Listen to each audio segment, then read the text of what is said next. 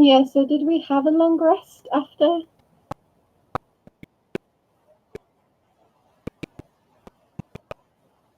Okay, yeah, sure, that sounds good to me.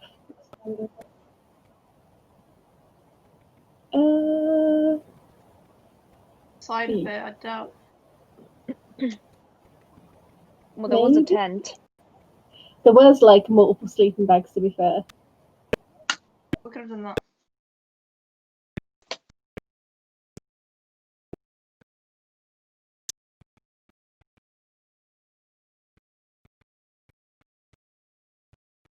I mean, we Sure, killed let's everyone, just so it say should be safe yeah. enough. Create echoes, I'll let you know. Okay, so you guys have a slightly sweaty long night's rest. But come to easy enough, satisfied in that you have, you know, accomplished something here today, definitely, as a group. And yeah, you wake up at what you perceive to be morning. You guys oversleep a little bit because without daylight, having slept in this cave, it's a little hard to gauge that. And you're also very tired, obviously, from the night before. So you guys, I'd say, wake up at around 10 o'clock or so. And the day is yours.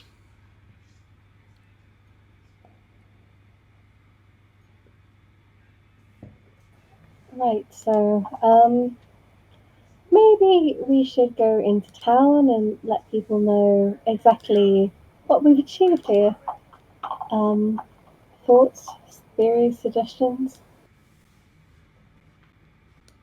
There should be a town square, so we could probably announce it at the town square, I'm guessing. Yes, I mean, we could certainly put a notice up on the board. That seemed to get a few people's attention last time. And if there are any forces left over, maybe it might just draw one or two stragglers out or something. We still were close to saying that we acquired from our last escapade.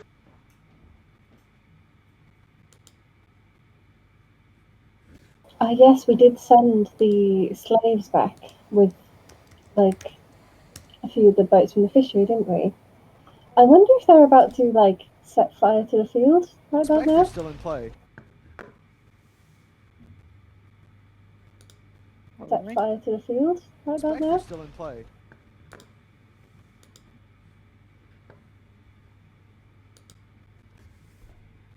Okay, so I think we're gonna head back to town, to that notice board. Okay, easy enough. Takes you about better part of 6 hours because you are kind of almost on the opposite side of the island.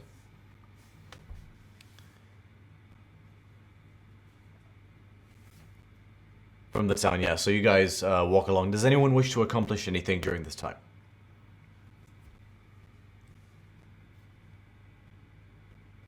Easy enough. You guys truck along. You acclimatize to your new magic items as you're walking along.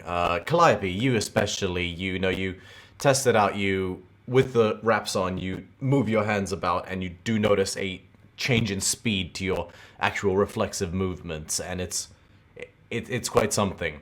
Eslin, as you slip on the cloak and attune to it, you feel this rush of maritime knowledge enter your mind, and you're like, it's like Neo in the first Matrix. It's like, I know how to sail. And Calliope, you also definitely have some fun times fucking around with the giant hand ring. Definitely showing a lot of obscenities. Oh yeah, definitely.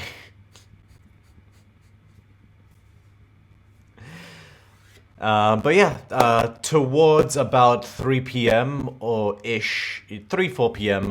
You guys arrive, see the town of Siras in the distance, and arrive up to it.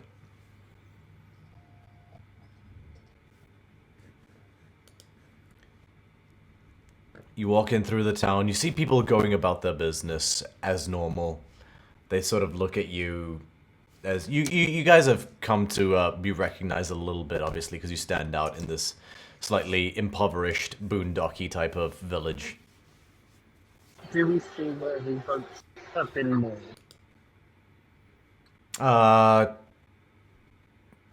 Offhand, no, but you recall obviously telling the slaves where they put the boats.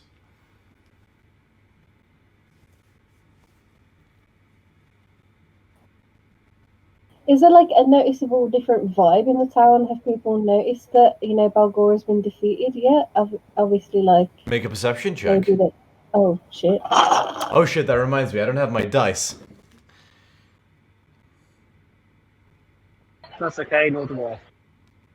1 second. Okay, so that's a 2. Plus something.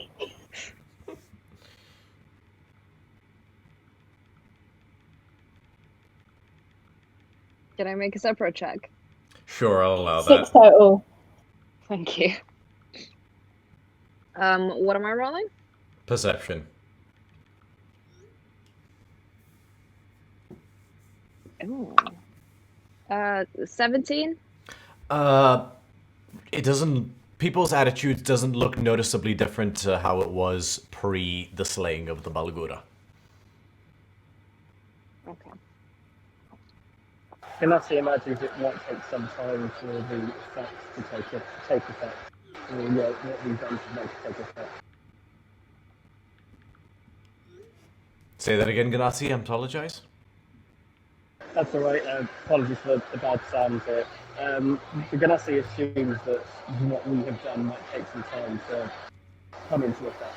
Ganassi is also smart enough to know that none of you have said anything about what transpired, so that may inhibit somewhat the revelation occurring.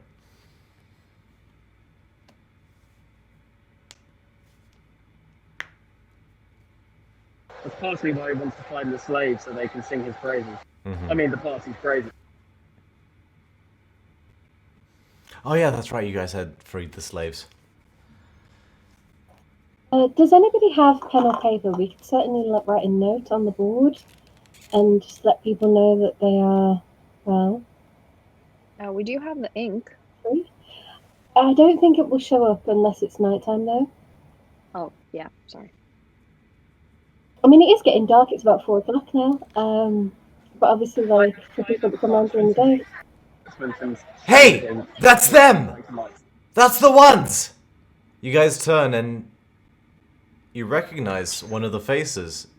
It's one of the slaves that you freed. I cast levitate on myself, and I, for the remaining 5 minutes or so, I'm going to be floating about an inch or so off the air, just for the effect. Okay. Airhead. And I slowly glide and turn around in the direction of the person that has shouted. Make a performance check. Could you do that for me, please? I don't have my dice on me. I will go grab them, actually, because otherwise this won't work, so I'll be right back. It's more I don't have access to my Roll20 sheet at present beyond the screen grabs of my equipment while I'm on the tube. But I will have that access in about 45 minutes' time.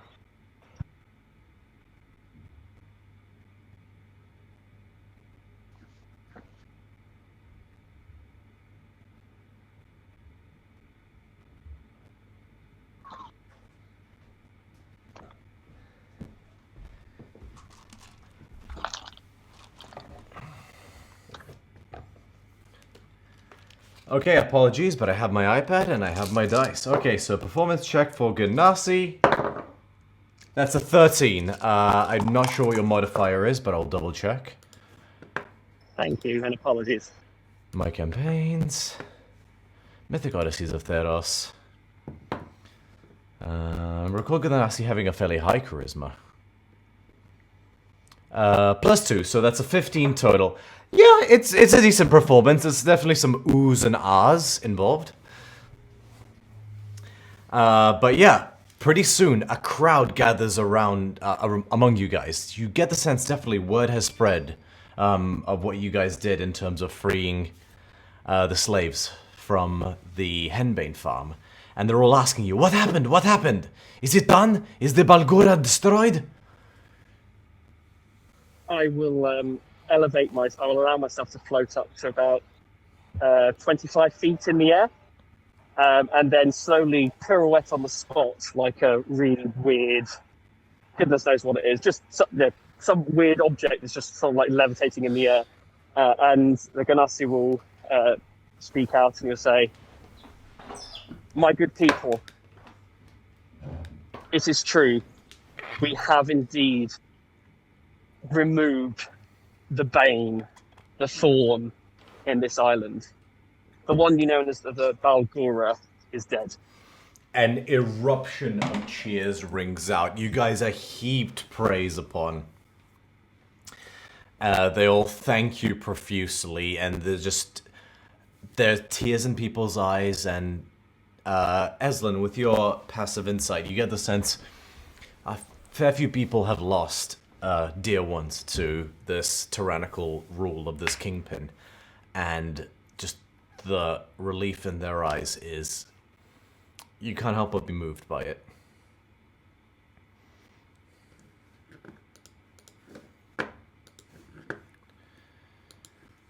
Ganassi is definitely enjoying this.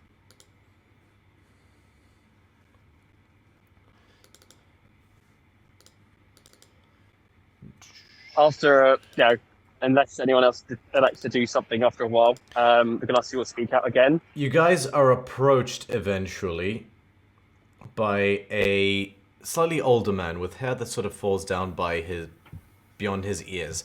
He has a very simple circlet around his head and a short, scraggly beard.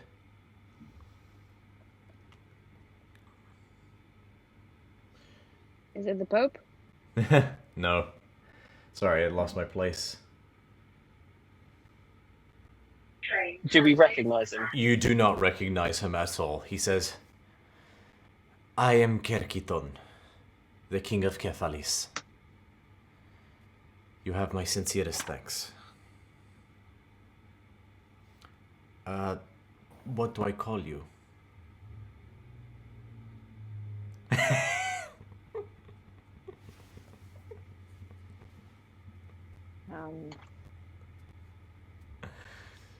Question. We should have discussed this. We are the nameless. I don't know. You know what? Let's put a pin in that. AD raises you guys' hands. The heroes of Kephalis! Tonight, you feast at our treat. Well, thank you. It's really, really nice of you. We don't have much. Sorry that we weren't able to save everyone. We don't have much. We're only a small community. But if there's anything we can do for you, please do not hesitate to ask. Do you have a ship? We have exportation vessels. We would require the ownership of them to maintain some of the economy that has been hampered by the Barlgura on this small island, but we're happy to obviously offer passage. But it would... I mean, we did sort of, take on an entire island's worth of baddies. I mean, it could certainly be worth a ship, surely. We can provide ownership of a ship if you desperately need it. I would just humbly ask you would leave us the means to continue to restore some of our destroyed economy. If I am brutally honest, the most valuable commodity that you can offer us is in fact knowledge, as well as passage as we leave. For we all have quarries beyond Kephalis, and any information you may be able to... Information we can do, and passage we can absolutely do. It's just the ownership... We are incredibly grateful for what you have done, but the ownership of an entire ship, whilst undoubtedly deserved, would be a challenge for us to recover from. We don't have much, I'm sorry. We'll do it if you believe you definitely need it. I would just ask to look into your heart and decide is it absolutely necessary to own the ship? I pull our group to the side. Do we still not have the boat? We have boats, but we don't have ships. Yeah. The boats will not survive on the We water. can upgrade. We don't My need to. thought is basically, so if we let them keep the ships now, we can come back later when they're, when they're doing a bit better, and we can get a really good ship from them, like a really nice one. Because we are the saviors. You're such a dick. Question. I He's a am. Are king, we? The and he didn't saviors. do anything. Say that again, sorry, Amalia? Is no one else questioning the fact that he was king and he didn't do anything about the Barlgura? Am I I the would only person imagine that's... But, that it is possible his powers may have been limited. Criminal organisations, the smart ones, know how to manipulate the circumstance. Although that does give me some thought. We were thinking of a name. The Barlgura's Bane seems fitting. Hey, does anyone have a better idea than a name? Because that doesn't sound great. He's dead. He. Shots fired.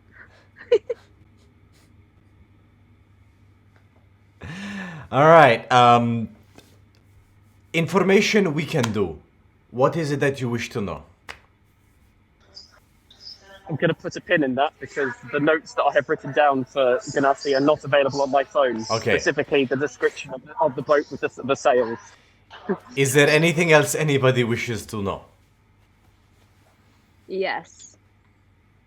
I go up to the king and I ask, have you seen anyone leave this island a long time ago that looks exactly like me? He's gonna make a history check.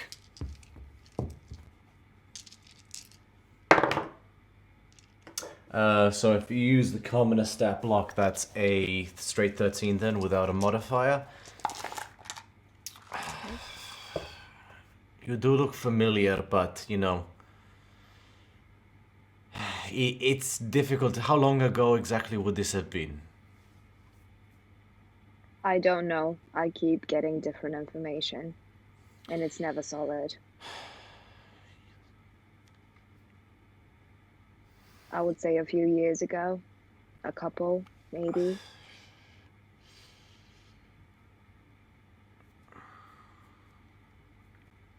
Anyone who leaves by way of boat from this island would have to make landfall either at the port of Meletis or Altrisos. Anywhere else just wouldn't be feasible and too dangerous. Sorry, what was the second one? Out of character. Altrisos, which you recognize as being a town you've lived in for quite a bit.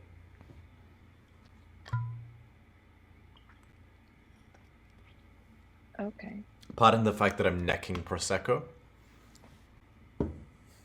I mean, mood. Right?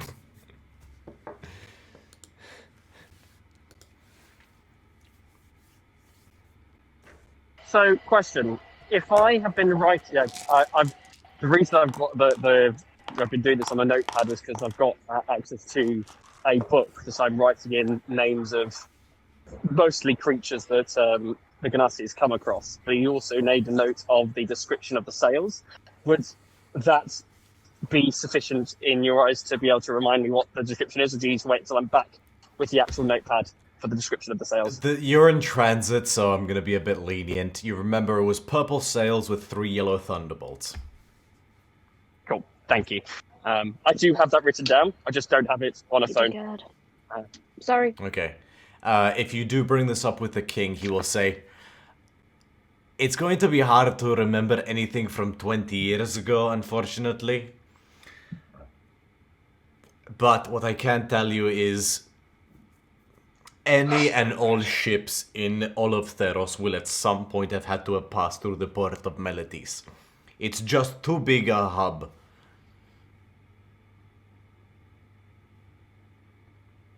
Then that is where we shall next head. Unless any of you have objections.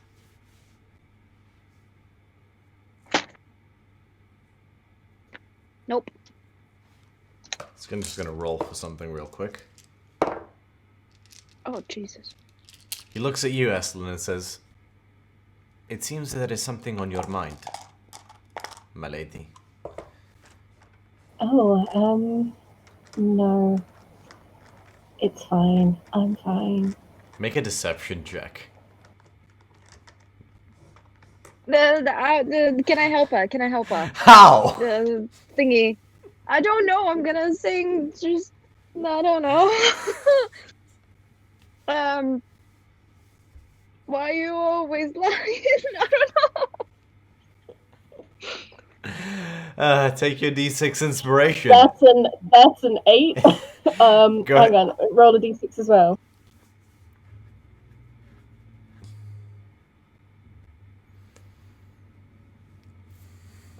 That's a whole 10. Okay. He doesn't press the issue, but he says, well, if you change your mind, I am indebted to you. My people are indebted to you. Let me know if there's anything I can do to help. Where would be the closest temple of Tharsa in this region? He looks at you and says, definitely Meletis. There isn't any city, never mind polis. Sorry, there isn't any polis, never mind city, that has a closer relationship with your people.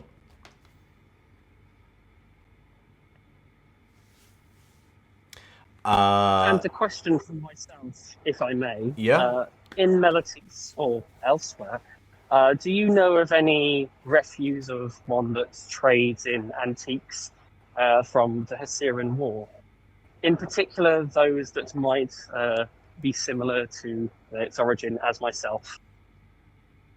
I have no idea what your origin is. I have lived my entire life on this island.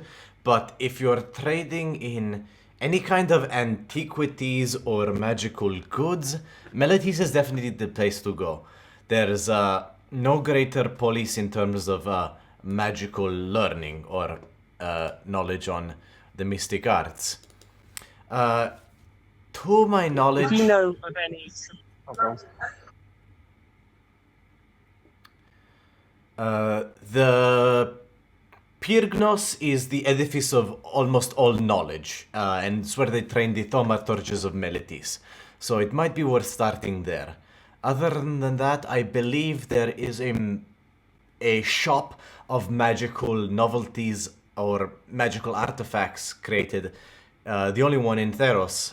In Meletis, the name escapes me at the moment, I'm sorry. But also, if you go to the Decatia, that is a institute of learning that covers magical pursuits. The Pyrgnos is the edifice of all knowledge. It is this grand tower that is comprised of tablets that have knowledge infused upon them. The Decatia is a academy of magic, the finest in all of Theros. They may know something, but if magical knowledge is what you seek, you won't do better than Meletis. I jot these down in these locations in my book. At the end of the session, Romeo, when I get back, could you just send those me in PM and I'll add them to my notes? No problem. Thank you. Thank you, my liege. You're welcome. Ganassi, you would recognize the name Meletis in some respect for the infamous, somewhat, amongst your people, Meletian Navy. Quite infamous for essentially breaking the back of the Hessiran fleet in what was one of the final battles that, in a situation where the Meletians were outnumbered by a 10-1 margin, still ended up in a decisive victory through superior tactics and sent over 1,800 Hessiran ships to the bottom of the Siren Sea.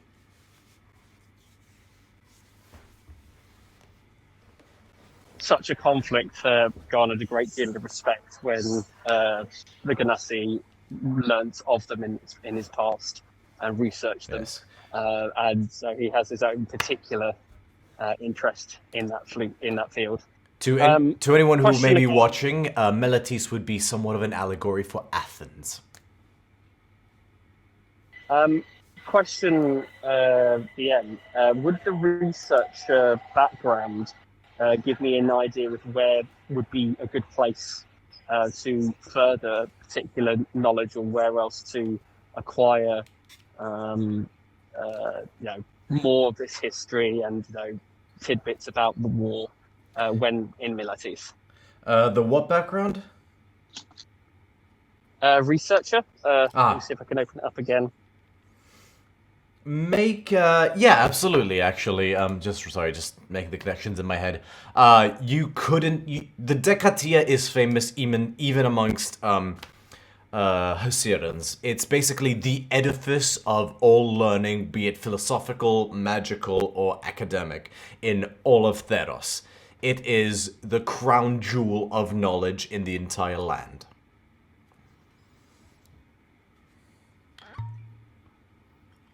So he's interested. And if he wasn't planning to go there beforehand, he certainly is now. Mm-hmm.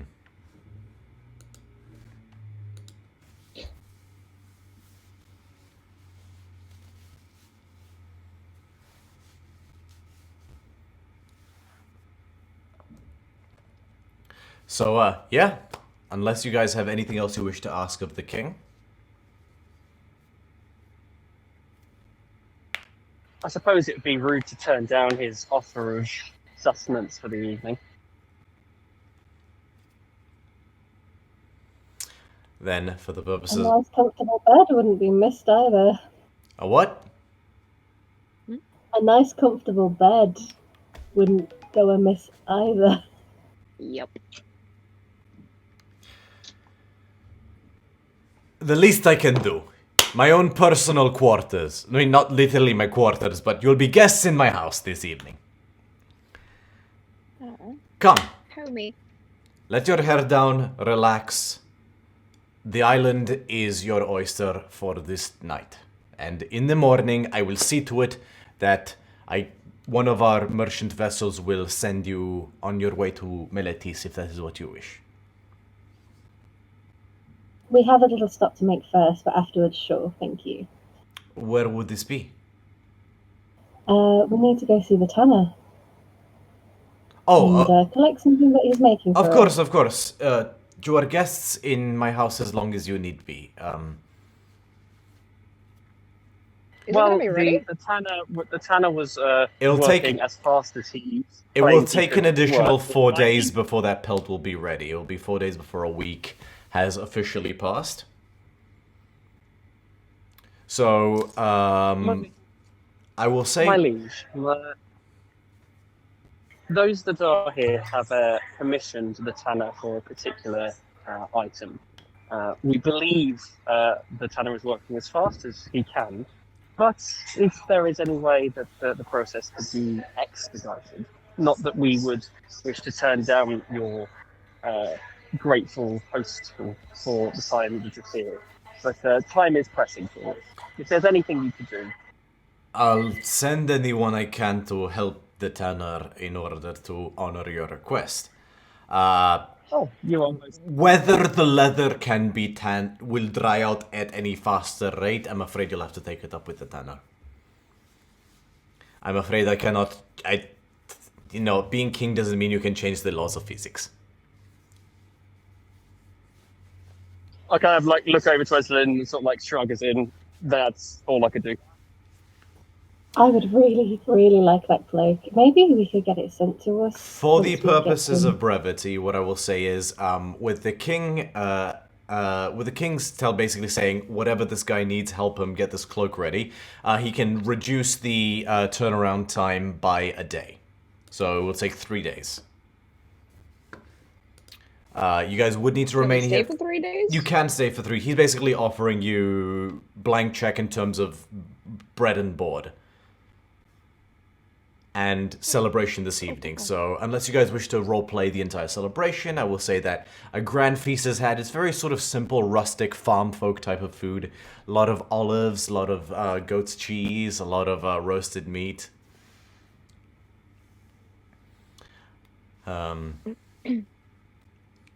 One of the chefs says, "Don't worry if you're vegetarian, I can make lamb."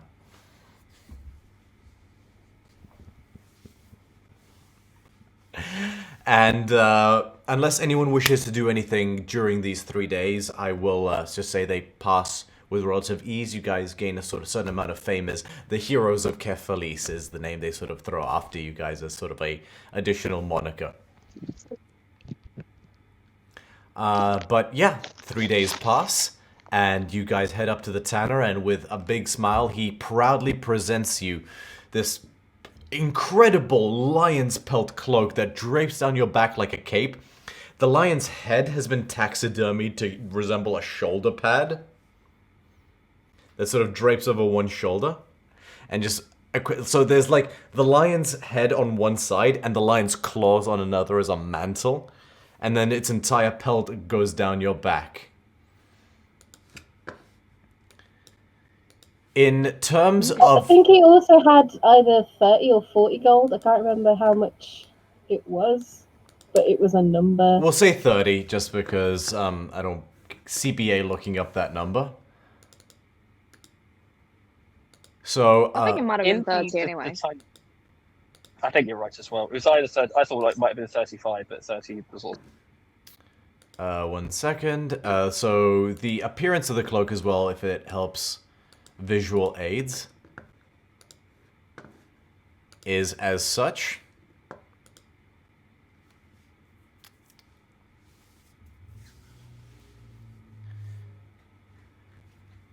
And in terms of practicality, it will function as a cloak of protection, which is a existing item in D&D. Gives you a +1 to armor class and a +1 to saving throws.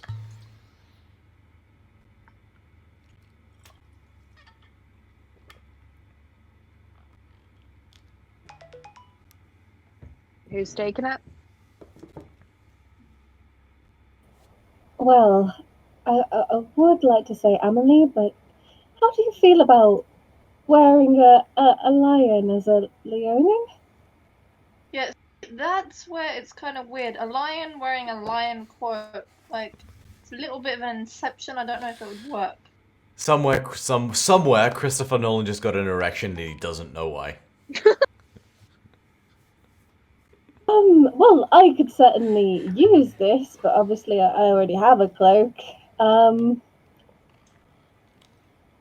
Maybe, I don't know, should we just keep it for a bit? It does look sick. This is going to sound really bad. I don't mean it in a bad way, but you and Calliope seem to die in every fight we have, to the point where you're both unconscious, and it gets me really worried every time because I'm like, oh no. So I would say Okay. it's between you two. You guys both take 1 point of psychic damage. I just hide away the tears. I mean, you can move faster now. Do you think this would be helpful to you? Like, do you plan on staying on the front lines now, or...? I never planned on staying on the front line, but I somehow ended up Well, always last on the time- ground, dead.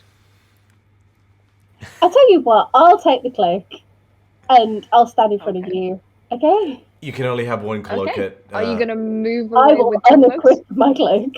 Okay, so Well- the Seafarer's cloak is up for grabs. Yes. Can I have that one? See, don't do again. It you become proficient in water vehicles and navigator's tools.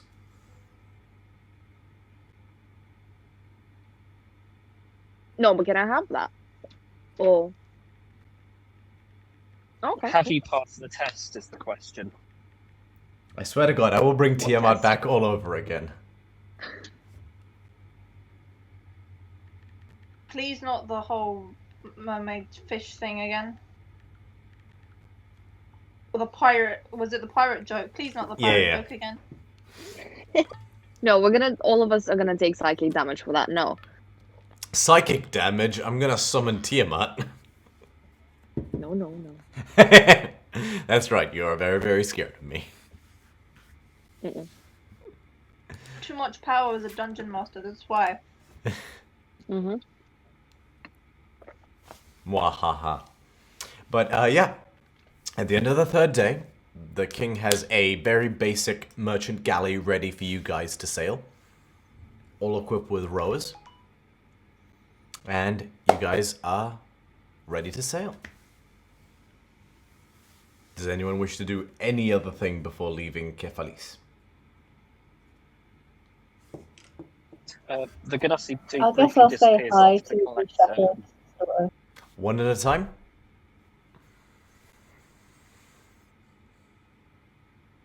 Eslin, you first? Okay.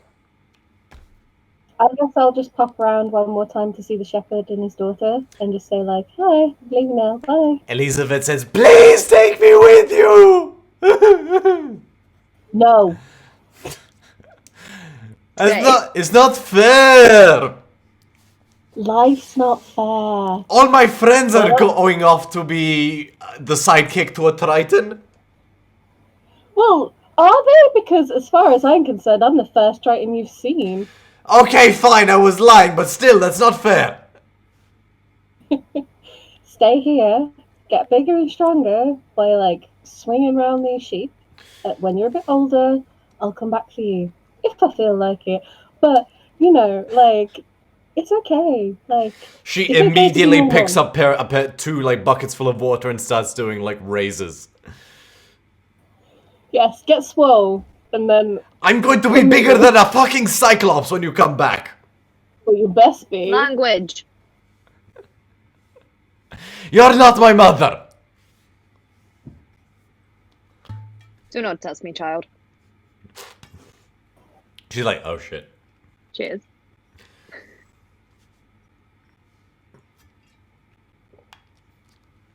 But yeah. Other than that, sorry, Ganassi, you wanted to do?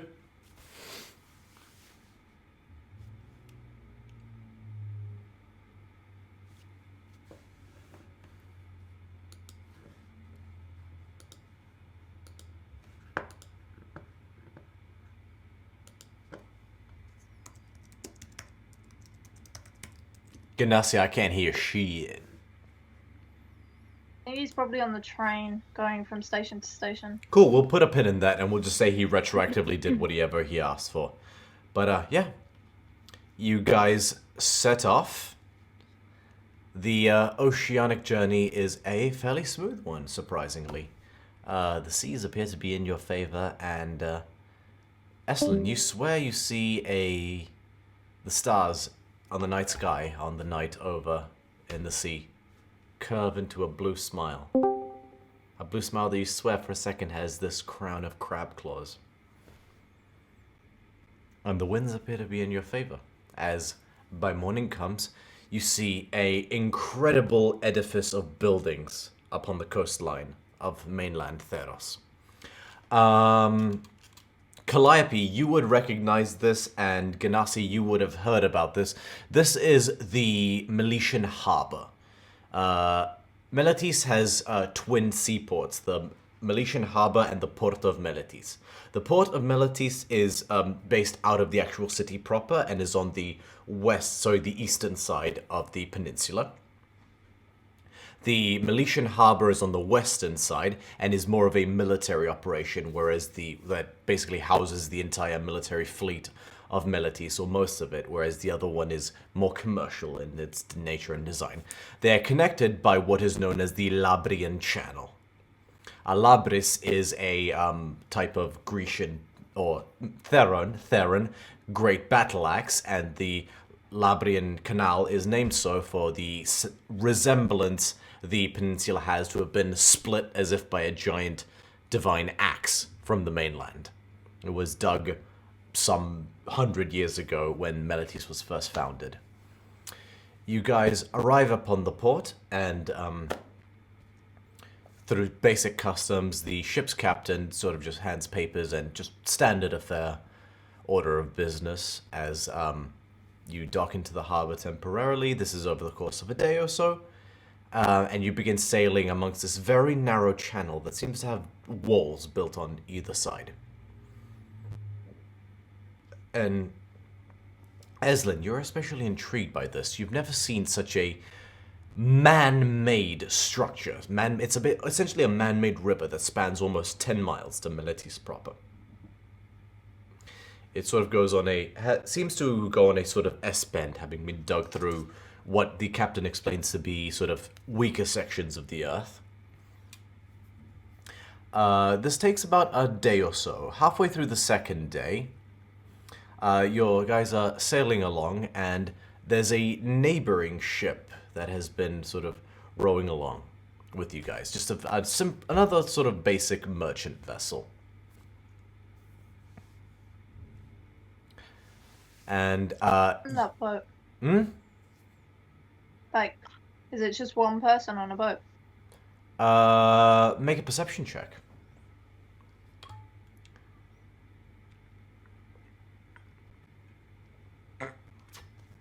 Oh shit, no more Prosecco. Biggest mood. Right? Why is always the Prosecco gone?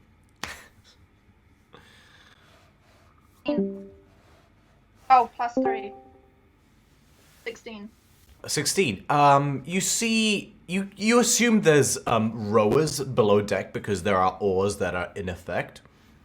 You see just a captain and a first mate and a single figure, a other figure that you recognize only because you've heard of them. This is clearly a centaur. It's a figure with the head of a man, the torso of a man, and the secondary torso of a horse. Just standing by, covered in a bronze bodice of chainmail, and is just standing ready with axes and swords at his belt. All of a sudden, though, there's a sudden amount of additional bodies aboard the ship as you watch sort of these 3 dots jump over the wall, like fly over the wall, and they land upon the ship, the neighboring ship. They sort of unfurl from balls, and they look like these tiny little lizard creatures. They point towards the figures and say, "You dead! You dead!" What is anybody doing? Big of these things? Hmm? How big are they? About 3 feet tall.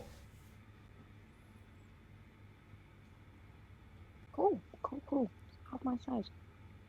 I admire their tenacity, considering their size. They're blue lizard creatures that have these very shitty little short swords at their hips. Quite funny. And they're attacking us, or are they attacking the ship next to us? They're attacking the ship next to you guys.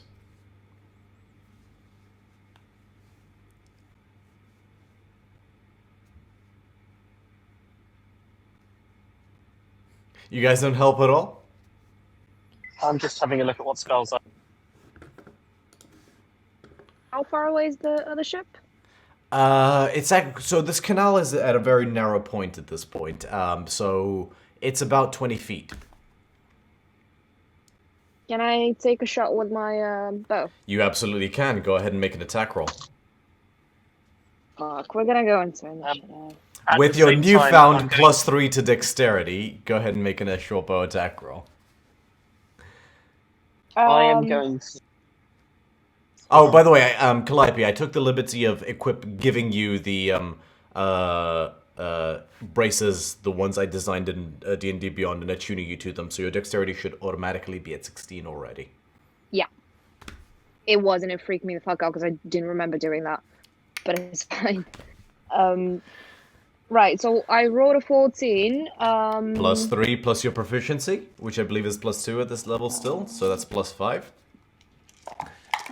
Yeah, +5. 19? That definitely hits. Go ahead and roll damage. Lovely jubbly. That is a 1d6. Oh, it's 1d6. Oh, get fucked. 3 plus 3, so 6. That's enough. And this little, for lack of a better term, dragon chihuahua just flops over dead. Okay. You watch as this centaur rears on its hind legs, charges forward, takes out a battle axe, and decapitates a separate dragon chihuahua. Does anyone else wish to do anything? I would like to actively check under the water to see if there's something bigger on the way. Make a perception check. I can actually do a roll at present. Give that a go now. I'll go ahead and... Oh, you can or you can't? I think I should. Give me a moment. Apologies for the noise. All right. Perception roll. D20 is ready. I have rolled. That is not good. That is a total 9. You don't see anything. So other than that, you watch as the third one, the third little dragon chihuahua says, "Holy shit! I really didn't think this through!" Before the centaur basically splits his skull open. You watch as this old man from the deck of the ship points at you, Calliope, and says, You're good! I should have hired you as well." Hired me for what? Protection, like I hired this one, and he points to the centaur. Can you hire me to protect me? I need protection. You do? But you just killed one of these menacing creatures. Yeah, that was tiny. I'm Look at this tiny! guy. I'm a humble merchantman, I'm not a warrior! Okay, go to the gym.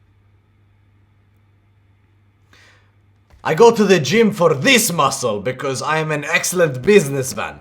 That's all I need to worry about. That's why I pay this guy for. Points to the...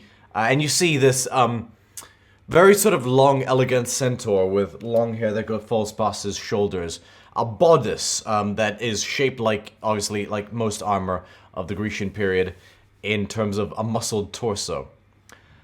Jason, if you'd like to... Is it pronounced Jason, or... If you'd like to introduce your character? It's pronounced Dyson, yeah. Jason. Um, Jason from Australia? okay, so this entire... it's pronounced Jason. Good day, guys. My name is... No, I'm not going to do an Australian accent the whole time. It's going to be too embarrassing. I would kill you. Jason's about 7 foot tall. He's pretty much pure muscle.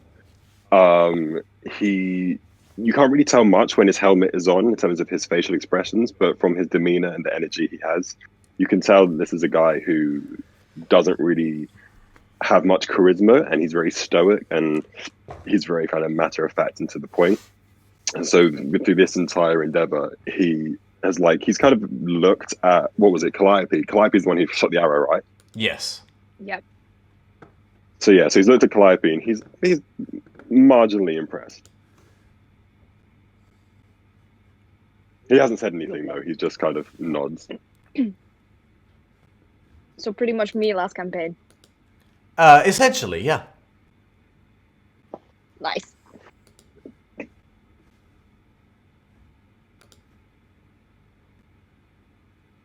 So we're still on our ship, right? Yes, for the moment. You guys have settled up more side by side at this point, and the ships have almost lashed themselves to each other in a sort of tandem thing for added stability, as the channel gets quite narrow at this point.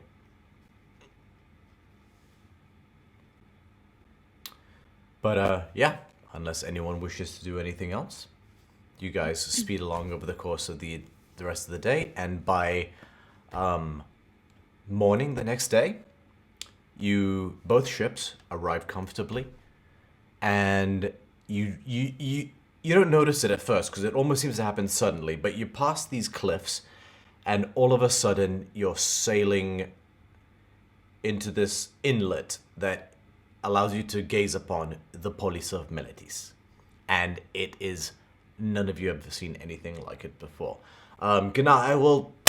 It's of comparable size to the largest cities of the Hasiran Empire, Ganassi, and Estlin, you didn't know something like this was possible outside of the water, but you see this enormous edifice, this enormous city that just spans for what you didn't think was possible, with an enormous Parthenon at the crucible of it all, at the cusp of it all.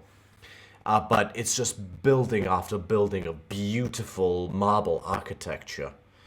A true testament to mankind's ability for construction and ability for strive for knowledge. The buildings are in whites and terracotta colors and in blues and reds, and tinted tinted clay covers the roofs of these multicolored buildings. It's a beautiful sight. You pull into the dock, both ships settle down by each other. The merchant you were guarding says, he hands you a bag of 10 gold, Jason, and says, as promised.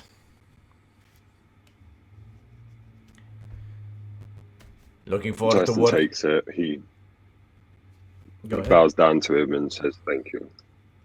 Oh, thank you. You did your job well enough. Until next time. Do I see this? Yes. I just yell, "Hello! I killed one of them. Do I get money?" Kidding. Make a persuasion check. Ooh. I'm kind of good at This is those. to persuade him not to shoot you.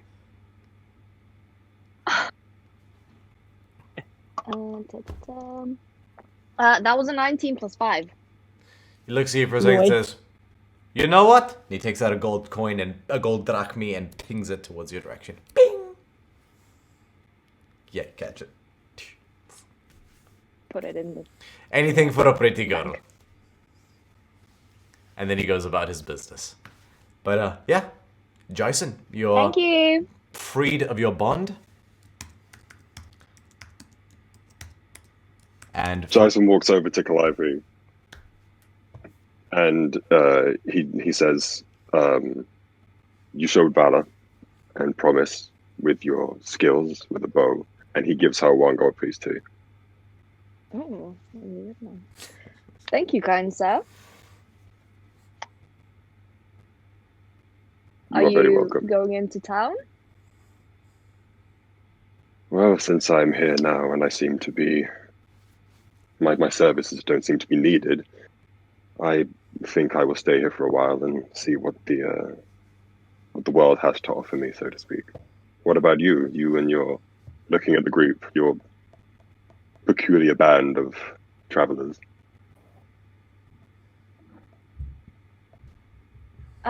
We're still deciding, but we might stay a while. I just look at the group like, shall I invite him to... How much are your services?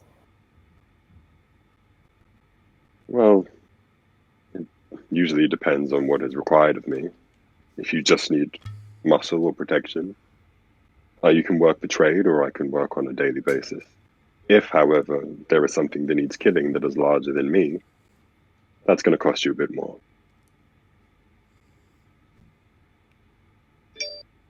That was my phone. Here's my vodka.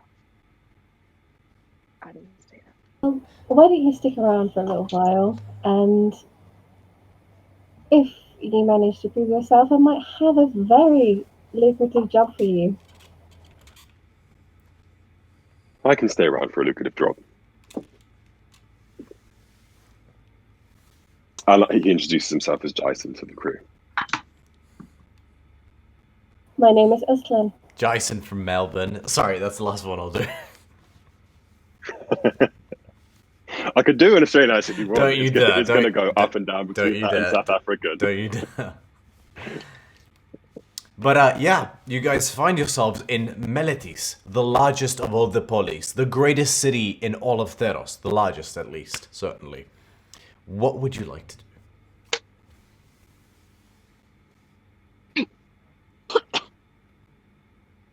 The Ganassi is interested to seek out some of the names the king of Kephalis hinted towards for places of magical refuge particularly in artifacts.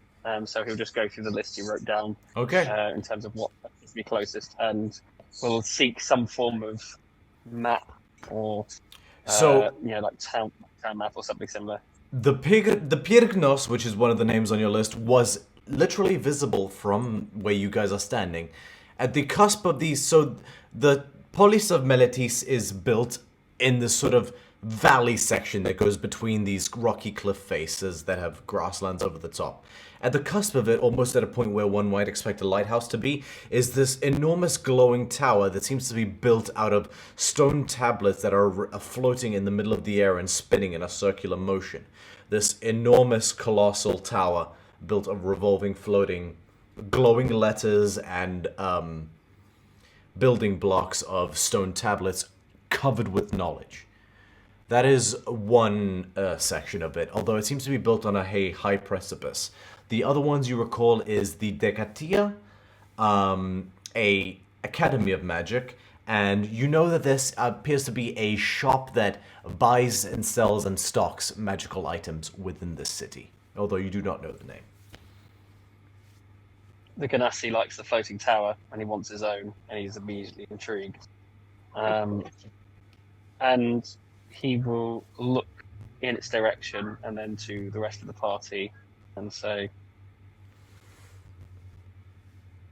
this may be the most likely place I will find more hints towards my quarry. I will wish to travel here at some point.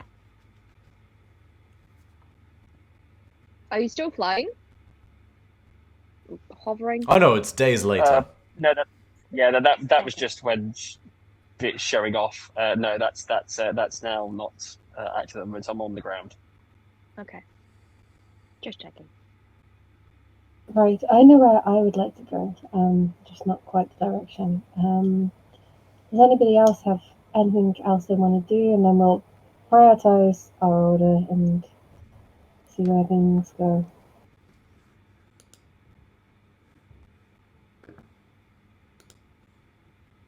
Or the city for a while. I might suggest a place of refuge would be sought earlier rather than later. So if we do separate, we can regroup later. Can I have a look around town, obviously with the group, for like a tavern, and I can offer my services, my singing services. I wasn't a thinking it performer. until I wasn't thinking it until you said it. I know. No, I definitely was thinking it, and then she said singing, and I was like, oh, okay. Go ahead and Hey, thank you. go ahead and make a investigation check, Calliope. Okie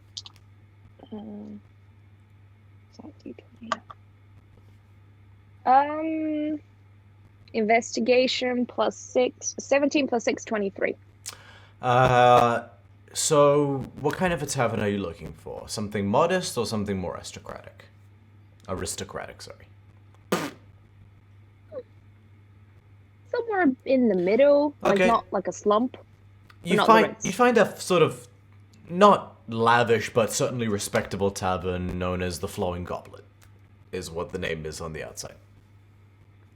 Okay. Flowing Goblin. Yes. Cool.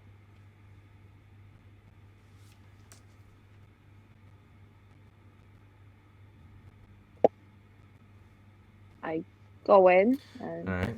You can I see, speak to the manager? yeah. You see a another centaur, funnily enough, an older centaur, female with long, sort of bobbed haircut that is quite curly. She's sort of busy cleaning the center. She says, "Oh, hello. How can I help you?" Hello. Are you the owner of this fine establishment? I am. My name is Naania.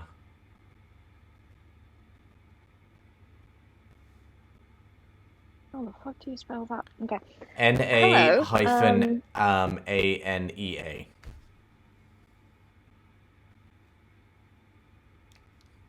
Jesus. Yeah, I'm doing this on the fly. What of it? Okay. Cool. Hello. My name is Calliope. I'm a traveling performer. I was wondering if your fine establishment needs a singer. Well, we're always looking for entertainment. Let's show me what you've got. I sing her a song about the sea. Apple bottom jeans, boots with the Jesus. Make a performance Somebody check. come get her. I would like to assist, where I'm going to sort of sit by the bar. Oh, so I'm you're going with to, her? Is everybody with her?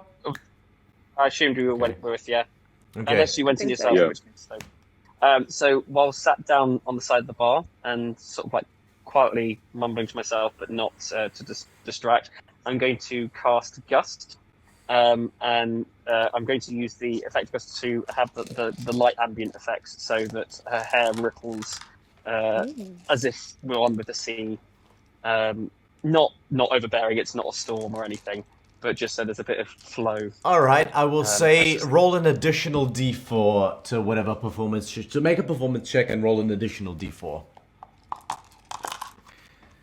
Where's my d4? Oh shit, that's a 4! Right, so that is a 16 plus 4, so that is 20, that was your 4. Plus performance, plus 6, so 26. Holy shit. See the light as it shines on the sea, it calls me, and no one knows how far I'll go. I can't sing for shit, I apologize to our viewers. So if we roll really Same. high, we get Romeo to sing it for us. I quite like this rolling. Very well. If you perform, you are welcome to 50% of the tips, and I will happily provide... I don't know why I did the accent. I will happily provide free room for yourself. And she points to just you, Calliope, which, if you'll have a look at your entertainer feature, that is how that works. Alright. Because... I'm cute. No, don't say that. Careful with flirting with a centaur. No. They are I'm part not horse. flirting. I'm just trying to be nice. I didn't want to say anything, but I'm glad someone said it. No. Okay. Since I am going to provide the entertainment, I do have a group with me. I just point to everyone. Could we arrange something for them to stay? Can they provide anything in terms of entertainment? I do believe they can go whoop whoop when I sing. I admire your enthusiasm, but I'm sorry, that's not sufficient. I turn around and like, guys, help me here. Anyone play any instruments? Well, I can provide security for you, if that's something you're interested in. I have bouncers, but thank you. I did sing growing up, but I don't think enough to,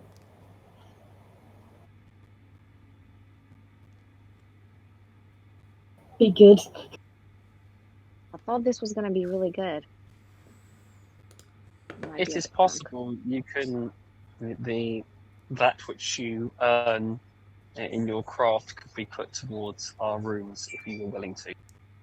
But only if you were willing. Of course, this is money that you. Oh shit! Yeah. I mean, how expensive are your rooms? Like 5 silver pieces per room per night. Yes, we'll be fine.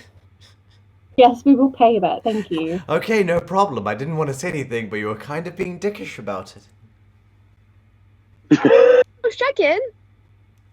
No, fair enough, but still, though, it's... this isn't some lavish chateau or anything like that.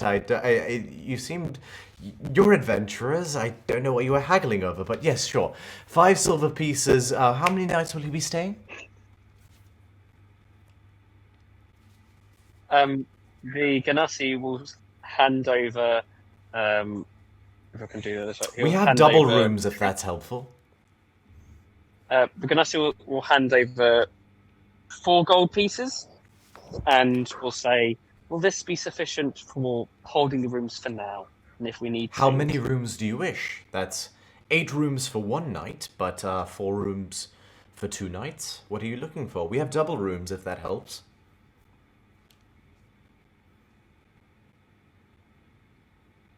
I am happy to share a room with another if someone is happy to share a room with myself."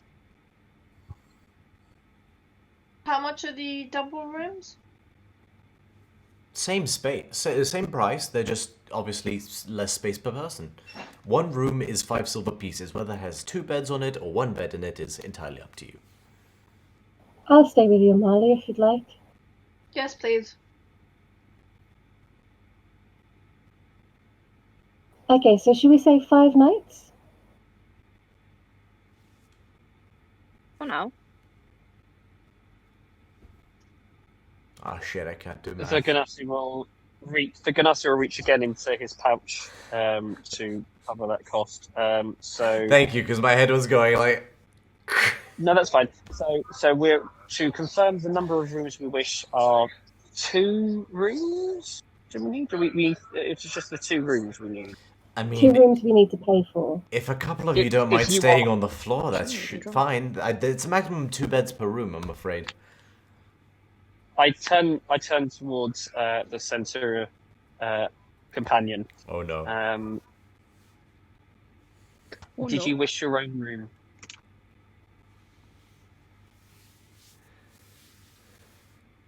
He looks around at the group and he goes, "Oh, I've slept with worse people, so yeah, it's fine.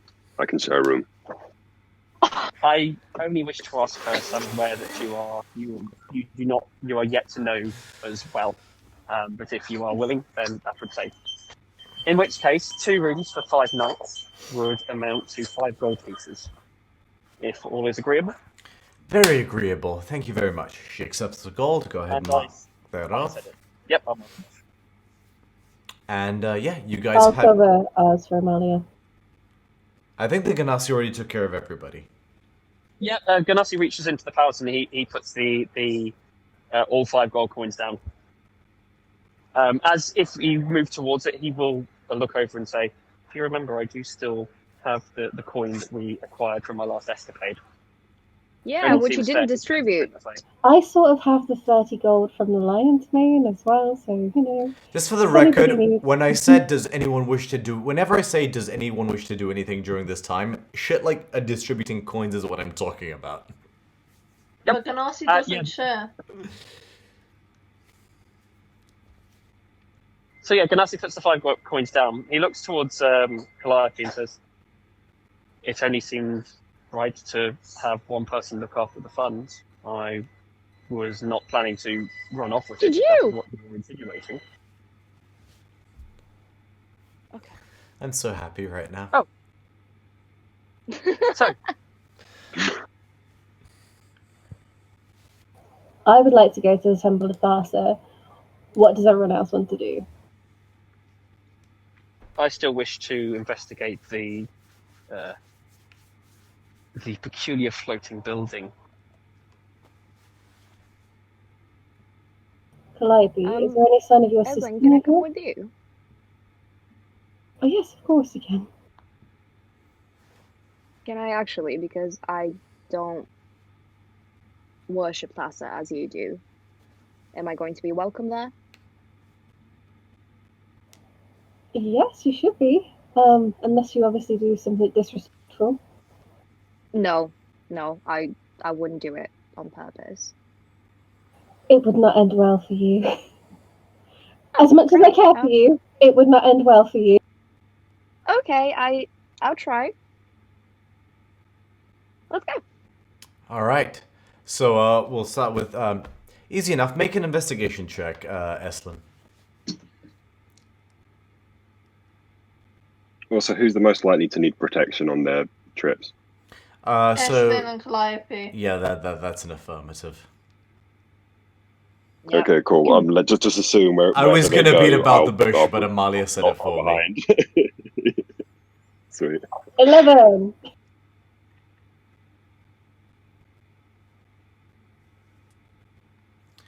Yeah, well, so there is a district devoted to temples in this area. There's a beautiful elongated plaza that has a fountain at the center that depicts all the gods at a feast upon a great big table. All the prime deities, in any case.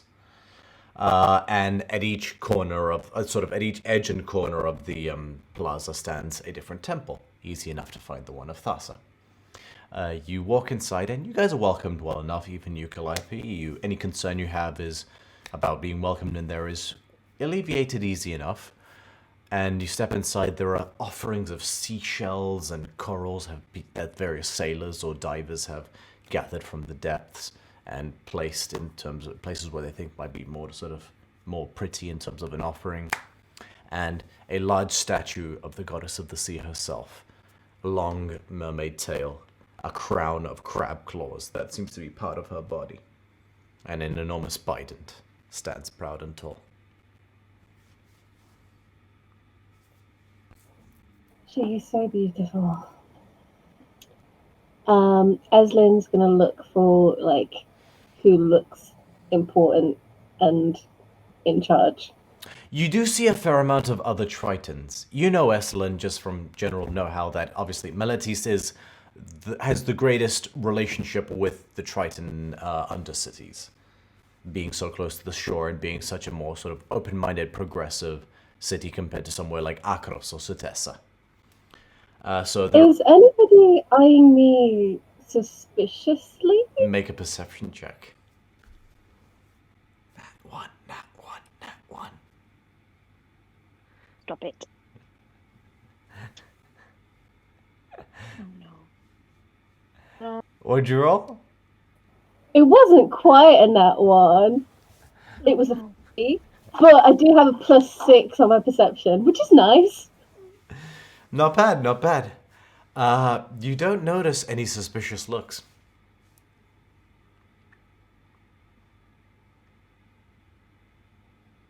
Okay, then I will try and find somebody in charge. Asking around a little bit, you see a other Triton, male, with a huge dorsal crest, very large, just like goes almost 2 feet tall. That sort of spans down the entire length of his back.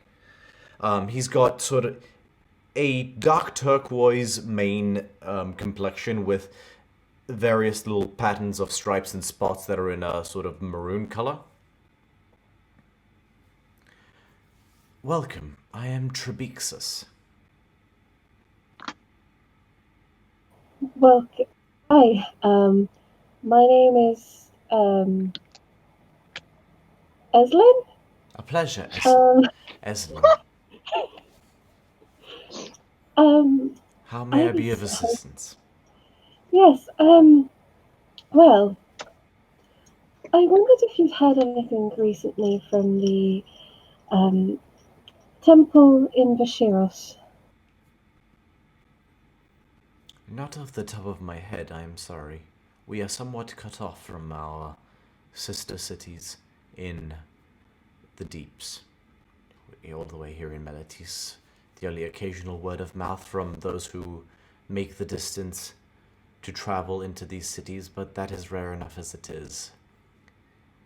Has anybody recently left and come here from Vashiros? Not recently, unfortunately. Most of the Tritons who live in the city have lived in here, if not all their lives, a while at least. I may have an issue that you may be able to assist me with. I am actually from Vashiros and maintain the temple there. We have an issue, a rather large and imposing one. What can I help you with? Well,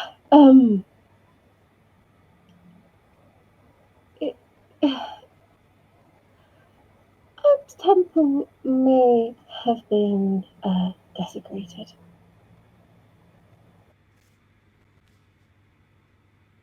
That is very serious. Are you certain of this? I saw it with my own eyes. I am most certain. It had desecrated how? Just it's very difficult to talk about, actually. I just wondered if there was any sort of guidance you can give me about purifying a temple, or sort of I don't know what I'm after. Forgive me, Sister Eslan. Purification or any kind of magic in general is a bit beyond me. I'm so sorry. I'm but a humble priest. If you wish any kind of knowledge, though, you're in the right place. I would seek out anyone who may be a specialist in healing or even magic in general. There is a gentleman who runs a shop of magic. The shop is known as the Crucible. He, interesting fellow, but he may have certain answers. There's also a, while the DM consults his notes 1 minute. There's a shop of healing remedies known as Secretive Sundries. You may be able to try something there. Other than that, I can obviously suggest the Decatia, but that or the Finagoras, that or the Pirkinos, the Tower Edifice of Knowledge. Those ones would be a bit harder to get into. Maybe start with somewhere a bit more accessible, like either one of those shops I mentioned. Thank you for your time. It's really appreciated. Of course, of course. Is there anything I can do to help you right now? It might be nice to support a temple while I'm here. Offer a prayer to Our Lady of the Water. We always accept donations, but you seem to have a lot on your mind. I do not want to burden a worried soul. I will offer my prayers, and I will donate 10 gold to Vasa. That is incredibly generous. Many blessings upon you. Thank you so much. Calliope, do you wish to do anything whilst you are in this temple?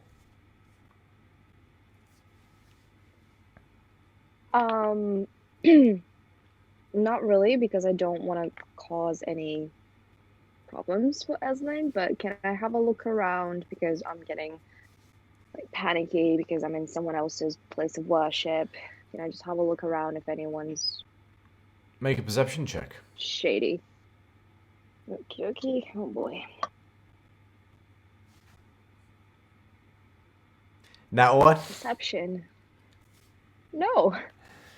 Perception. Oh, +6. Okay. 4 + 6. 10.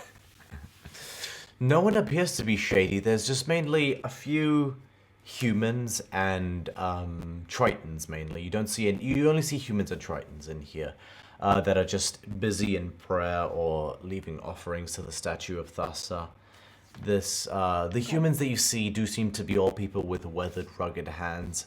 You from your extensive knowledge, being someone who's just talked with everybody as a bard, know that Thassa is outside of Tritons is a common patron for sailors or anyone who lives near the coast.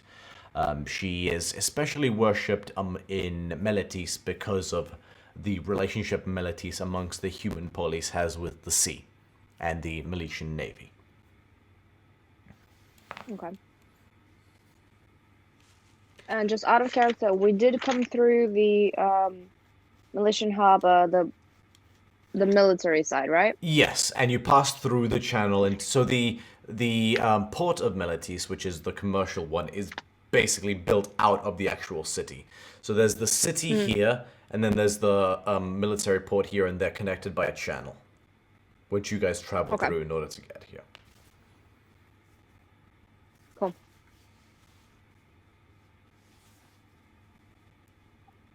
Did Jailson come with us?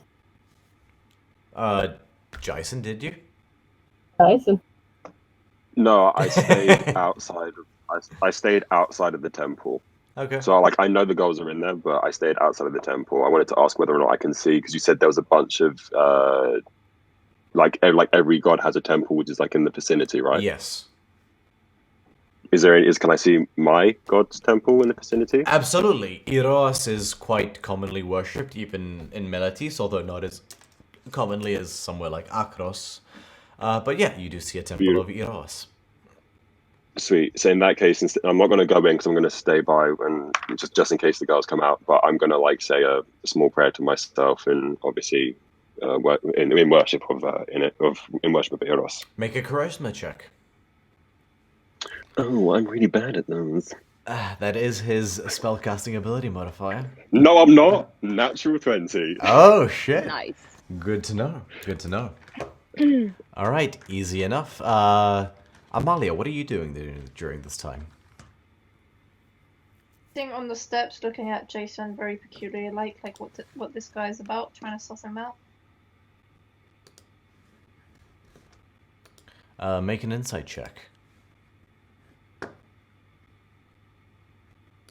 Okay. 18 plus 1, 19. Jason, what does she see? From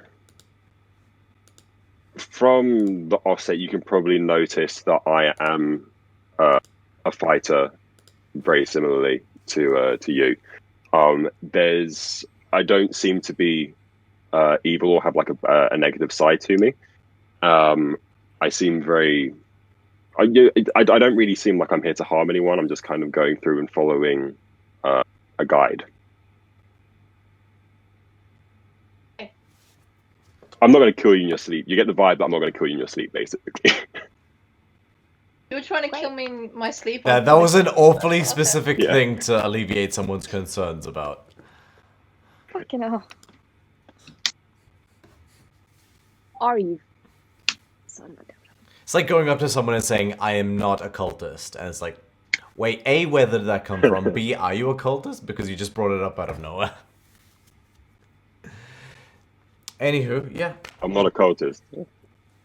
So, Ganassi, you said you wanted to check out the tower. Yes, that's correct. Funnily enough, you tried your best to walk towards it, and you see this long path that it would lead up to where the tower is, or sort of like this sort of goat's path type thing that scales along the cliff.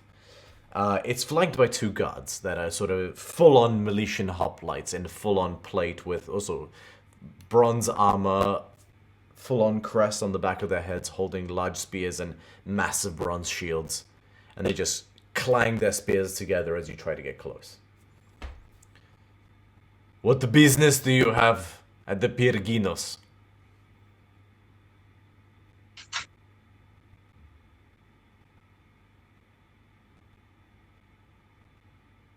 And I look to both of them. I take a small step back and bow my head slightly and say, I come seeking information about my heritage, artifacts from the long finished war between my people and yours. The Grand Thaumaturge does not see just anyone, Hasiran. Piss off.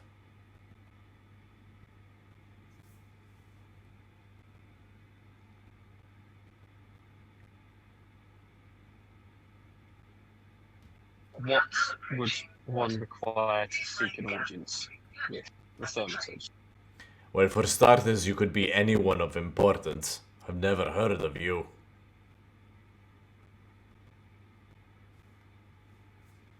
Ganassi tries not to take that too personally, but is crying on the inside. And he will respond saying, do you know of a town, or do you know of the land of Polis? That shithole backwater farmland? Yeah, I've heard of it. What of it?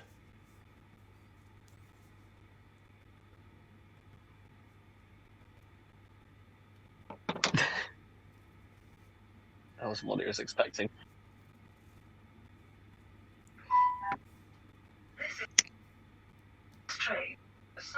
I have travelled from there after speaking with the king of that land and ridding a great evil rest in that land.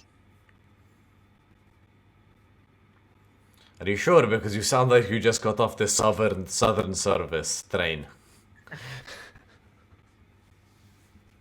Perhaps that my tongue is still speaking in Hessian. Apologies. We recently defeated a criminal warlord that operated within that land and others, known as the Barlgura. I and others that travel with me put an end to tyranny as we seek to many lands. Well, this isn't Kephalis. Do something that matters here, and then maybe the Grand Thaumaturge will see you. Okay.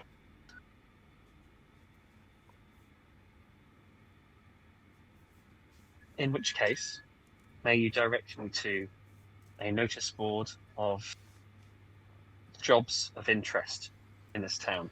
There's a statue. And when I next return, The statue of Ifara at the main docks. Can't miss it.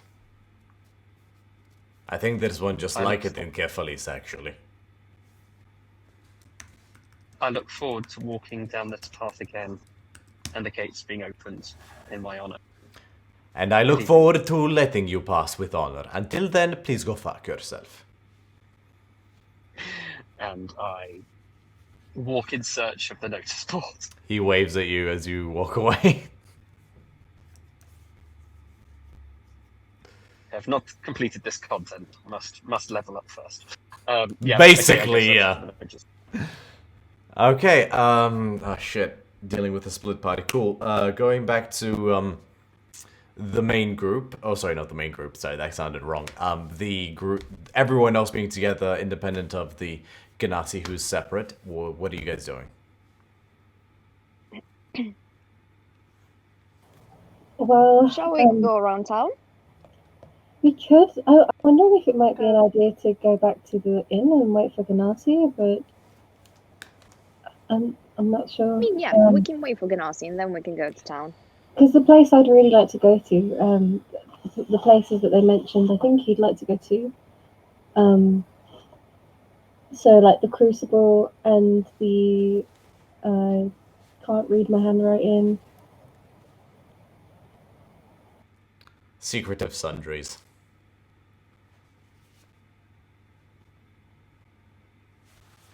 Sure, that one. Is that what you guys are doing? Sure. We're gonna wait for Ganassi to come back. Okay. I'll buy you all a drink while we wait. Cool. Easy enough. Oh. You all rendezvous back at the inn. At this point, I'll say it's about 5 o'clock in the afternoon. Ganassi, would you have gone back to the inn? No, I would travel first to... Sorry for the noise again. Travel to notice board, look at the notices, and then come back with information for them. Okay, you go back... So you find easy enough the board of the statue of Ifara. And it's very similar to the one in Kephalis. The same goddess dressed in a chiton, flowing hair that's braided up, and a giant amphora draped over her sword that's pouring stone water, or like chiseled stone in the shape of rushing water down her front. This one seems much more exquisitely carved than the one in Kephalis. You look at the base, and there are a bunch of boards stuck to the front of it. One of them seems to be just very badly scrawled in charcoal. It says, it seems to be from a little girl who has lost her cat, playing by a field when a loud rumble spooked them and they ran in different directions. The cat has been missing for 2 days. Another one is a bounty from the Temple of Erebos, who you know as being the Theron god of death, which says it will pay 50 gold for any confirmed kill of any returned. Paga, what are you doing? The last couple you see is one that has a logo which is in the shape of a bow that has 3 arrows shooting from it, which says, "The Daughters of Nelia welcome any and all new membership. If you are looking to seek your fortune by slaying monsters, come find us at the lodge of the Daughters of Nelia." And the last one says, "Strymon, the esteemed nobleman, wishes your help on a epic quest for adventure. Seek him out," and it gives an address.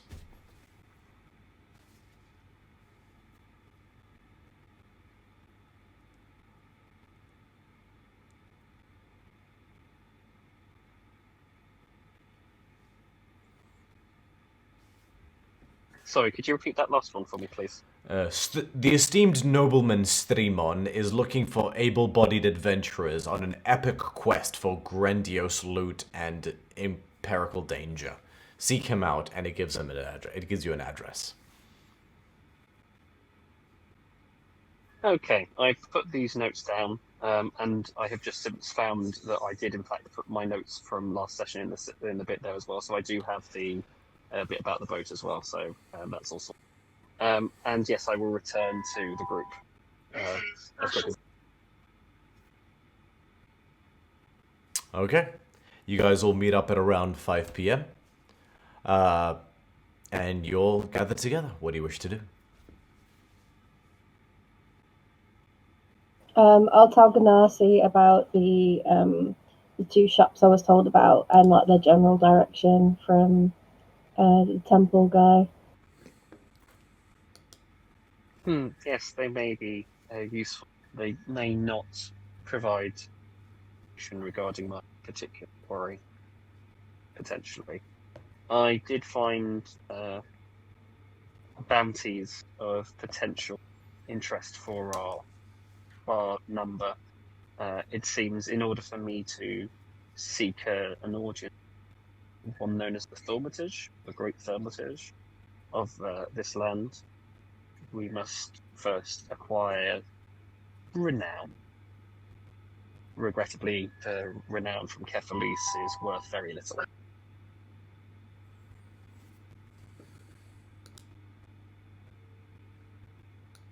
I have a couple of interesting notes I took from the board. The god of death, Erebus, is offering a bounty on undead, 50 gold pieces per kill. Specifically return kill, but undead.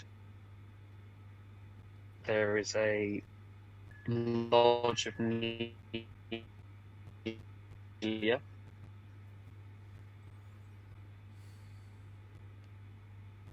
I drew their logo and I show a very poor sketch of a bow shooting 3 arrows. Some form of guild for monsters. And a man called Strymon seeking grand adventure. Know little of that person. No, and a girl has lost their. Would I know anything about Strybon? Like, from background, like would my family have anything to do with him? Make a history check.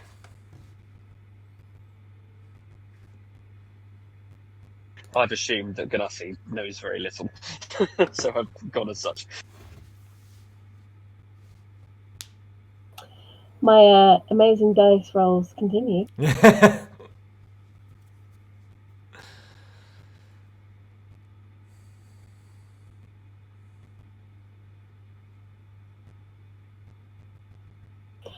That's a total of 4. Oh no. You have no idea.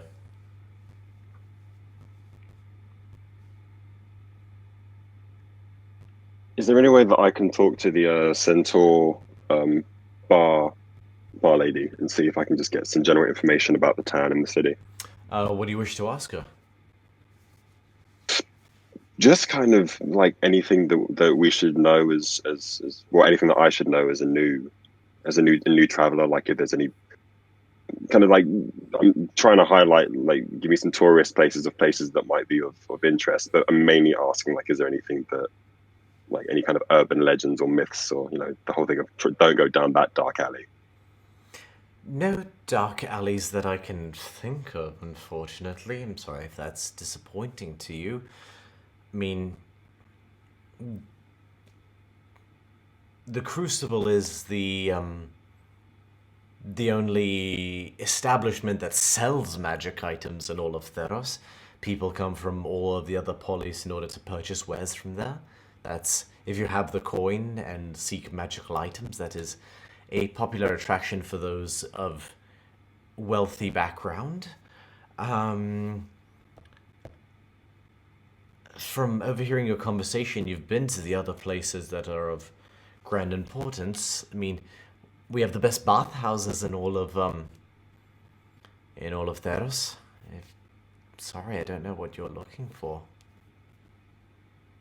No, that's fine. You've been very helpful. Thank you very much. What was your name? Sorry. Naanea. Is that NYN? NYANA? NA-AEANA. Because I hate you guys. No, I'm kidding. Dude, that's fine. That's lovely. That's lovely.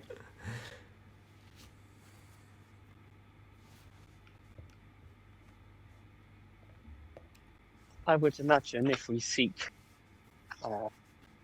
reputation in this land, great feats of use, perhaps purging undead could be a good way to do so, albeit with just one church.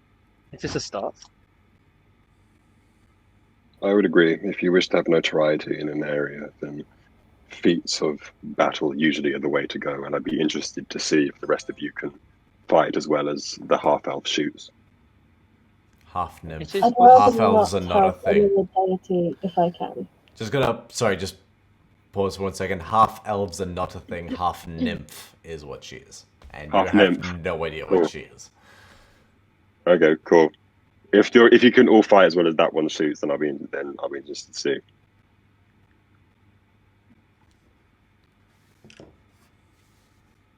Personally, I'd prefer the nobleman's job. I'd rather not indenture myself to any other deity, if possible.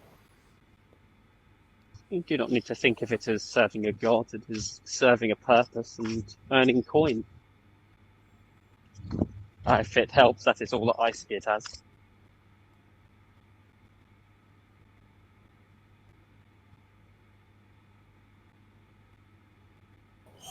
But I'm amenable to a decision. All I seek is renown, enough that I may gain audience with the Grand Thaumaturge. How we achieve it, I am unfussed.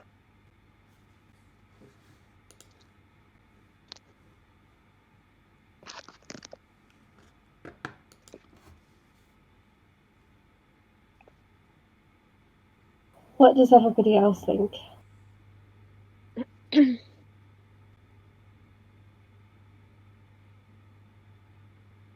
Well, I wouldn't want to do anything that makes anyone feel uncomfortable. For one. Second, I don't mind, so whatever we decide as a group is, I'll go with that. As a new member to the party, I don't know how you all work before having met you, but if we were to take on any kind of large beasts, I am quite comfortable in my own skills to be able to help proficiently with that.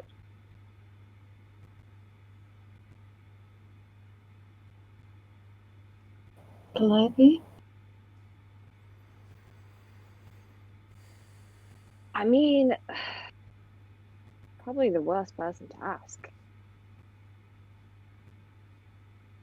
But, you know, maybe I was a big, strong woman in a previous life, so I got the balls for it. Let's go. So the noble person, I suppose.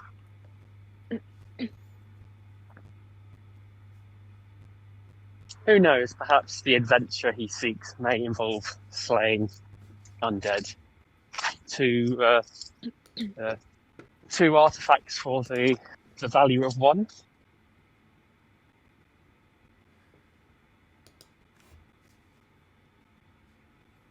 Let's hope. Alright, so you guys wish to find the nobleman? It's 5 o'clock, Yes. isn't it? Isn't that like bedtime? It is pretty late, yeah. We can always seek information and then travel out tomorrow, early morn. Maybe we could ask people about the nobleman, like, around here, if anybody knows him. Barkeep. And Gnus will get up and head over to the centaur at the bar. Yes? I wonder if you can help us. I have this address here, a noble man Strabon. I do not know much of him. Is he well known in this lot? I don't recognize it, unfortunately. I'm sorry. That is incredibly promising.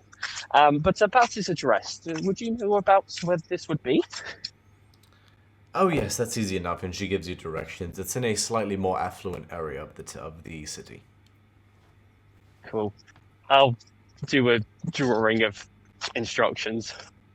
So I have directions to take us. I nod my thanks and return to the group, and I place I place what it appears that I've been just writing in a big book, which has some other bits, sort of like names that have been scratched out in Hytherian at the top and various other things sticking out of them.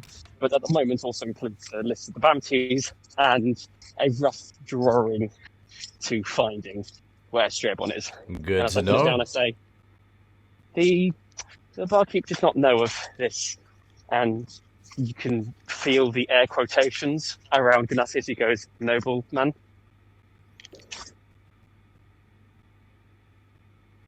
But he may still be of renown.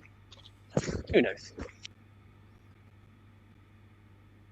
Are there any other people, like, in the bar? Like, or is it just us?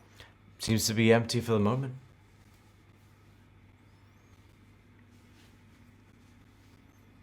But Calliope, I think you might need to go and gather some people off the street and maybe, you know, offer them a drink and encourage them to come visit.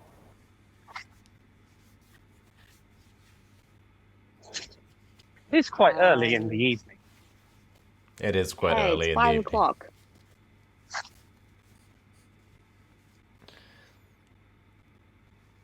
If Phoebe were here, she'd say, "Not everyone is a raging alcoholic, Calliope."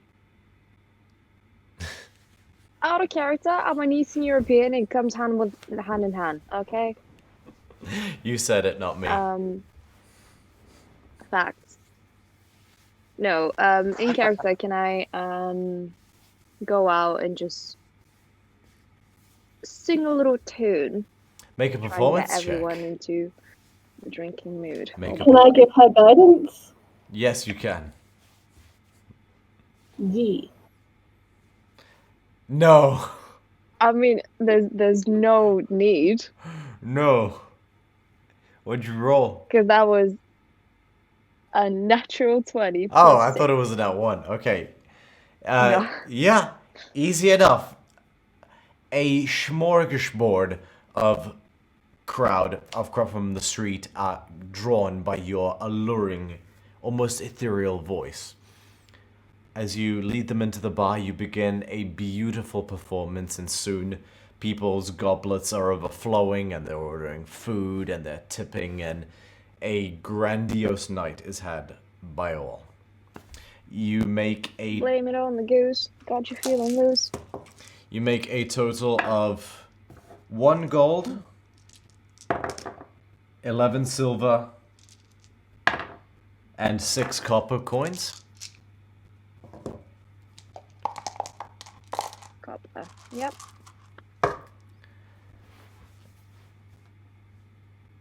Cool. And yeah, you have earned your free room for this evening. Lovely. Good talk, Calliope.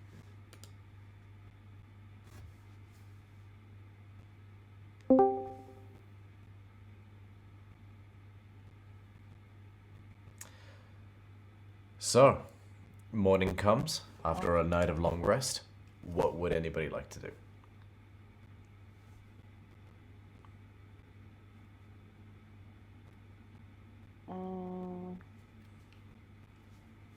Shall we explore the town?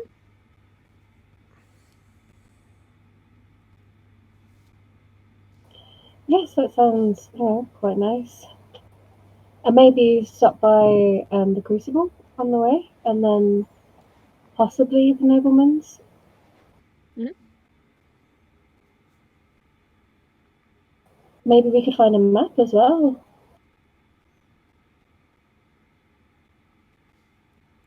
Very well. If someone would like to make an investigation check. My rolls are shit, and I don't have any modifier, so if somebody else wants to take this I one. volunteer as tribute. Go ahead, Calliope. I'm so excited. What am I rolling? Investigation. Okay, cool. Natural 1. Oh. 6.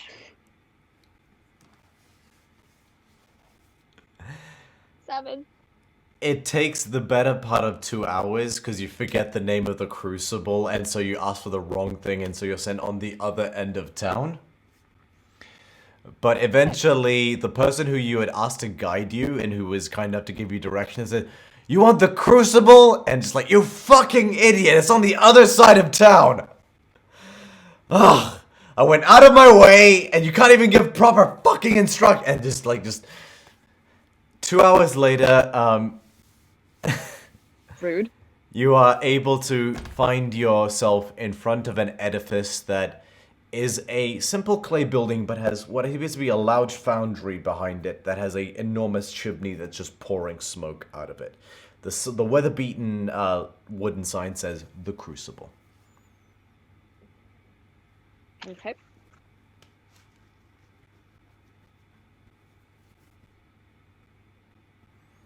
Let's go in then, I guess.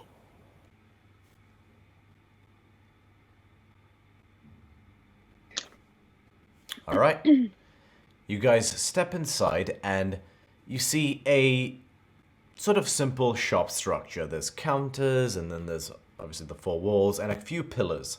What strikes your eye is wall to wall shields, spears, swords, axes, full sets of armor, full sets of half-plate, full sets of chainmail. This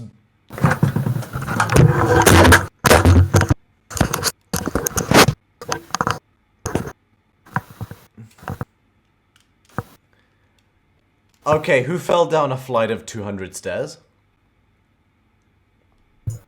That may have been me as I moved over from my phone to the computer. Do carry on, apologies. Okay. This shop is just covered in the finest quality bronze, iron, silver, gold, armor, and weapons. The counter seems unmanned at the moment, but you hear a dull boom, boom, clang, clang. Oh, we heard it. Clang, clang, of the sound of a hammer making iron sing.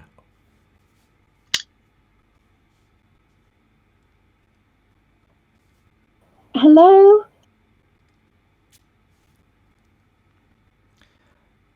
The clanging stops,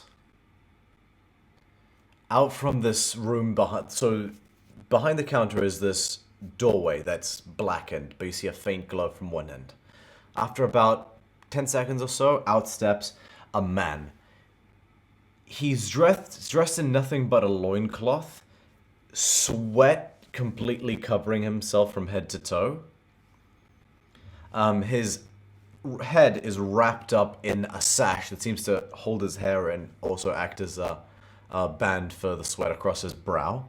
A incredibly toned, wide chest, heavy with muscle from working a steel foundry continuously. He says, "Oh, sorry."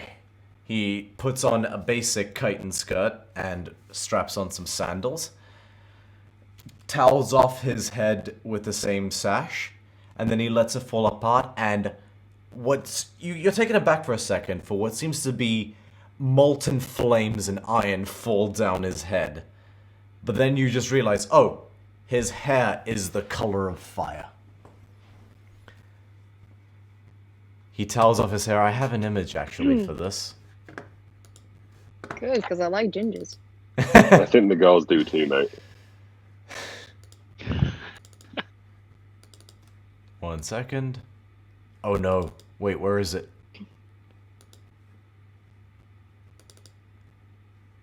I will be so sad if you cannot find this photo now. Please. I swear to God, I saved it. Did you have to search for, like, hot red-headed men? Is that on your Google history now? No, hang on. Sweaty. Hot red. Sweaty hot red-headed men. Give me 1 second. Okay. I'll be right back. I'm scared. In my mind, that was like a full-on canon reaction, like Eslin and Calliope. He's getting a goddamn wig. That's what he's doing. Yeah, just And like. then when he was like fit, they were like, oh, maybe. Well. What you don't realize is he's actually going to go put on a cosplay right now. Oh my god. Can you Like imagine? he's actually getting sweaty and dressed up. I mean, I'm joking, but I'm genuinely thinking that's what's going to happen. Why else would he walk away? 100% dress as a Triton. I'm just putting that out there. Sorry? I said for Halloween, I will 100% dress as a Triton. Like, I'm dressing as Calliope. It's gonna happen. Oh, by the way, shout out to Luke who gave me this little. oh, is that your friend that watches the stream? 38! It is. Ah. Hi, Luke. Adorable. Hi. If you're watching.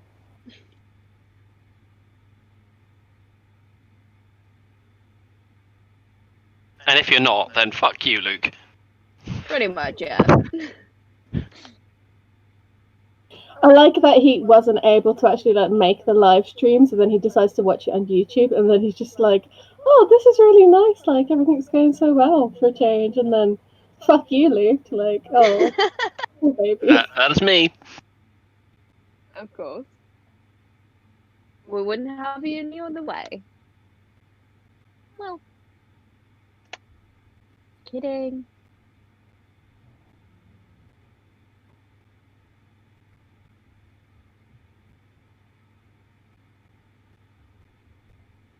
Okay, this is the actual amount of time it would take to put on a wig and get undressed and cover yourself in vapor oil. Yeah, this is my thought as well. I'm really concerned now. He is just gonna like wrap it naked on cam, like, "Yo, here I am in my loincloth."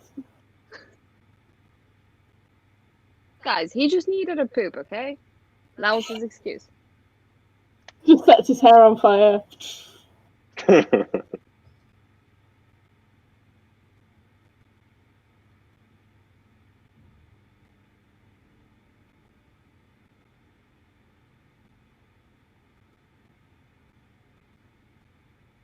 I just have this image of all of us just like in this blacksmith waiting for this guy to get dressed now.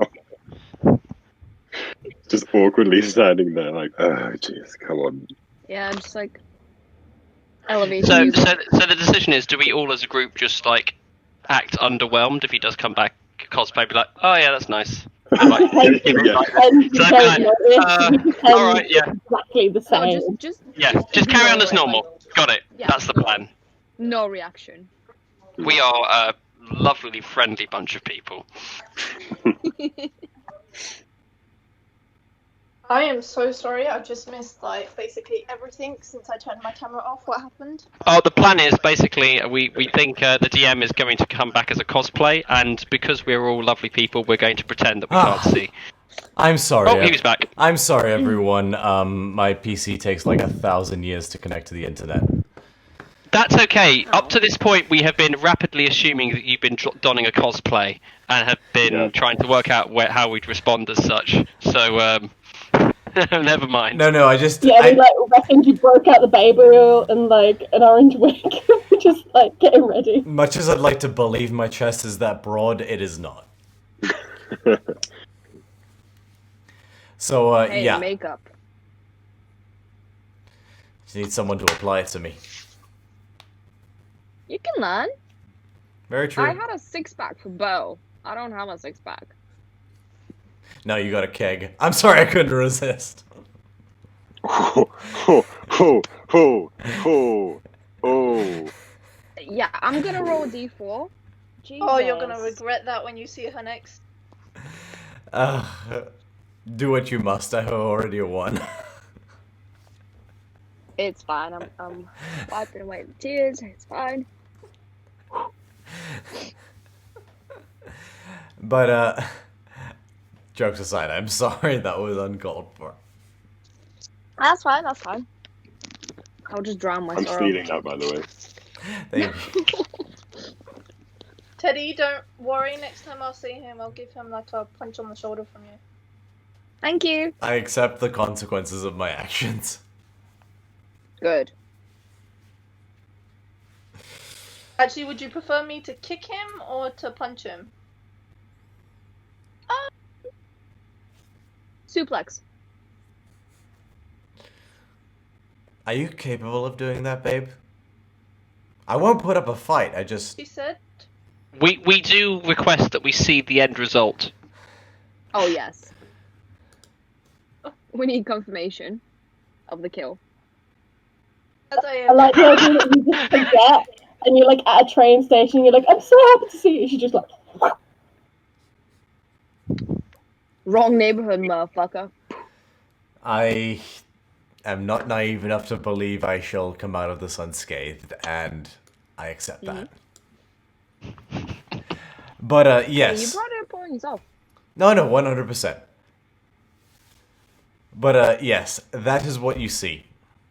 And when I say his hair is the color of fire, it is literally the color of fire. It falls past his shoulders and resembles burning hot coals. It almost seems to glow slightly. His eyes also seems to be like two burning hot coals. Sorry. It's getting Great. hot in here. How can I help?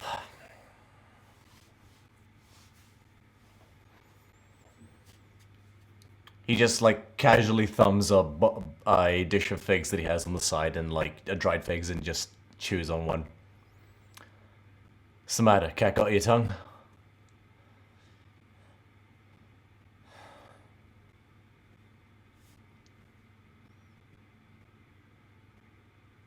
I'm going to Sorry, I nudge got one of the distracted. girls to What say was that? something. He does seem to look at you for a second longer, Calliope, before...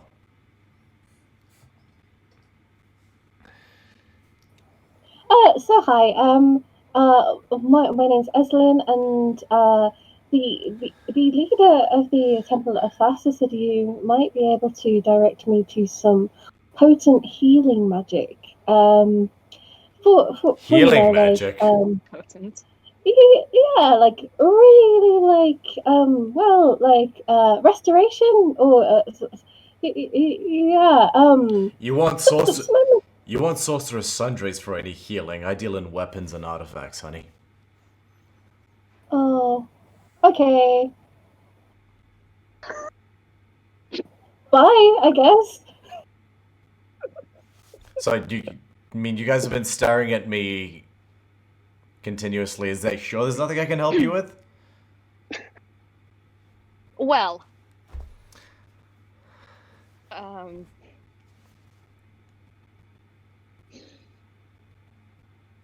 You say that you focus on artifacts and antiquities? Best magical item shop in all of Theros.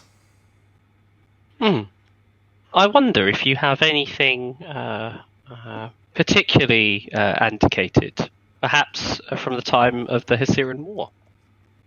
I am a collector, you see.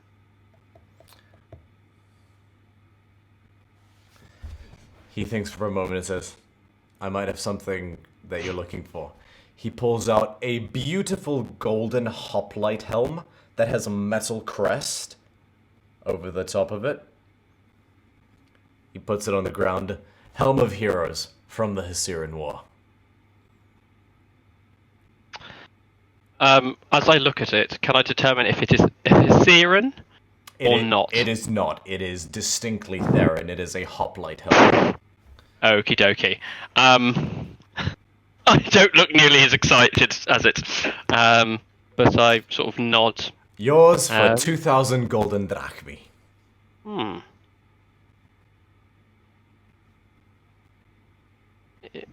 You have anything distinctly Hessiran?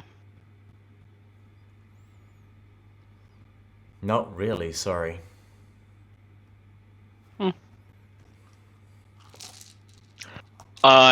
Sorry, but... Shrug. Sorry, pardon the question, but looks at you, Ganassi. What the hell are you? I am an embodiment of the union between mortals and those that some would call gods.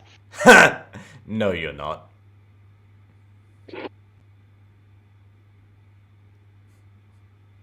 No, I am. Trust me, it takes one to know one, and you are not.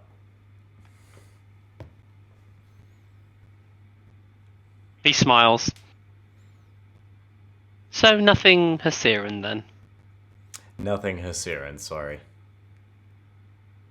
Are you saying that our friend Ganassi is not actually a Ganassi? What the fuck's a Ganassi? It's okay, ignorance of certain powers, isn't it? Bottle. Oh god, if you get that stuck in my head, I swear to god. Sorry. Sorry, sir, but from what you just said, are you implying that you have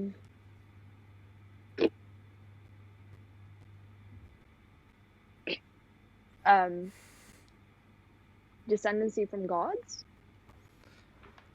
Yeah, pretty much. About the same descendancy as you. He gives you a knowing look.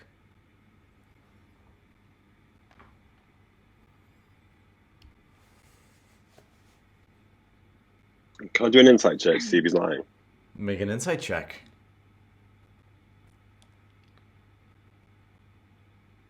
$19. You feel nothing but sincerity. You sense nothing but sincerity. Impressive. Is he not a Ganassi? Are we just being super dumb? So you notice that his skin is the same color as a normal human. Only his hair and his eyes are the color of fire. Make a insight check, Eslin. You have a high wisdom, you should be good at these.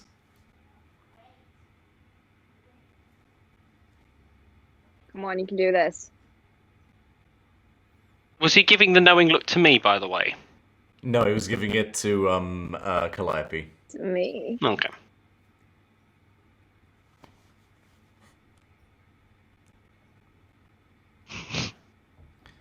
Eslin, you okay? I'm clean. Okay. I was counting. I'm shit at math. You don't know what it is about him that strikes you as familiar, and then it clicks for a second.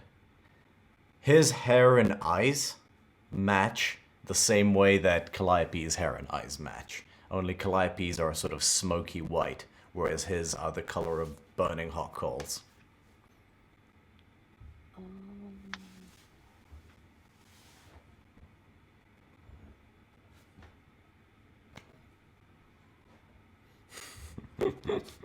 Embarrassing, but okay. Can we never come back to the shop again? Just so. What was that? Sorry, say it again? Eslin was just like whispering to the group, like, can we never come back to the shop again? What's the matter? I thought we were hitting it off. Name's Daxos. How can I help you guys?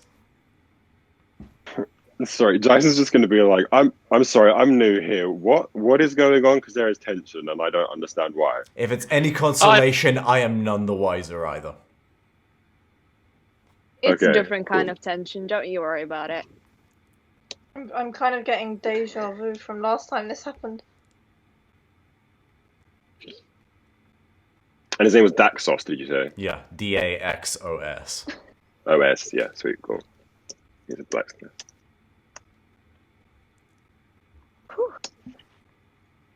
Do you mind if we talk while I work? I've just got something. No, it's cool. I think oven. I've asked all the questions I need to ask. Does anybody else have anything to do here? Because if not, we'll Come on, follow me, I insist. And he sort of leads you sort of behind. He just sort of walks behind the counter into that sort of dark doorway that's got the faint emberish glows and just beckons you guys to follow him. Ganassi has no desire to pander to his already overinflated ego. Bless the poor mortal, and he will elect to wait by the front door for the fawning fans to cool off. So, Jason, what happened was we were just a tiny bit ignorant of what actual race this guy is. And so we made an assumption, which was completely wrong. And then we started quizzing him on it. And so, like, I think it's just something that tends to really happen at the moment. I mean, Ganassi does it all the time, but usually it's not usually us. And, like, so yeah, it's just a really stressful, very awkward, like, situation. If it's any consolation, you're not the first. I just wish Thassa would just take me now, to be honest with you. I think I might just go drown myself, but it's very difficult considering I'm a fucking Triton. You watch him as he steps out again from the sort of dark doorway and he says, "Look, I'm used to it. Do you know how many people come in here looking for the godchild of Purphoros, the disciple, the foundling, if you will? You know, I'm a fucking tourist attraction, and I'm used to it. So, honestly, the fact that you were none the wiser was a refreshing change of pace. Now, seriously, I've got a thing that I kind of can't leave unattended, so if you have questions, please follow." And he sort of walks back into the doorway. Come on, then, let's go. You guys step behind the counter, and you see, beyond the counter, in this sort of separate room, is this enormous forge. A gigantic furnace that is brewing. You watch as Daxos steps up to the furnace, and he, with 1-2 of his hands, shoots flames from his hands that erupt, and this crucible, this literal crucible, this stone crucible, begins to glow red. And he watches, he grabs 2 tongs, plucks it, and he sets it to one side. He takes this cube of granite, does another motion with his hands, and he watches a trickle of dust erupts out from the bottom of it. He flips this cube of granite on its head, and he pours the contents of the crucible, and you watch as molten bronze flows out from the crucible into this mold shape that he seems to have created. After he's finished pouring it, he gives it a moment. Then he goes to this basin of water, and he does another motion with his hands, and he pulls water out, floating in the air in this disc shape that forms into a ball. And he brings it down upon this stone block. And you hear steam everywhere. You watch as he picks up the stone block, and then does another flex of his hand, and the stone turns to powder, flows apart, revealing a perfectly cast bronze hoplite helm.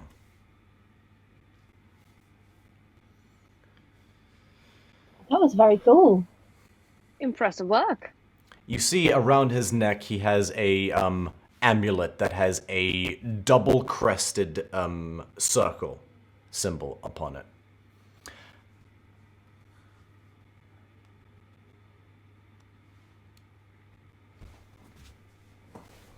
What kind of I don't circle have is it, any sorry? questions, so So I'm just there gonna is a go. circle with these have two fun, sort of Calliope. these two crested wings upon it. Eslan, being of a person of faith, recognize it. It is the symbol of Purphoros, one of the prime deities, the smith god. Thanks a lot. So, you are looking to buy something, or what? He's toweling his hands off.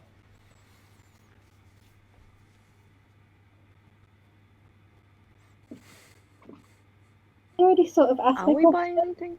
No, I got the wrong thing. So I already asked you my question. But Calliope, I think this would be a really good moment for you. So I'm just gonna go. Have a nice day. Are you Nice guys? to meet you. Are you guys okay? You seem a little distracted.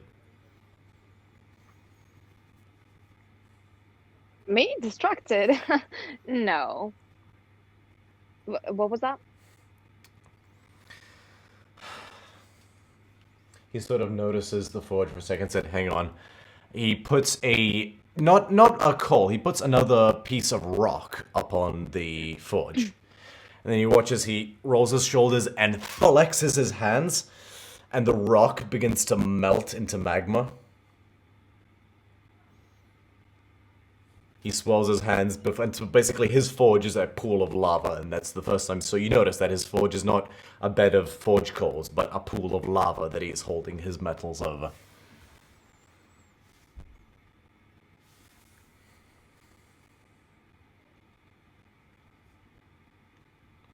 Cool party trick. You know how it is. Let me guess, and he eyes you up for a moment. Lampad.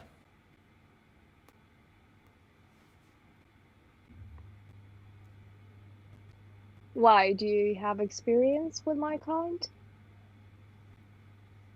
You're the only other one I've ever met. Other one? Yeah? Do tell.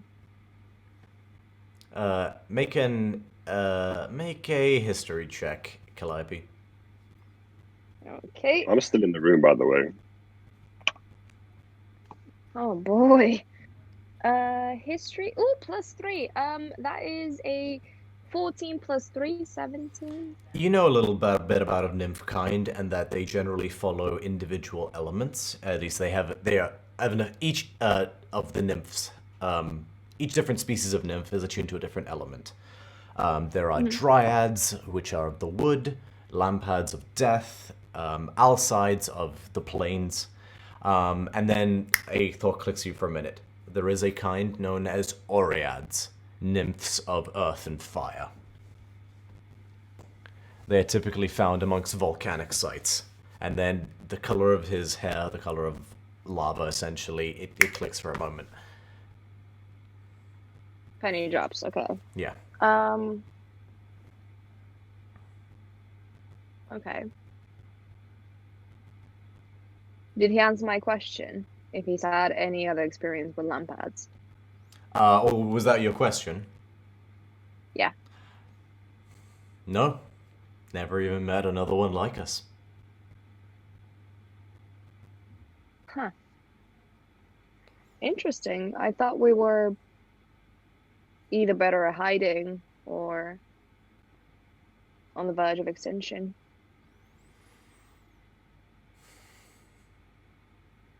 To be fair, How come you're here? Well, I was left on the doorsteps of a temple when I was a baby. Everyone came around to see the supposed prodigal child, the divine soul of Purphoros, the one blessed by the smith god. They got their messiah.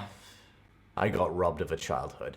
So I said, fuck them, and I did the one thing that pissed them off above all else. Started selling my talents.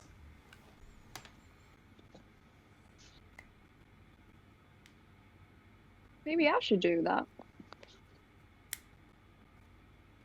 I mean, he lies the loot on your back. You don't do that already? Not to my full extent. You had my curiosity, but now you have my attention.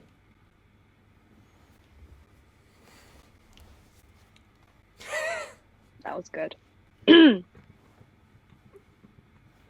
Well, I don't know, maybe you can show me some tips and tricks.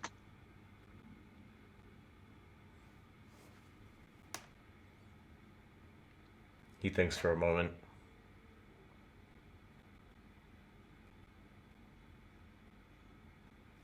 Hold on a second. What's something that makes you angry above all else?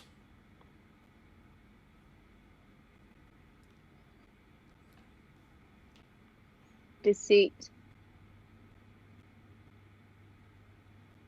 I can work with that.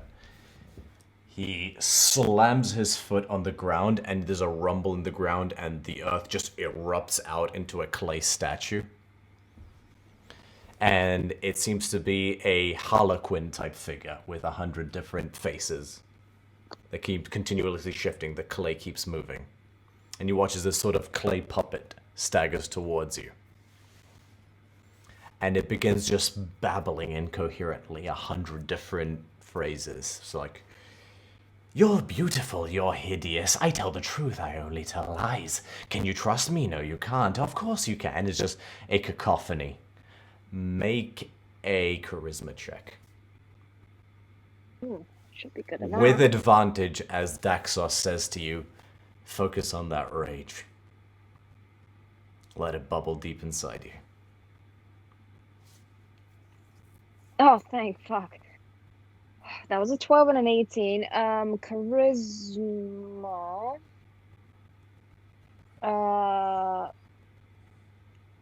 +4, 22. The babbling figure just seems to strike a particular nerve with you, and you feel this acidic bubble of rage here build up, and it flows out until you let out a scream, but no sound comes out in terms of what a normal human would make. Instead, you hear a cacophonous shriek of "Rah!" and a black shroud erupts on you from half a second, and the clay figure is scattered to dust.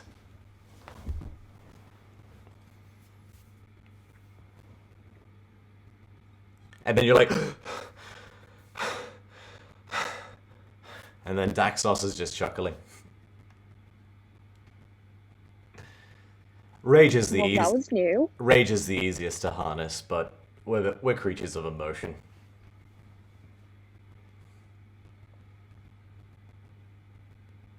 You got that right.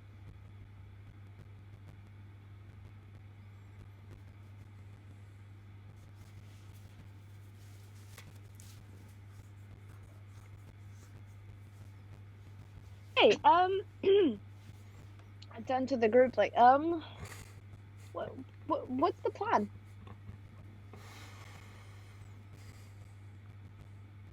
I do sell shit if you guys are interested. I don't know why you came in here in the first place. I do have a business to run. Are you looking to buy something or?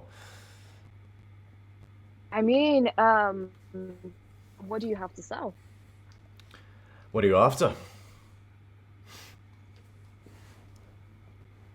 Are we after anything specific? Do you have any magical items? You came to the right place. How much are you looking to spend? Well, Ganassi?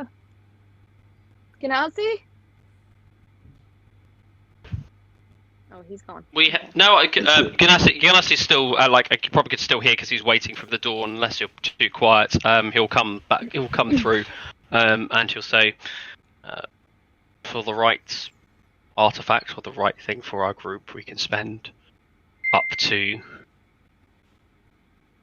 200 gold pieces. Oh, I mean, I might have a couple of things, but shit, you guys look richer than I gave you credit for. I'm sorry.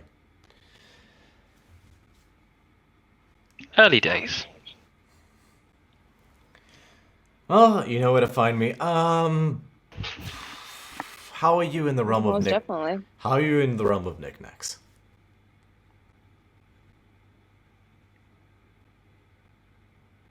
In the rope? What? How do you guys feel about knickknacks?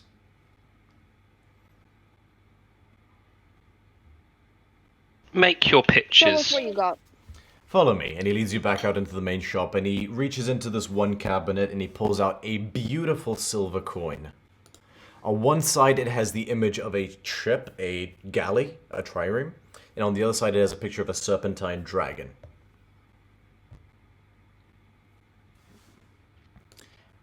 He watches, he goes, ping, call it.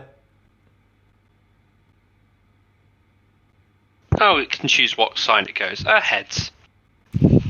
It lands, and he opens his palm, and it's on the side of the trireme. Sorry, you lose. So you can control the side at which it's on. Essentially. A charlatan's artifact. Essentially, yeah. I have no interest in an artifact of deceit, but if anyone else wishes for it, then they may.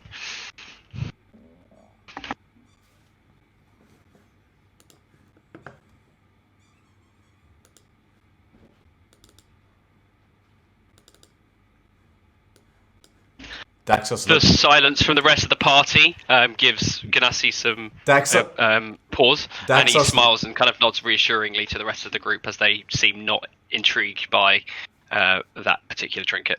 Daxos looks at you and says, you all says, all right, plops it back in the counter. The only thing I have in your other thing I have in your price range is, and he pulls out a beautiful. Sorry, just pulling it up. Oh shit, wrong place.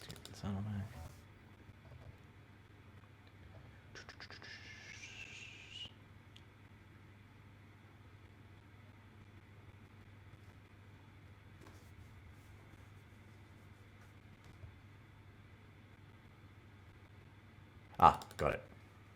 Sorry. He pulls out a beautiful orb made out of glass that has a crisscross pattern of bronze across it. It's about sort of 3 inches across in diameter. He tosses it to one of you who catches it. Got it.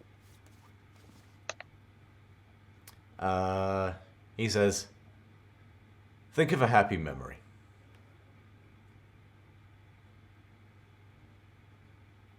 Okay.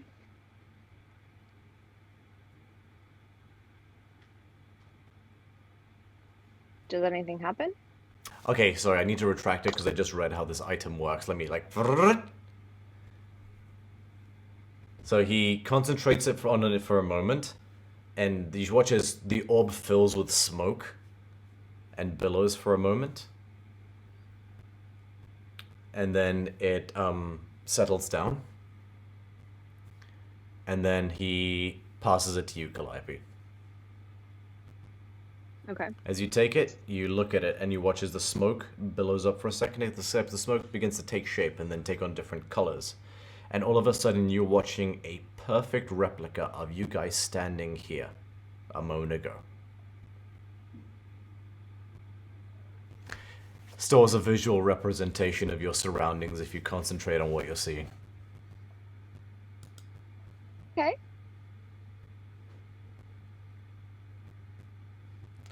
Replay 6 seconds following the diorama's capture.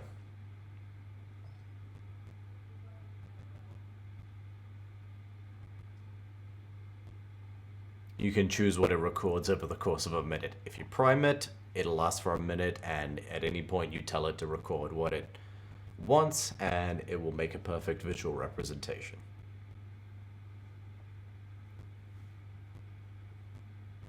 Okay.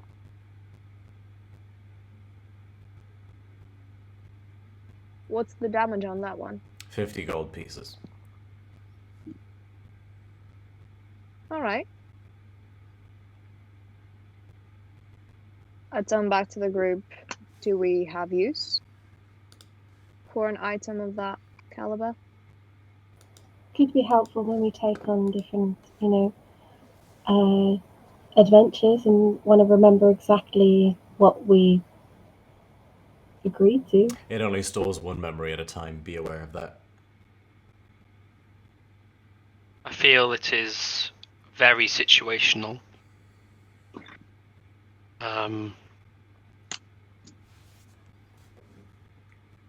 It, for the most part, may be useful to acquire a vision of, or to show evidence in terms of something that once was. However, whether or not it could be accepted by others as trusted evidence to a circumstance is very unlikely in some circumstances. I feel it is not of particular use to us. But I am open to being told otherwise. If one of you desires strongly for it, be aware it will dent quite deeply the coin that we have. I mean, if you'd like to browse regarding future purchases, I'm happy to show you other stuff. That may be wise for us if we intend to spend some time here. He looks at you, Amalia, and you, Jason, and says, "Big guys, might have something that interests you." He pulls out a great axe that has, so it's a bearded axe, so it's one side only, but it sort of goes down long. And the back resembles a silver eagle. Sorry, what was that, Estlin? You seem to be taken by something. I was just reacting to Raph's face. She just looks so like, oh. So, the Thing, I'm very happy right now. The head of the axe resembles a silver eagle whose wings go across the axe. Great axe of the silver eagle, I call it. I wonder why.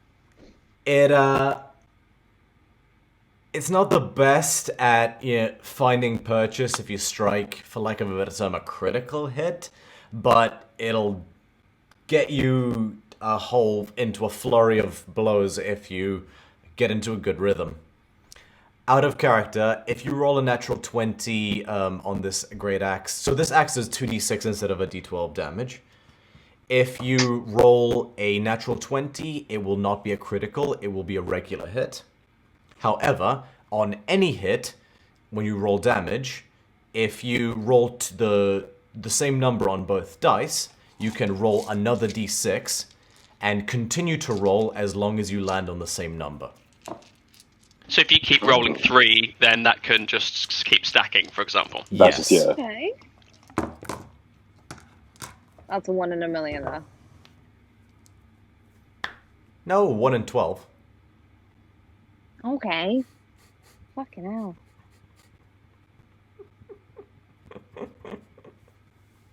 No, it can't be 1 in 12. How much would an item like that be? 500 gold pieces. Ooh, okay. Jason is gonna wait outside. As he leaves, you watch Axel saying, "I don't want no scrubs. A scrub is a girl who can't get no merchandise from me." Beautiful. You know, if someone sat atop of you, my centaur friend, they would literally be hanging out the passenger's side of their best friend's ride. Oh, wow.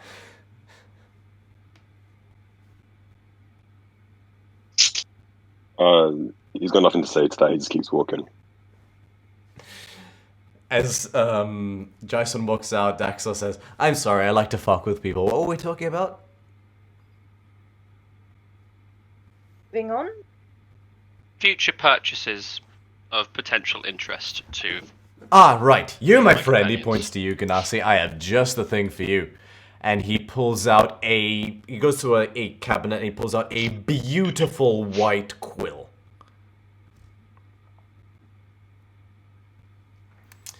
Made from the single feather of the finest bred Pegasus in all of Theros.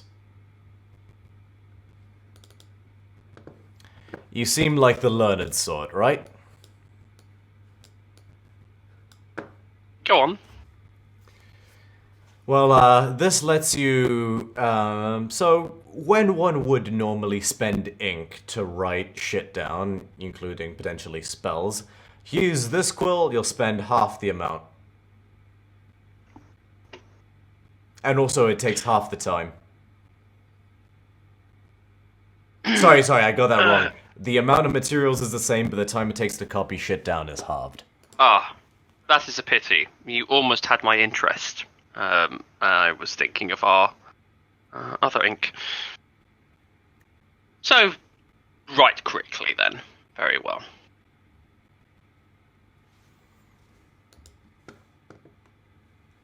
It is a beautiful quill.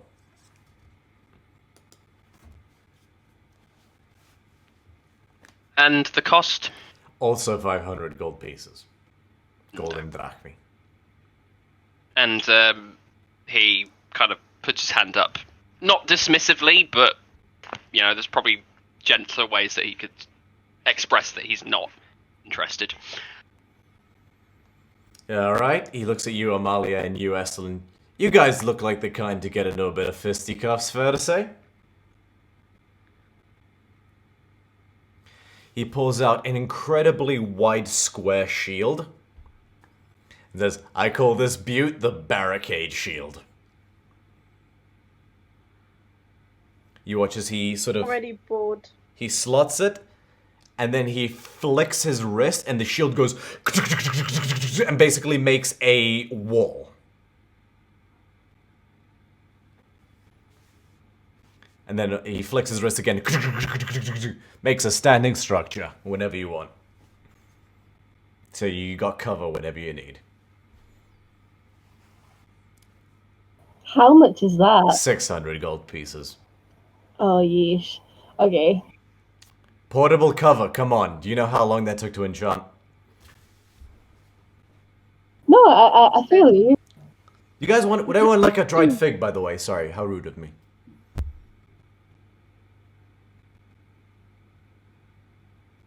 Sure, I wouldn't say no.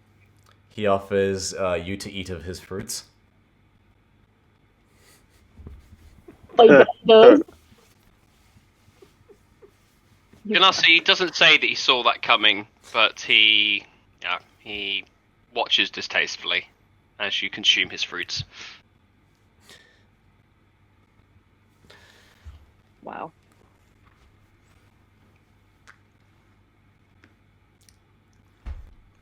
Very juicy. I like them. Oh, God. He looks at you, Amalia, and says, Alright, if you want something more your speed, try this on for size. Made with real giant bone, and he pulls out a giant great axe, whose blade is like almost 2 feet tall. Alright, not impressed? How about this? He flicks it, and then the blade expands out until the haft is about 3 meters long, and the blade is 2 meters tall. This gigantic, almost anime-sized great axe. I call it the Giant Craft Ambusher, made with real fire giant bones. How much is that? 2,500 gold pieces. Yeah, I'm just gonna go wait outside. I'll be right back, guys. What a bargain. Yeah, let me just pull up the stats for this. A, E, F, G, I. God, I should have... Sorry, everyone. When Amalia goes, I will follow behind her and just, like, have a nice time. Okay, So, it contains the brute force of a fire giant inside. You gain a +1 bonus to attack and damage rolls with this magic weapon. You can speak the weapon's command word as a bonus action to magically enlarge it. When you do, the weapon grows to 3 times its normal size until the start of your next turn. While enlarged, this axe has the reach property and deals an extra 2d12 slashing damage to any target it hits. The axe's weight doesn't change. While the axe is enlarged, it does not impose disadvantage on your attack rolls due to its larger size. Once this property has been used, it can't be used again until the next dawn.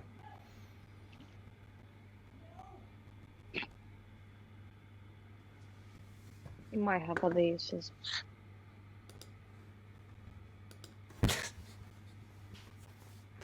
Not like that. I was laughing at something else entirely, but nice to know where your mind went. So who's left if Eslin, Amali... So it's just Ganassi and Calliope at this point. I think so, yeah. Oh no, he left a long time ago. No, me and Eslin. And Eslin walked out with Amalia. That's left. Oh, okay. Just me then. Are your friends gonna be okay?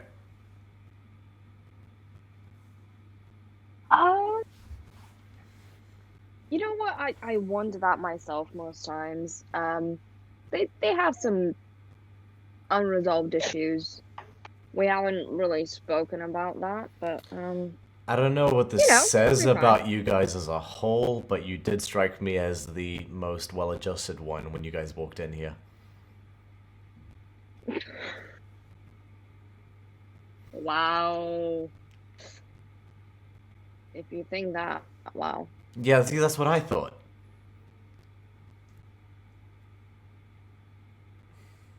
I've never heard that before. Wow. I mean, it's still like saying the most handsome man Right. in the Burns unit of a healing ward, but...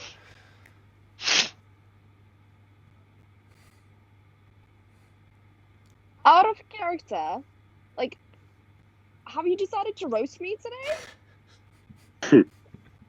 I know it's Sunday, but come on. Jesus. In character. Well, we are staying on this island for mostly. So we'll probably see you around. I should probably get back to my party, but it was nice meeting you. I never did get your name. I offer him a hand. Calliope, nice to meet you. He takes your hand, and his skin is scalding hot. Not like burning so, but it's like running your hands under a tap of hot water level of hot. His skin has just a natural scalding heat to it. Like dishes straight out of the dishwasher. That's the least sexy thing I could ever said, but I realize. But I didn't say anything. yeah, no, I just realized. Oh yeah, dishes straight out of the dishwasher. Oh, yeah. Yeah. But yeah. Something really mean, but I'm not going to do it. I was going to say something really mean, but I can't do that. He has too much power as a DM. No, go on. Come on, please. I am a generous. Send it over to Ganassi, he'll say it. I am a generous god. I was going to say it out of character, but it's fine. No, go ahead. Okay.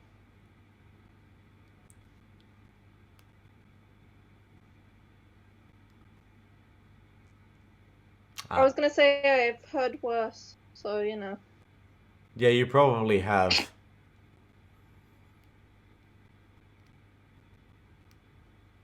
Sips tea. Oh, I ain't gonna shy away from that. I am fully aware I can be an awkward motherfucker. Embrace it. Yeah, no, like definitely. It's a true power, honestly. Yup. If you can't admit your own failings, what are you doing, right? True.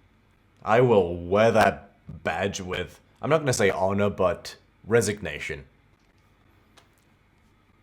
Strength. We approve. But yeah, his the burning hot coals, which are his irises, seem to burn a hole into you for a second.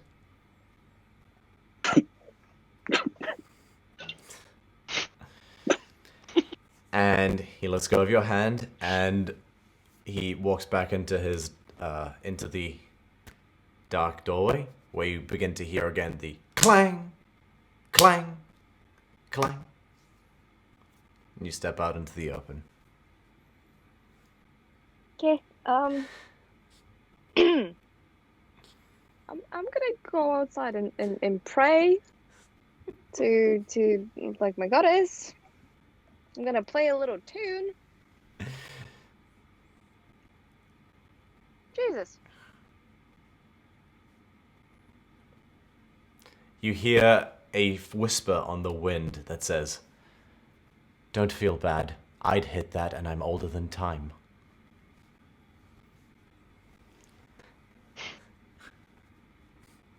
Hello?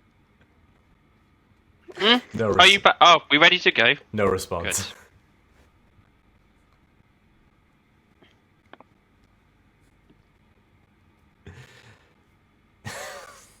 Okay. Is everyone okay? Do you guys need a minute?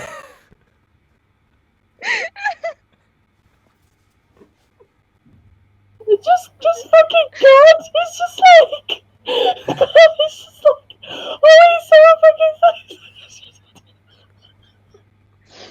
The fact that my goddess encourages me to be a hoe.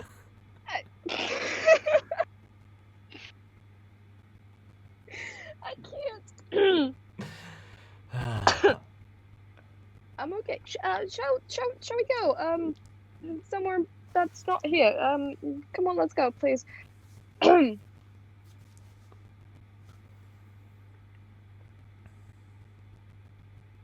we Oh, going? to be spared those mortal shackles which you hold. Yes, let us go. Oh, get fucked. Oh, sorry, touchy subject. There's a joke in there about shackles, but that's beneath me. Secret of Sundries, or secret, yeah, so Secret of Sundries, how about there instead? Maybe the next guy won't be, you know.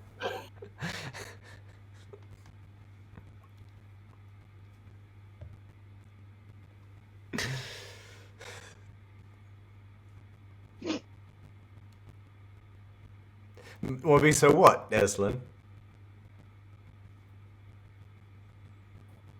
Is that God asking me? Because Eslin does not have to answer otherwise.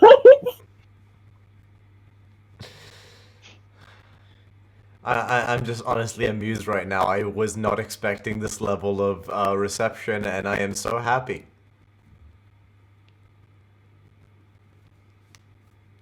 I feel like with, like, you know, Teddy, whatever joke we start with, it just, like, escalates and just takes hold, like...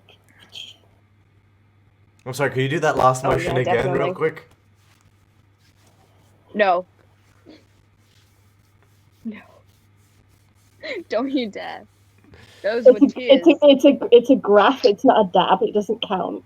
I wasn't talking about dab, I thought you were doing like a... Never mind. Sure, we'll go with that. Probably best. So, what are you guys doing? Secret of Sundries, please. Make an investigation check.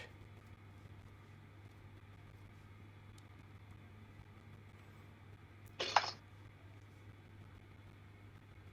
that a natural 2? Honey, no. Oh boy. I have used different dice every time, because I believe they are cursed. Oh no. If anyone is watching in the chat, can we start a GoFundMe for, like, weighted dice for Eslin? Please. Fortunately, you guys set out fairly early in the morning because it takes you about an additional 2 hours, and the sun has set by this point before you find the shop known as Sorcerer's Sundries. It's sort of wedged between two other buildings right in the middle of an alleyway. Ow. And there is a symbol on the doorway which is a a snake with two heads at each end that curves into a circle shape with the two heads pointing down like so.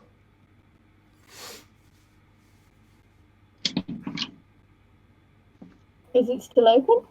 It appears to be. Okay, I'll go in. You open the door and you have to... as you are assaulted by a powerful incense and the smell of different herbs, fermenting tobacco, oregano, other different tonics and potions just assault your sinuses, and you're like, oh wow. It's a smoky interior that is just wall-to-wall plants and other ointments, different creatures preserved in jars, other weird oddities that just line the walls of this very narrow, long shop. And right at the end is a small counter with a female figure with a long-drawn hood that has these these tassels that go over her eyes. I'm assuming the Ganassi... a green pot. Sorry. Sorry, yes, go ahead, Ganassi. I'm assuming the Ganassi's not affected because he can hold his breath indefinitely. If you if you choose to hold your breath, yes. There is this initial, oh shit, I need to hold my breath. Yeah.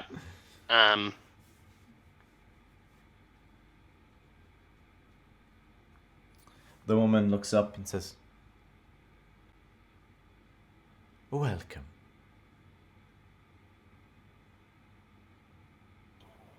Hi. I'm hoping for some aid about some like purification magic or healing magic or greater healing magic. Something to help purify a temple. The scaled lady can provide. Welcome to the edifice of Farika. Come, come.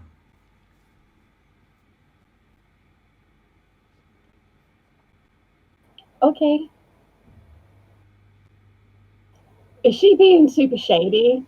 Oh yeah, undoubtedly. Can I do an insight check to see if she's gonna like murder us in our sleep? Make an insight check.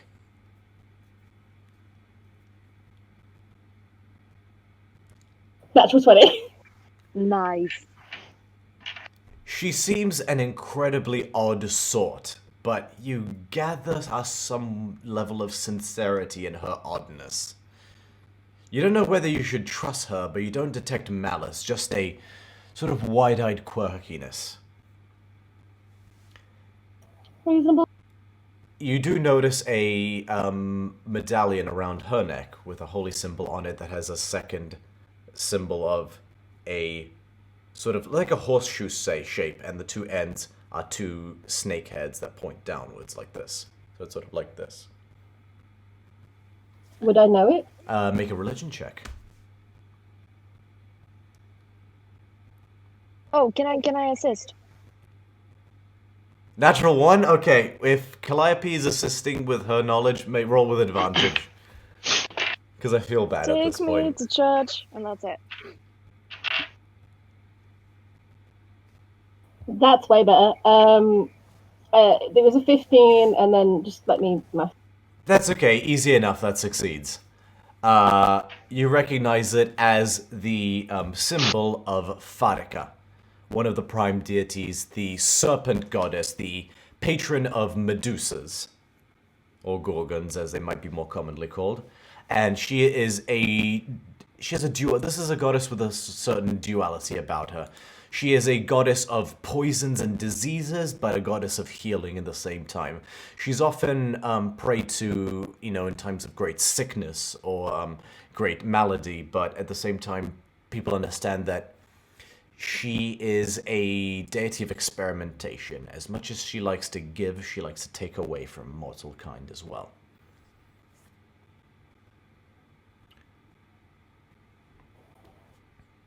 So I'll go with her wherever she wants.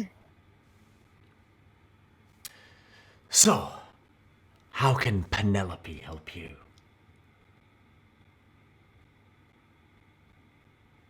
I need to remove I'm just going to assume some sort of like blood curse from a temple, desecrated by the blood of its followers. absolutely everywhere, ingrained into the, and possibly another deity or malevolent force involved. Not 100% sure, but you know, it's all good, I guess. A blood curse. Very strange. Very strange indeed. Describe this blood curse.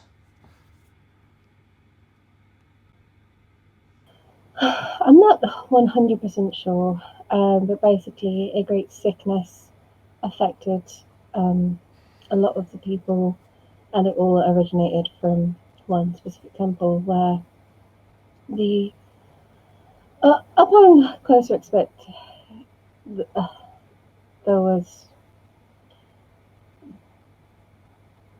sacrifice, I guess would be the best way to put it. Just gonna roll something for her. 1 second. Yeah, that'll do.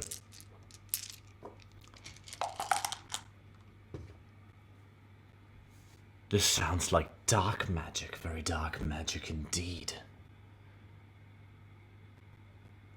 This is most bad. Most bad.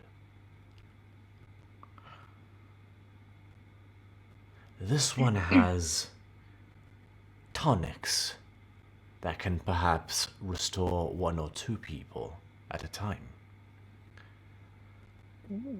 However, what you describe may require something greater. Something whose answers lie in secrets beyond this one.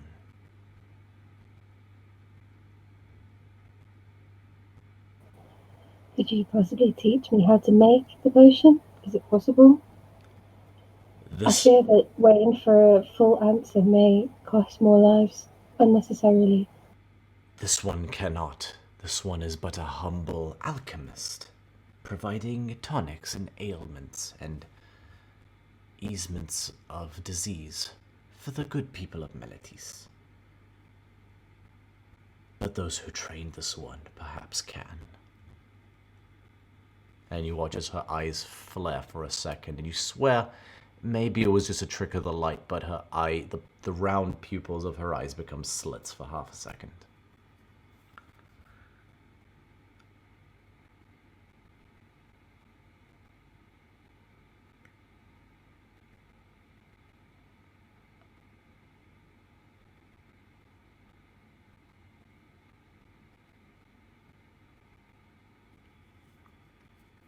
But this one does not know you. This one does not know your heart.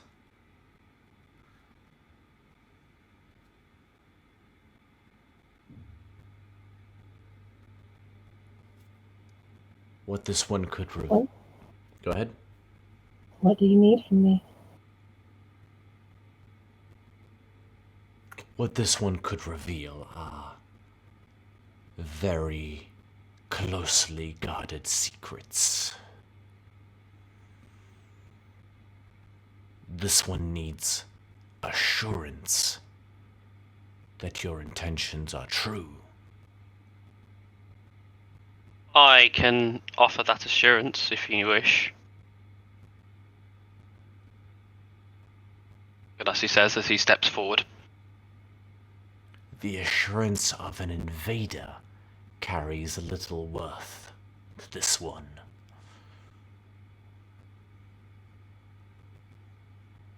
Is it you that requires the assurance? Although you may have your qualms with my people, my kind, and those that follow the old ways are beholden to the word of law and the understanding of pacts and agreements. You would know this if you know of my heritage. And yes, some of my kind may choose to twist the meaning of words. This one only knows a heritage of hatred and destruction, of bodies piling the streets, of innocents nailed to trees as a warning sign. However, there are those in the city whose reputation carries great weight. Their assurance could assuade this one.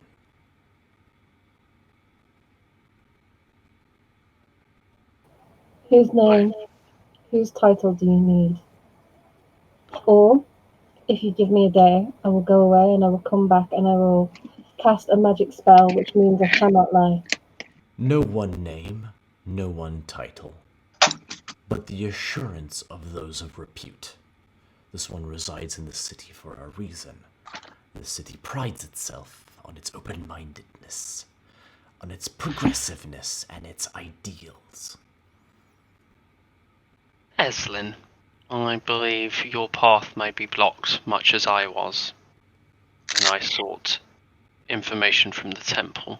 Understand this one wishes to aid you, but you are new in this town, and you must provide there are certain trusts to be gained before potentially priceless knowledge can be yielded.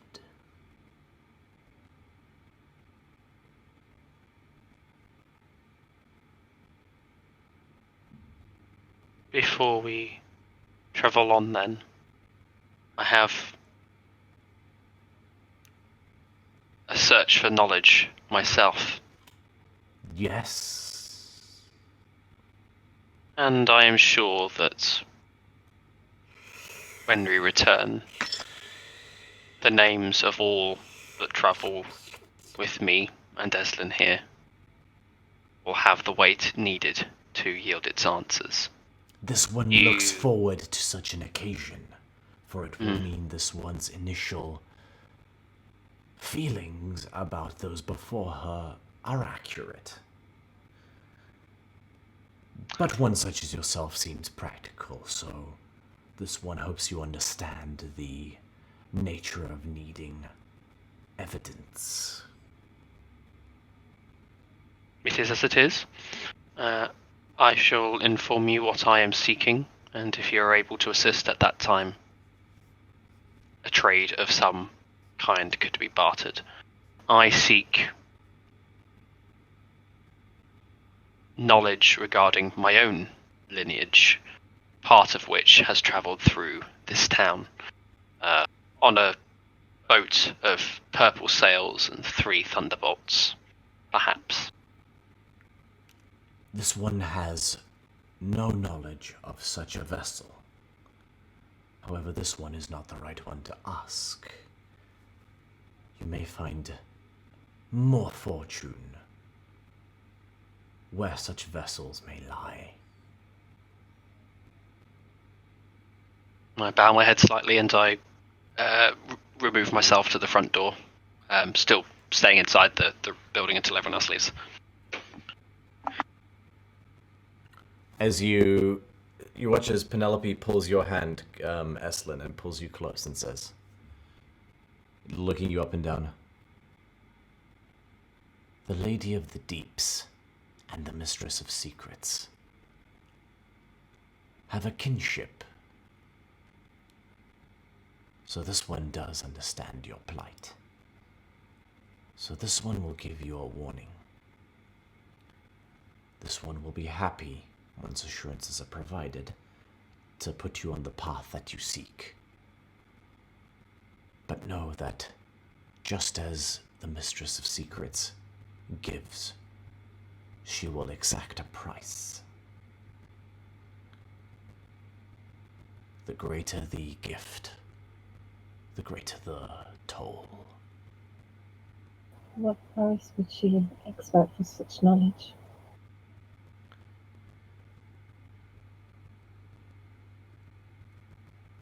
An equivalent exchange, perhaps even of the number of lives that might be saved.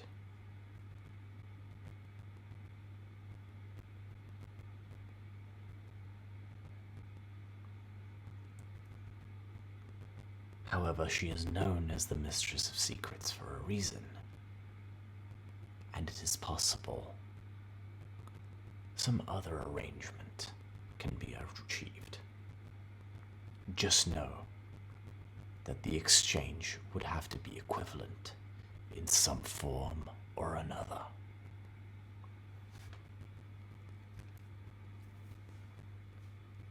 And she lets go of your hand. Eslin will walk straight out the door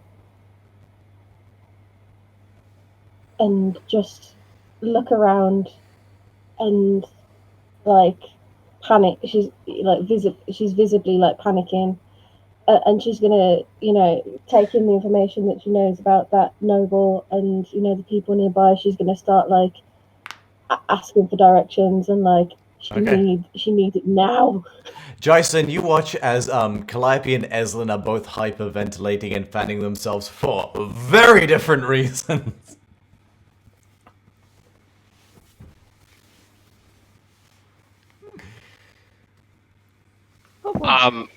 In between Eslin speaking to the next person that she comes across, sort of as she turns to speak to the next person, Garci's going to kind of supersede himself in place and attempt to gently place his arms on your shoulder. Whose? Eslin's. Okay, just make sure. Okay. Do not get in my I way. was gonna throw hands. No, I was thinking Jason for a second for some reason. Just imagine, like, sir, can you scooch down a bit? And Jason's like, I think my struggle's more internal. I think you have grossly misread the situation.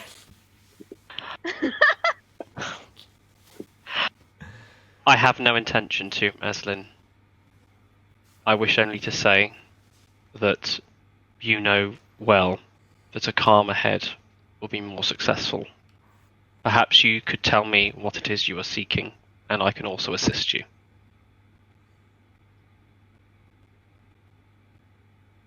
We do have a deal.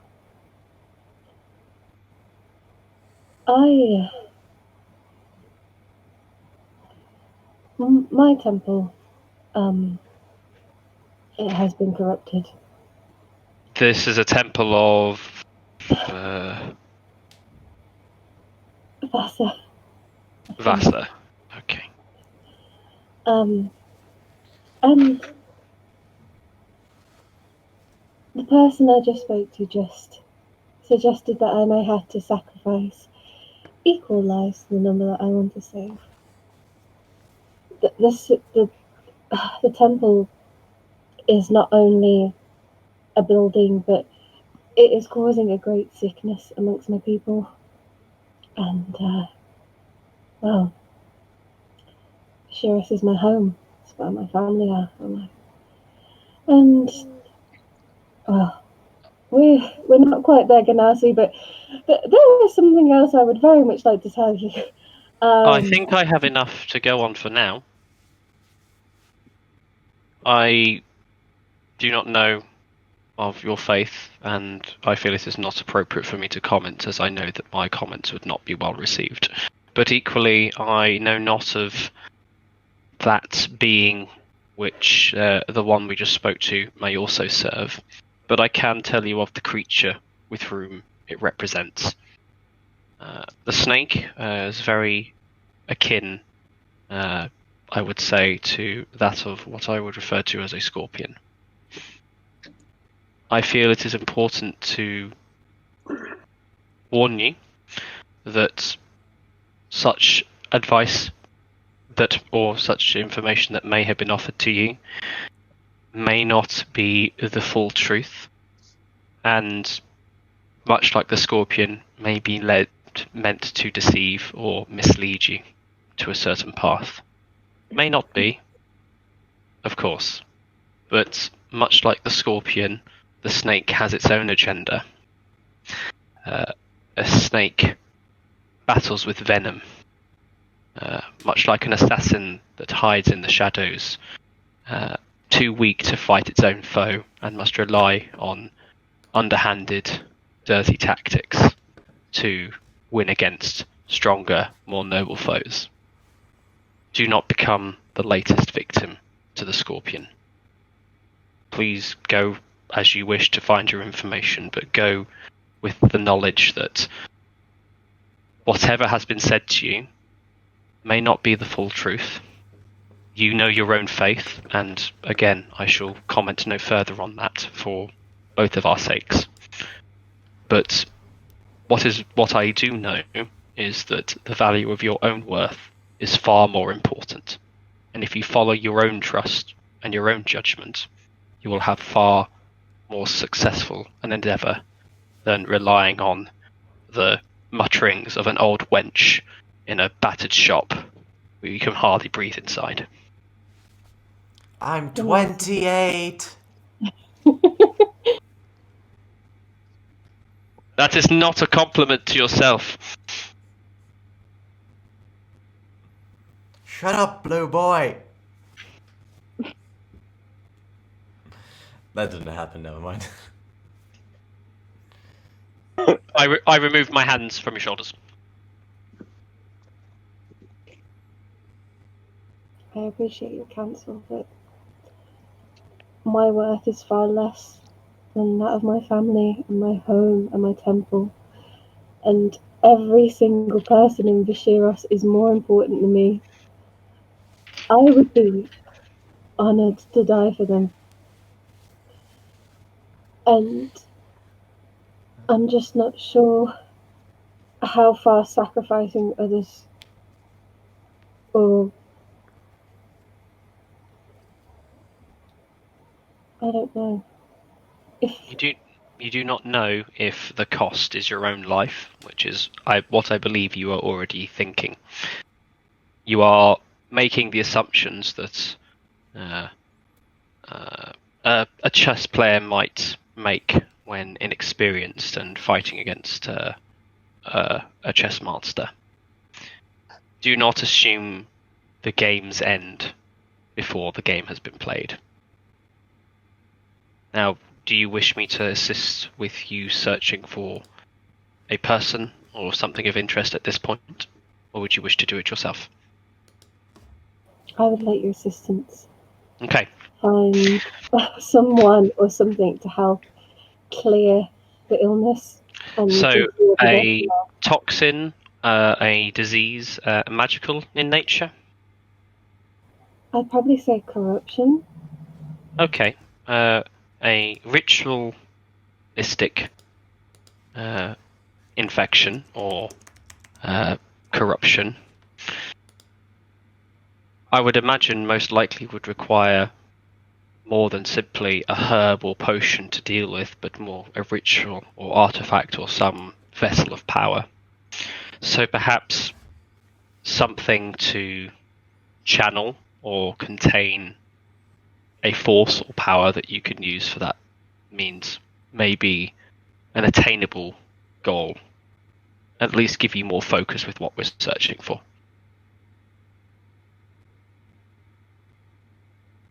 You could always go to Burning Hair Boy. I'm sure he has a pot that you can put whatever in. Burning Hair Boy. Right now, I would really like to kill something. Well, Like a lot. I hold up my book and I go, undead, Undead. great crests, undead. Let's go! I look for the Erebus Temple. The Erebus Temple? It's just so it goes right. You guys are no longer looking for the noble? Can we not do both? So which one? So, okay, so do you want to look for the Erebus Temple first or the noble first? Which is it closer to? Like, if we ask around, like, which one are we closer to? I show right the now? directions that for where we are in relation for the direction in relation to where we are for. Asking around and getting the directions of both of them, the Erebus Temple would be back towards that plaza from the way you came. You guys are closer to the noble's address from what you gather. Oh, let's go to the nobles then. If you are sure. Yeah. I make a way and then I just stop and quickly look to the rest of the party and just see if they agree. Sure, let's go. Okay, then I lead everyone to the than the noble. With a concrete address, it is easy enough to find, especially when you're asking around, and you're pointed to this sort of affluent area of these, these lovely villas that are stacked next to each other. And the slightly smaller one at the end of this long road that has this blue terracotta roof and white marble pillars at the front, with a basic wooden door on the outside that has this quite ornate carving on the outside, however.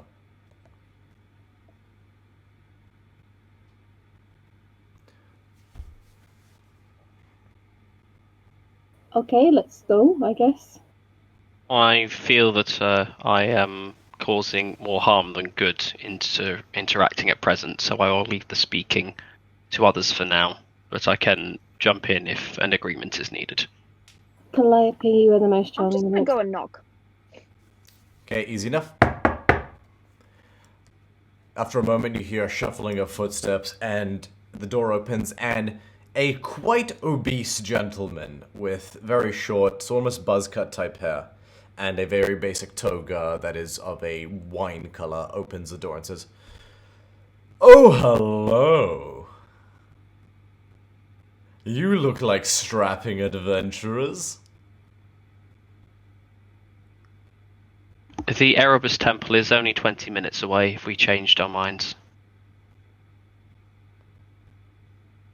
I hear Ganassi in the background, like, "Hello, sir. Have you met Aslan?" My, quite a collection of strapping youths we have. I'm afraid that I'm married. Like, for a very long time, I've been very married. So is this one. This one is simply marveling at the physical fitness of those that stand before him. I mean, like, that's really very nice of you. Your job immediately. Please tell me exactly what you need, and we will do it, and we will come back and... Oh, of course, you have answered the ad. All right, come in. This one will explain everything. Wouldn't want prying eyes to perhaps steal the treasure and glory. Again, 20 minutes walk, maybe 15 if we're brisk. Ganassi, we are here now. All right, then. Come in. Would anyone like some refreshments? No, I really would very much like to know what exactly this job is, and I'd appreciate haste, like... A incredibly lucrative opportunity, but prying eyes are very much a concern. Would not want the stealing of any glory. Please come in. I don't think you quite... What a rush that we are in. Make a persuasion check. I help. How? I will assist by... Okay. You what? Cool. 19. 19? He looks around and says, "Come in close. Quietly. Okay, I haven't been entirely truthful with you, but there is compensation involved. Please, can we talk in private?" I can offer that for you immediately if you wish. How? I cast... Actually, no, I think that deafens everyone, I thought you were gonna including us. If you were going to say fire... I thought you were going to say No, fireball. I was about to cast Warding Wind. But no, I think that would just deafen everyone so we can't hear. Never mind. I can help with that. He says, Look at me, I'm a fat fuck. What am I gonna do? Please, trust me. Like, can we discuss this in private? You have 5 minutes. Fine. Your word, this is not a ruse? This is 100% not a ruse. This is just something I'd rather keep quiet, please. You have my ear. Okay, if you try any funny business, I will kick you in where I think your, is. She may kick you, but I will fucking kill you. He points to you, Calliope, and says... My X for that if you need. He points to you, Calliope, and says, "Good luck. You'll need a map and an excavation crew." Hey, at least you got a sense of humor. What else do we have, right? And he points to you, Eslan, and says, "Fine. Challenge accepted. Please. This is important." 5 minutes. Okay, we go in. Come Okay, on, you let's guys go. all go in. He goes into the lobby. Yep, I do. I cast alarm on the front door. Okay, you do. You cast alarm. He says, "Fine, whatever." Okay, my name is Strymon. I think you saw my ad. Yes. I'm not going to How do you lie. spell that? This is Strymon. I'm not going to lie. This is not exactly a riveting call for adventure, but it is a job and there is money involved. It relies a little bit on discretion, however. Mm-hmm.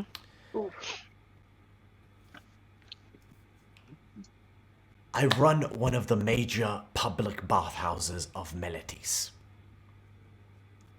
Something happened in the basement of said bathhouse, and a couple of my employees were killed.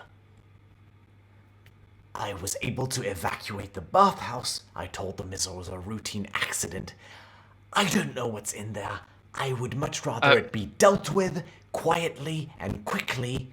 If word gets out that something killed an employee, I would be ruined. So I would appreciate subtlety on the matter. I understand. A point of clarification. Did you say that you have routine accidents, or did you mean maybe routine maintenance of sorts? A routine accident would probably not be the way to conduct a business. Just a thought for you. I told them it was a simple accident and would be cleared up in a few days.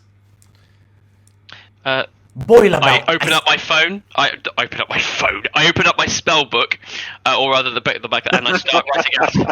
Here I have got this peculiar device here. If anyone could speak Assyrian, you would see the ancient letters on the back of the tome say Blackberry. And I hand him a quill after dipping it in ink and go, if you could direct us to the bathhouse and any keys to get access to. Yes. Fishes in his robe, pulls out a basic copper key and hands it to you, and he scrawls an address on it. The question is, if we do this job for you, would you be telling people about our noble deeds and how important we are and, you know, how much we've helped the people of the city? 100%. I might not be 100% truthful about exactly what you did, but I'll embellish as much as you fucking want if you get this done. I would like to do an insect check to determine if he is above board. An insect check? Yes, I want to just see if he's a spineless cricket. Make an insight check. Thank you.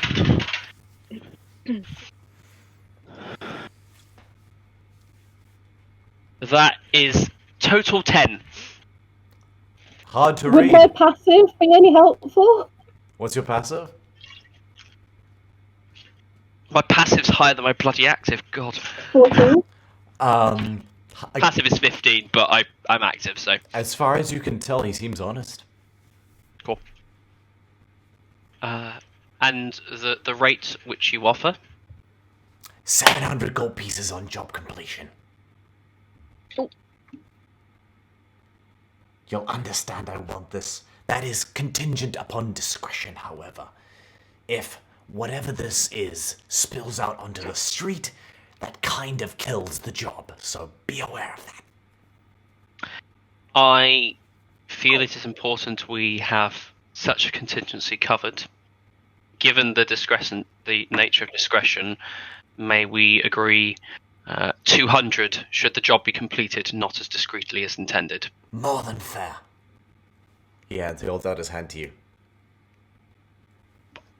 Yeah, that's a great. Yeah, good. He likes agreements. Yeah, he'll hold out his hand and he'll give that Cool. kind of knowing nod. His eyes fade a little bit. He shakes on his head. Now, please.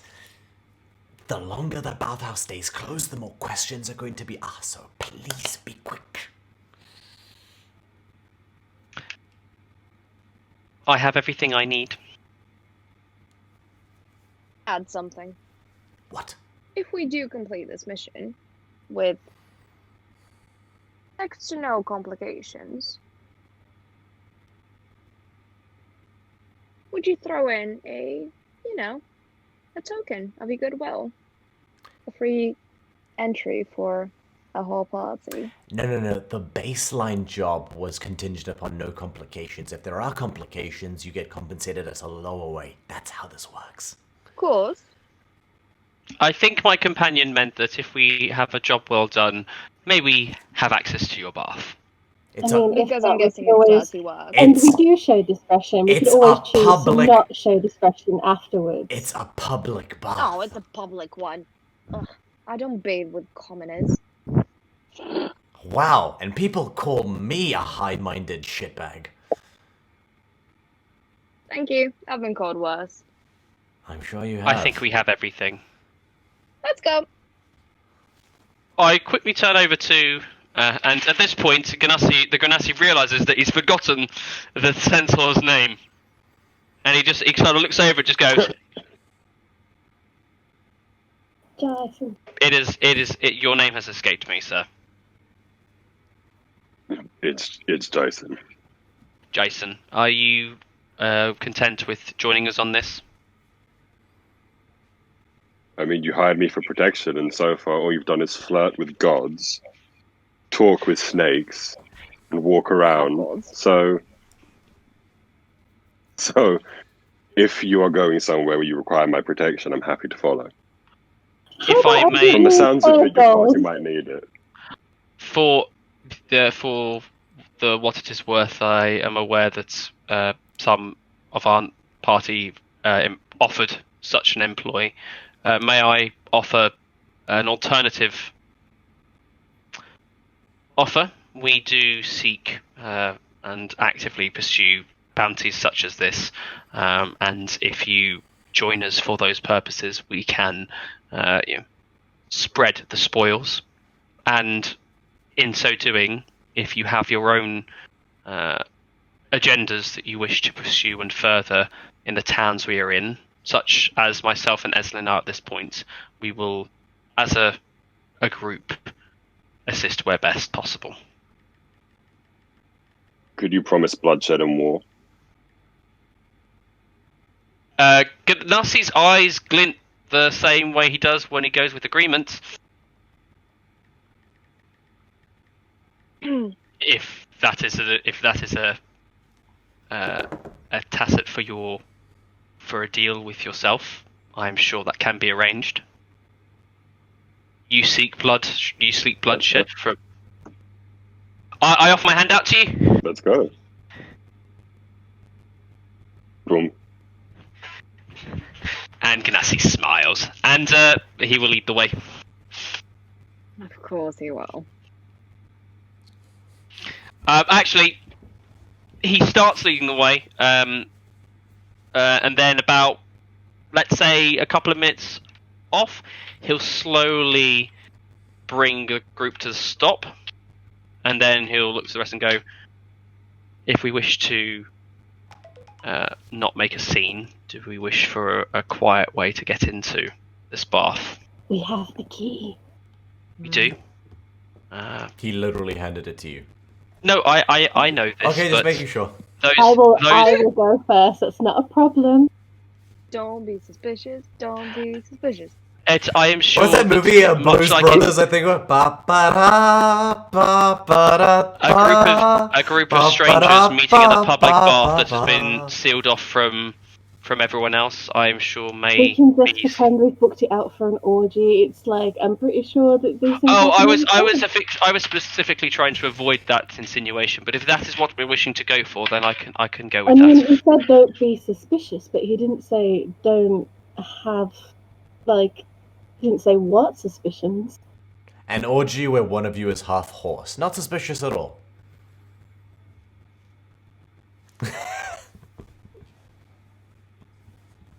I do want to add, if you're trying to go for stealth, I'm a 7-foot half horseman.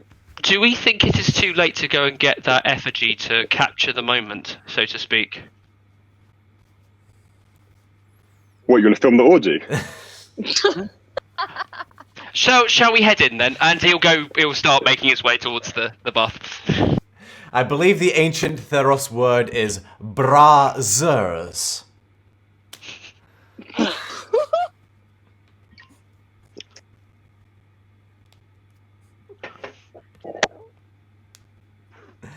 Is there anyone guarding the house, the bathhouse, or does it just look like it's chained up and closed? As you guys arrive there, no, it just seems like it's chained up and closed.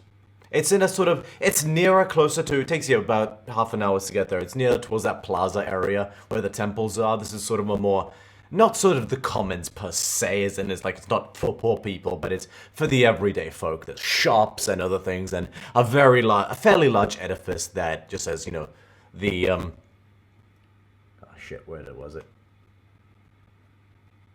The Suna Sect Public Bathhouse.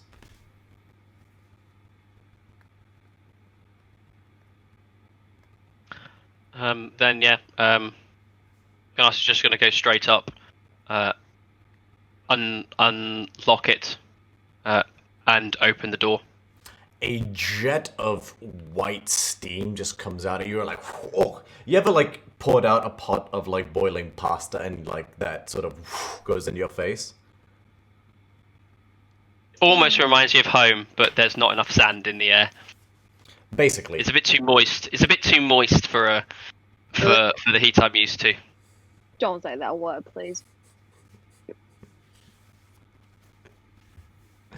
Is there more than one entrance for around the building, or is it? You just only the see main just front the one?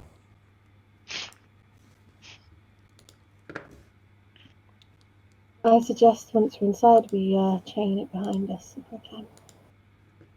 I was intending to set a warning signal of some sorts, but using the key seems more efficient. Yes. I hold the door open for everyone to enter. Alright, you guys step inside and you can barely see a foot in front of your face, for there's just steam everywhere.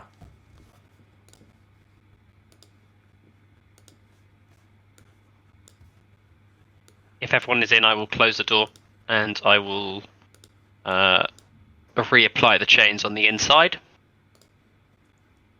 No! No. Because steam will bugger that lock. I will apply the chains on the inside, but I will not apply the padlock. Because that could suck. Would gust of wind clear some of the steam? I was thinking that might be able to do so. I can create a gust, but not the gust of wind incantation. I can do it, but would it be too loud? So you guys step inside and lock the door behind you, and you're basically, it's like the worst, dampest sauna that you've ever experienced. Can we see anything immediately? I know it's like foggy, but Make a perception check. To be honest, actually, rather than casting alarm, at the same time that's done, I'm first going to cast mage armor, and then I'm going to cast detect magic. Would you? perception, yeah? Yeah. And I'll use the detect magic as kind of like a guiding line to see if I can detect anything nefarious. 17 plus 6, so 23. Ganassi, Nice. you're like, ah, shit, that's really bright. Everything glows for you in your eyes, Ganassi. Damn it. All magically empowered. Eslan, you can't see much through the steam, but you see a flitter of movement here. A flitter of that. Just every now and then, just... I'll drop my concentration on detect magic then.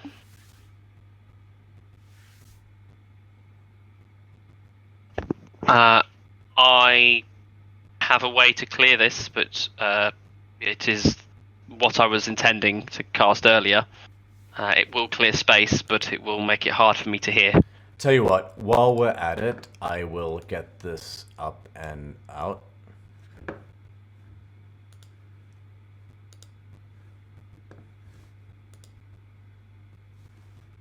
Mother, I crave violence.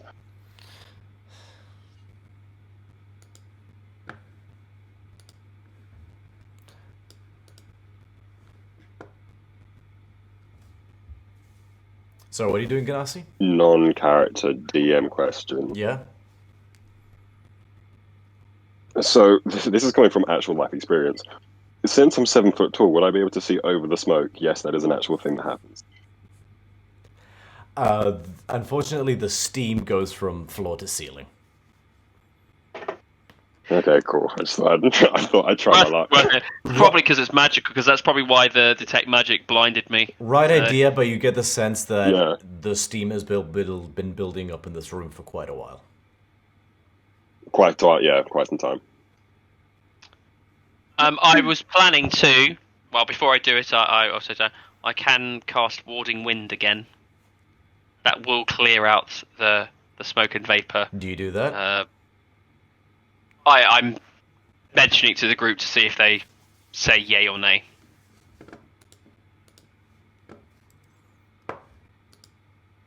Yay? It's not inherently incredibly loud, but it is loud for those that are inside. All right. I will step inside, and I will cast Warding Wind. Okay, you move your hands in a circular motion, and all of a sudden, the winds just buffet around you, and the steam immediately gets swirled up into a ball and just funneled upwards and scattered away. You billow aside the clouds.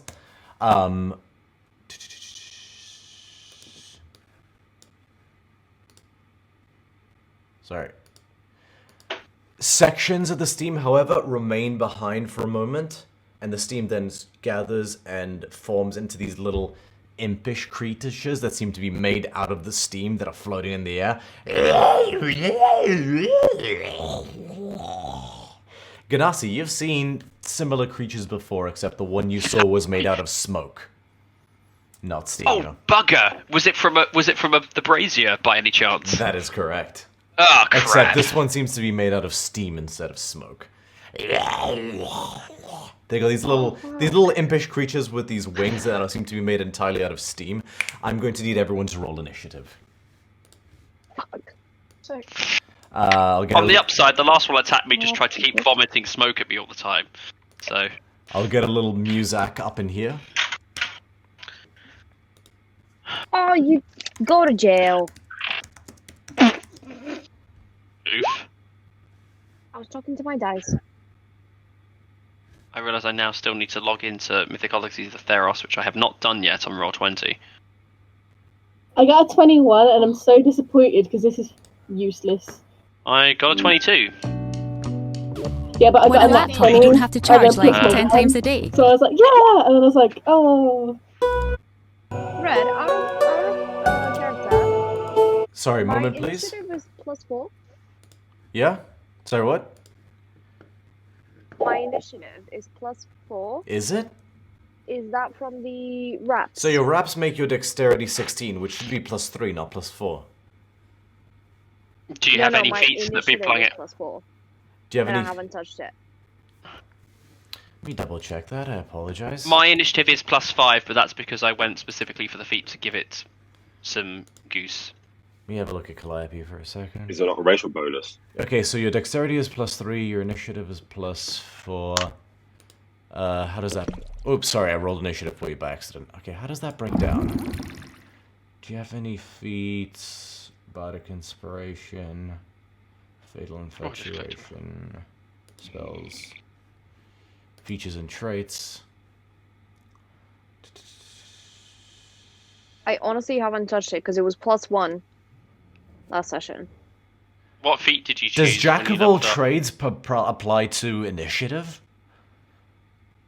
You might do, because I think that's the one I picked. Because, well, it's a bard thing. You get half your proficiency bonus on all ability checks. Does initiative count? I guess so. No, initiative is not a skill per se. Isn't initiative linked to dexterity? Yeah. Yeah. It should be +3, not +4. No, but I already already had +1, so it would be plus another 3, so it would count. So It would be +4. Yeah, if you already was +1, then yeah. If it was +1 because your dexterity was 14, right? Oh, sorry, your dexterity was 12 or some originally. Yeah, I think so. So that would make it. It wouldn't increase it by +3 by going to 16. It would make it +3 because your modifier at 16 is +3. Oh. Then one of them might be from my like jack of all trades. Probably. I will allow it this time. I'm sure it's probably right. I'll look into it just to verify at another date when we're not playing, just to not slow it down. But we'll say +4. We'll keep it at +4 for this fight, and then we'll look into it another time, just to make sure. Okay, cool. Thank you. No problem. 1 second. I'm just going to set up. Just want to say, by the way, I am certainly no artist, but I'm pretty proud of how I managed to shop together different assets to make Daxos.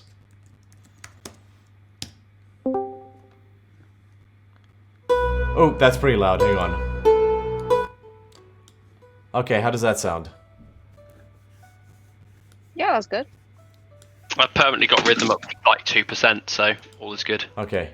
If anyone in the stream has any issues with sound, please let us know, but I've turned it quite down, so hopefully that shouldn't be a problem. Okay, I'm just going to give everyone a turn. Objects and tokens. Ah, wrong button.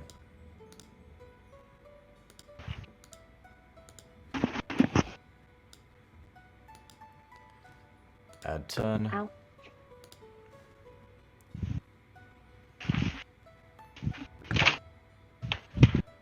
Okay, let me just pull up the stat block for these guys.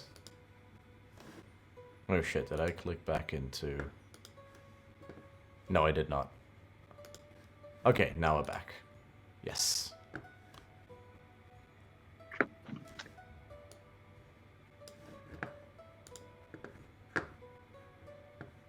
Oh no.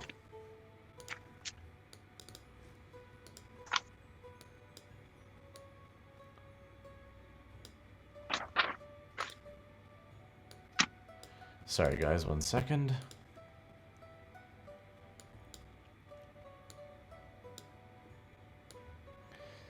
I really wish I had someone to do this for me.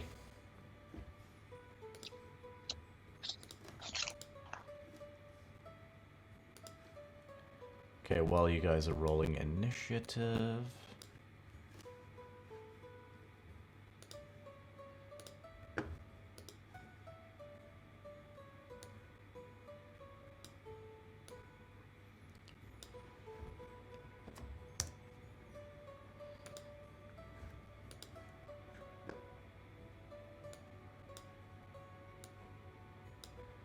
Alright.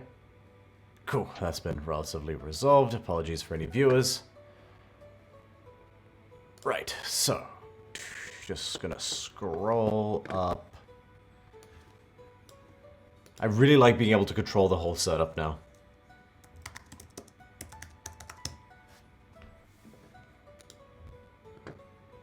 Okay, got the stat block up. Alright, that's a 0 modifier, so...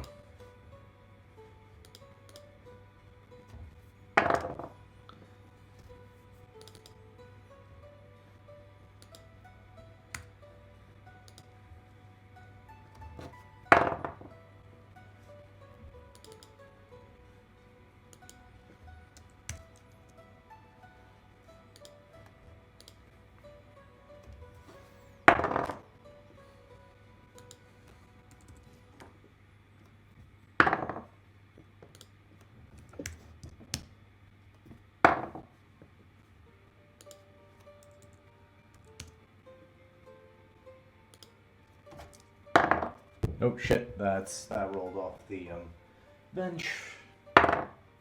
Ooh.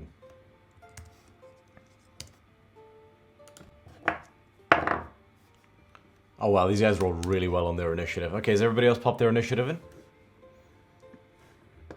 Mine is in the roll 20. Okay, Amalia? Mine on Oh, my one sec. character Oh, shit. in the list. Okay, you did? Cool. So, Calliope? Damn. Yeah, sorry. I just need to find No where I am. worries. Just gonna drop rhythm a little further just to be safe. Oh.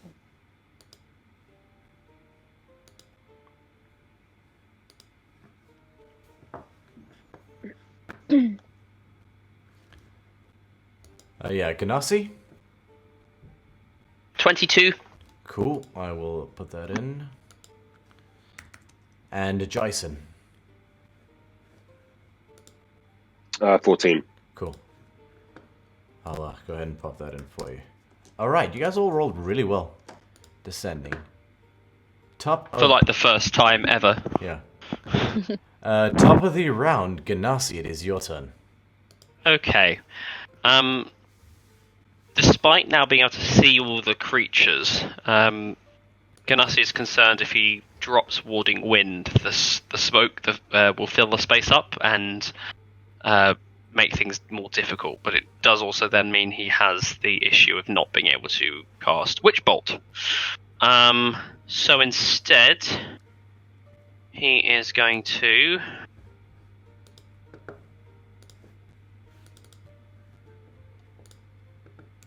Panic. Mood. Well, I've got a quarterstaff in my inventory, but I've not really wandered. I've not really seen. I think I might just remove that from my inventory because, to be honest, I don't think I've ever had it present with me that I've noted. It's just something I've forgotten I've had with me, so I don't think it's reasonable that I'd have it suddenly appear with me at the moment. I'll have to acquire one later to have a reason why it's in my inventory. So instead, I will. Identify the number of creatures that are in the space and count them all out, so I can get an idea for how many there are. 1, 2, 3, 4, 5, 6, 7. Yeah.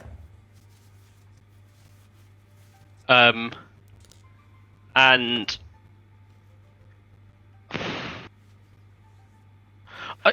I almost want to spend a turn just pointing out where the creatures are, so that everyone else has an idea for where they all are, so that they can position themselves better. But that doesn't really. I don't have the help action. Oh no, the help is an action, isn't it? Yeah. Let me just double check just see, because that might be more appropriate. Oh, it's only on ability check though, I think.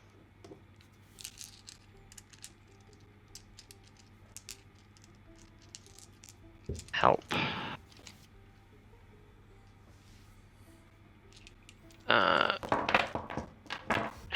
Alternatively, you can aid the friendly creature in attacking a creature within 5 feet of you. You feint, distract the target, or in some way make your allies' attack more effective. If they attack before your next turn, the next. Okay, right. Alright, I'm going to do that then. I am going to, from my current position, 5... Wait, is that 5? Yeah, 5, 10, 15... I don't know if that puts me in because I've kind of put myself like to the other corner of it. If that makes sense, but 15. Yeah, sure. And my intention is to distract this one. With effectively kind of like buffeting it with the wind. Okay. It is a small creature, so that's not too hard to do. It's like and it's kind of like forcing itself into in the order wind. to. Yeah. And if that's done in aid to line up a shot for Jason. Okay, easy enough. Anything else in your turn?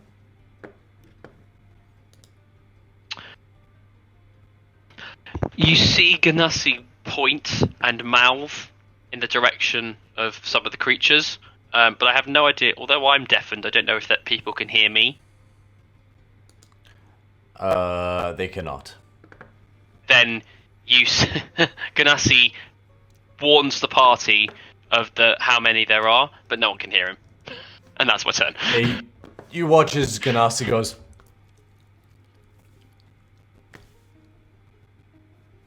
He would like to think it's more controlled, but it's kind of like... And he will certainly gesture in such a way, hopefully to gain Jason's attention regarding the one that I'm goading. Very well. Next up is Eslin. I would like to do a spiritual weapon. The one right at the back, please. Right at the back? Yeah. Top right. Okay, 1 second.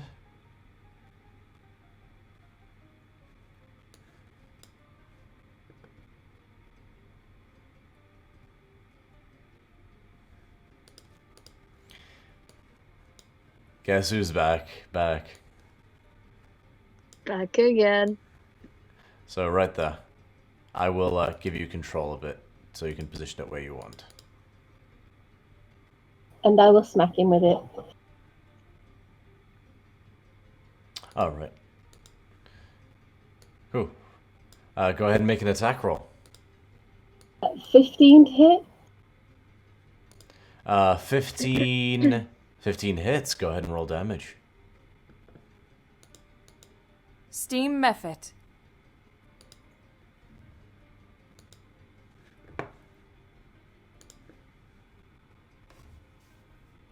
Ten points of damage? Not bad. So you managed to drive the trident through this thing's form, and it sort of, the steam parts for a second before it reforms, although it's shimmering a bit. It's like, I'll kill you. 10, right? And then, yeah, 10 points of damage. And then I'll use the rest of my movement to move to this middle one. Okie dokie.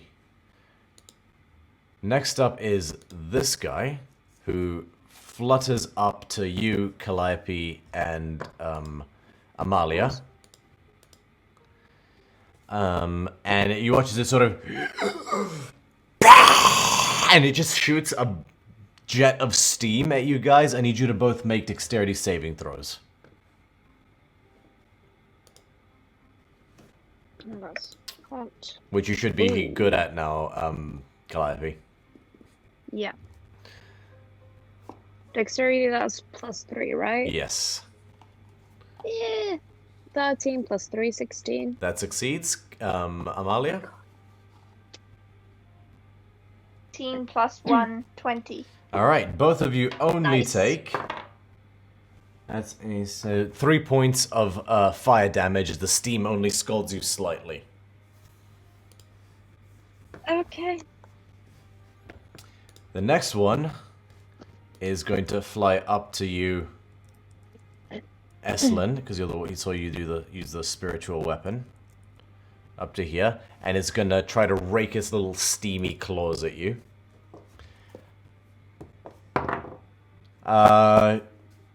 15? Yeah. Nope. Fortunately, you're used to, you know, volcanic undercurrents on the bottom of the sea, so you just resist the scalding hot claws as they try to rake you. The next one is going to, catching wind of this, is going to fly up to you, Eslin, here, and it's changing tactics, is going to go... Could I grab an attack of opportunity on it as it goes past? Go for it. I'm going to punch it. 17 to hit. 17 hits, go ahead and roll damage. It takes 3 bashing. 3 Okay. bludgeoning, automatically.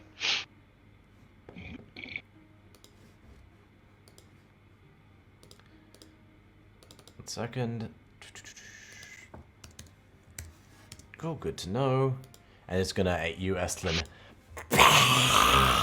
As a jet of steam comes out of its mouth at you. Please make a dexterity saving throw.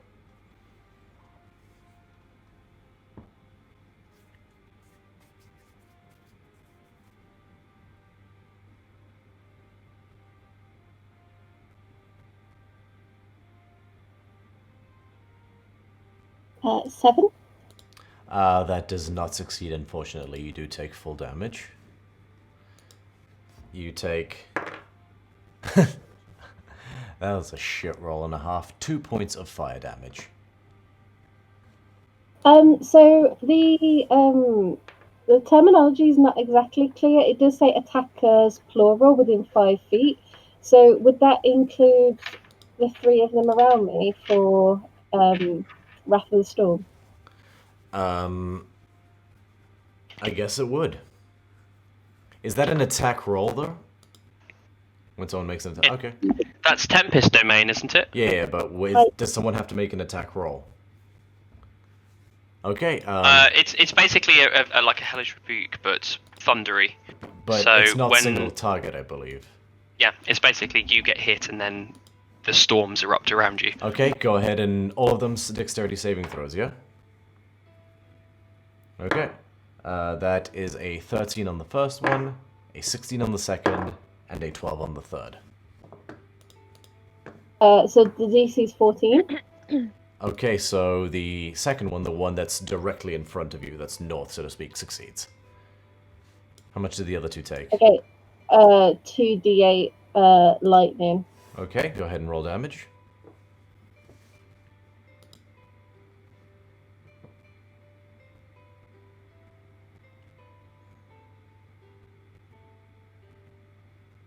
This is the calmest combat ever. Yeah, I thought the music was going to be a bit more. No. I thought the music I mean, was. it's appropriate. If we're too loud, then Yeah. we'll raise attention. It's So we like, need to what's have the it nice movie? and calm. What's that movie? We're being Storks? killed. It's okay. We'll just protect ourselves. I think It's the all good. movie's called Storks, where they're fighting, but they have to be quiet so they don't wake up the baby.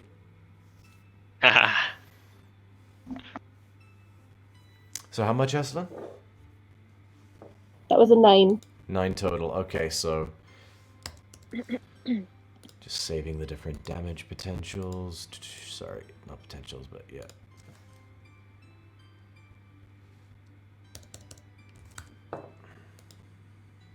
Sorry, I think it just applies to the one, actually. I've just reread it.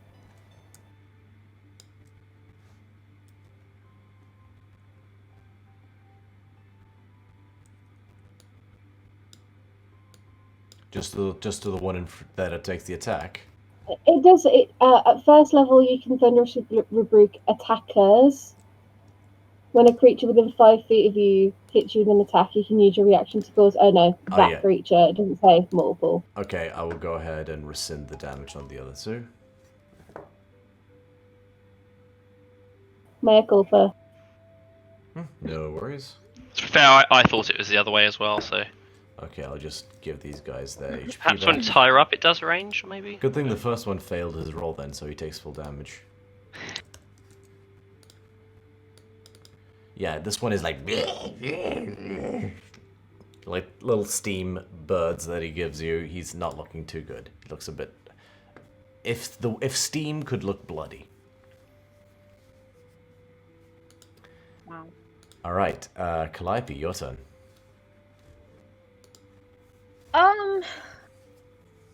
Don't have much that's gonna affect these guys. Where was it?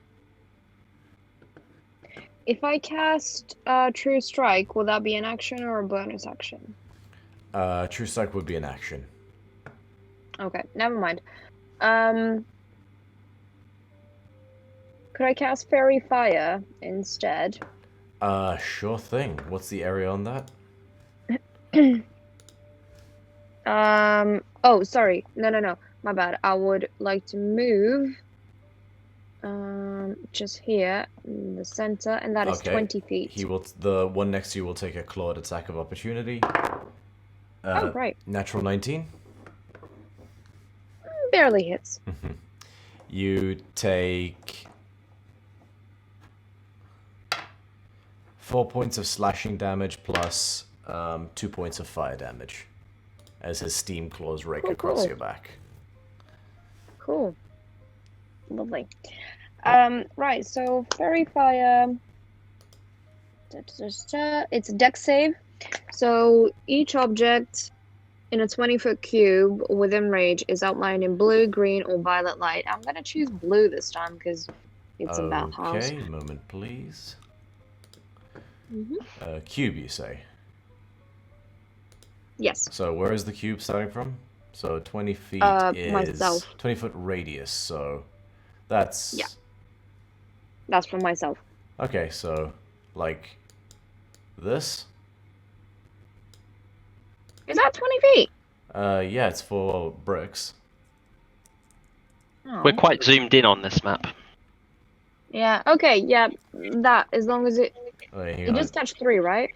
10, 20... Okay, that's 20 feet. Okay. Yeah, that's fine. 1, 2, 3... Okay, that's a bit much. 1, 2, 3, 4... Yeah, that's... 1, 2, 3, 4... Yeah, that's 20 feet. That is 20 feet. Okay, so that catches 3 of them. So, what is the saving throw for those ones? It's a dex save. Okay. Oh, that's fine. 14 for the first one, which is this one. 14 is the save. Uh, Well, no, wait. Yeah, that's my save DC. 12 on the second one, so the first one succeeds. 12 on this one. Fails.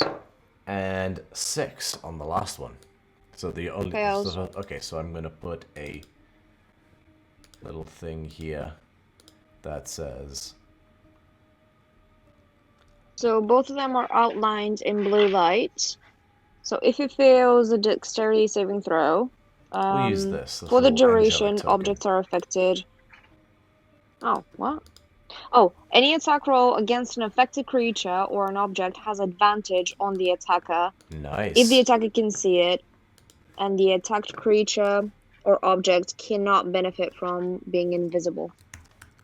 Copy that. Nice. So we will have advantage now on attacks. Against On those the three. ones marked, yeah. So that's advantage, and then Jason still has advantage on the other creature anyway, at least for next turn. Cool. Yeah.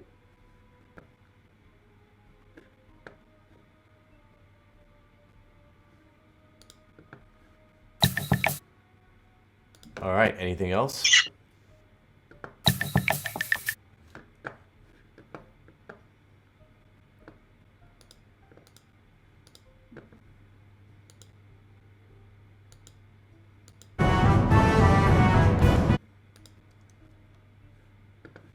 You know what, I'm going to leave the soft music. I think it's appropriate for the bath. Indeed. It's nice. Okay, next up is Amalia.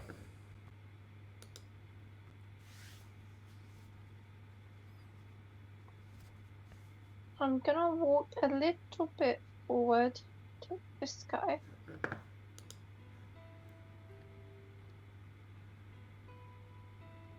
Yeah, so this guy. And yep, Okay.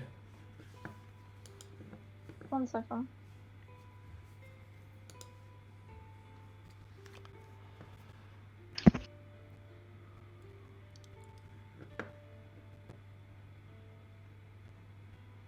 And how high are they flying? Eye level.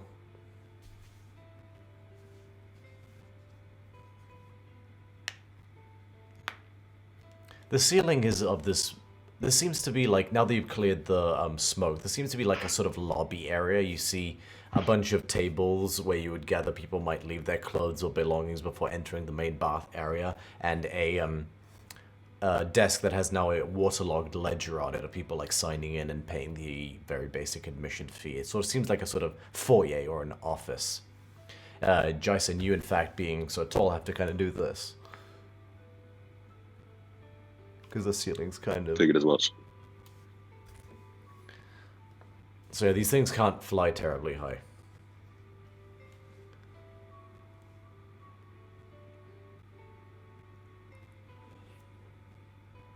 And you said it's made of steam, right?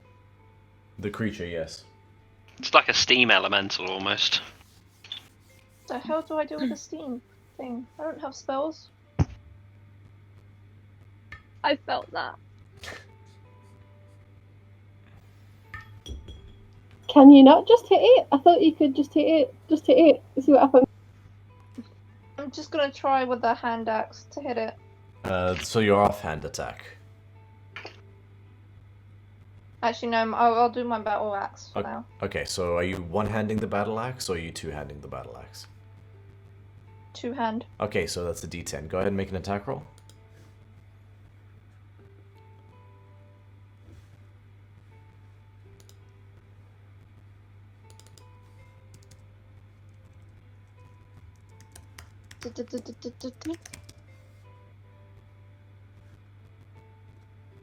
Nine. Total. Was that you Yeah. rolling the? Was that you rolling? Was that on the D10?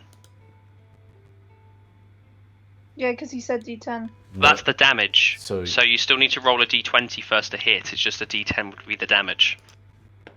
You get closer. I figured that might have caught you. 20. Still work. That'll do it. Is that a natural 20 or a modified 20? No, it was a 14 plus my 6. Okay, so modified 20, that definitely hits. And then damage.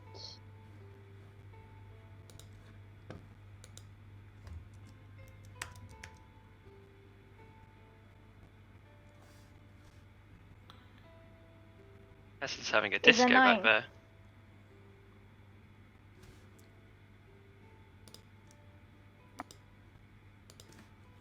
I'm gonna play. Oh, sorry, just because I feel like the stakes aren't high enough right now.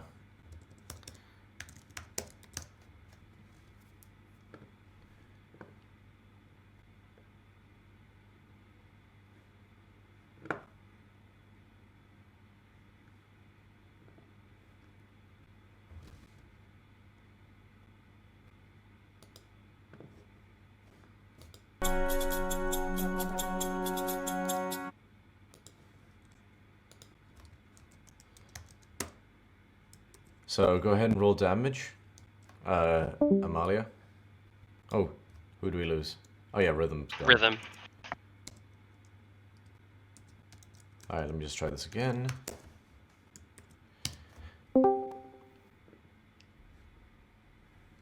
There we go. I thought this was the Mastermind soundtrack for a moment. Da-da. That'd be nice. Oh, hang on, almost forgot. Switching back to this. Turning on the Twitch stream. Yes, everything works again. Okay, so Amalia, go ahead and roll damage. 9. 9 total? Is that... Okay, so you... Yes. Whoosh, you cut this thing in half, the steam dissipates, but then it quickly reforms itself. Again, it's more fluttery now. This thing is not looking happy. Fuck you! Intruders! Doesn't look happy. Jason, your turn. So we've established that melee attacks work on this thing. That is correct. Okay, sweet. My internet's really shitty, so I'm looking at mildly pixelated things, which doesn't help you on a grid. But I'm assuming that there's one on the right of Eslin, right? Is that what I'm saying? Yeah, there's one Yep. to the right Yeah. and the left of Eslin. One of them, Sweet, the one to cool. her left is highlighted in a blue aura. Yeah. No, I figured as much. I just wanted to make sure and double check. Like I said, everything's pixelated on mine, so I don't know how the movement's going to be. But okay, I'd like to move towards that one and just make a longsword attack if I can. Okay. You understand as well that long swords, as in the ones holding in two hands, are not a thing in Theros, so you'd be using it one-handed only in what is known as a broadsword. Because in ancient Greece, Yeah, that's two-handed fine. swords were not a thing. Cool. Yeah. Yeah, that's kind of. I'm using one-handed anyway. That's Okay, fine. so you swing with a one-handed broadsword. So it's a very sort of large Zephos, as in the Grecian longsword. Go ahead and make an attack roll. Just to remind you, because that one I have aided you, you get advantage on attacks against that creature. Yes, you do. Go until ahead and make an attack next roll time, with so it's advantage. Sweet. Oh, that's fine. They were both 18, so it's perfect. Cool. Go ahead and roll damage. Okay, and that's going to be 7 slashing damage. And with that, you just swing through it, and this time the steam scatters and does not reform. 1 down. 6 to go.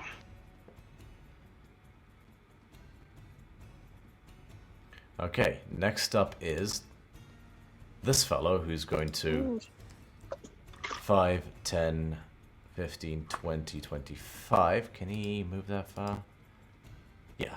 And he's going to look towards you, Jason, and he just goes... Make a dexterity saving throw.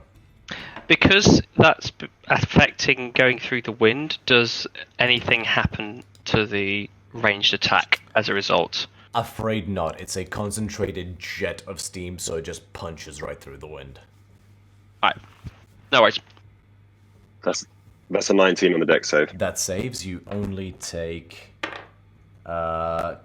I rolled a 1, and half of that is 0. So you managed to. So funnily enough, I'll say yeah. For flavor, the steam does manage. So the wind does manage to redirect the flow of steam enough for Jason to completely avoid the jet, and you take no damage because half of 1 is 0. Rounded down. Nice. Yeah. Next up is this one, whose fairy fire is going to flutter towards you, Calliope, and Eslin. Is gonna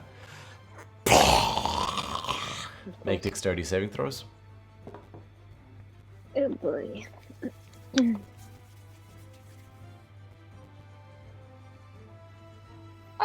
18? That succeeds. 13. That also succeeds. You guys only take 4 points of fire damage. Cool. Next up is this one, who's going to fly towards you, Ganassi, using as much movement as it needs to, but not too much, because it's right there. And it's going to make a attack roll against you. Does a 12 hit? Because I have mage armor, it does not. Okay, and so its steaming hot claws just bounce off the bubble that's around you.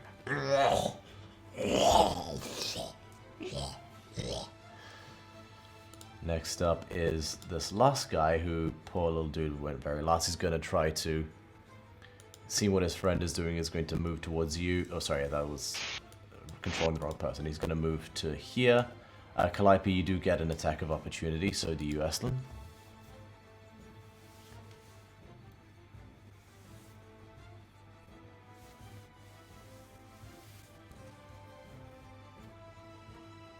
Nat 20. Can I... Okay, go ahead Nice. and roll critical. Oh, shit.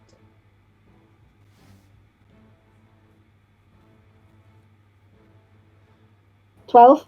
12 points of damage. You just swing your mace through and just scatter this thing into a million bits of steam.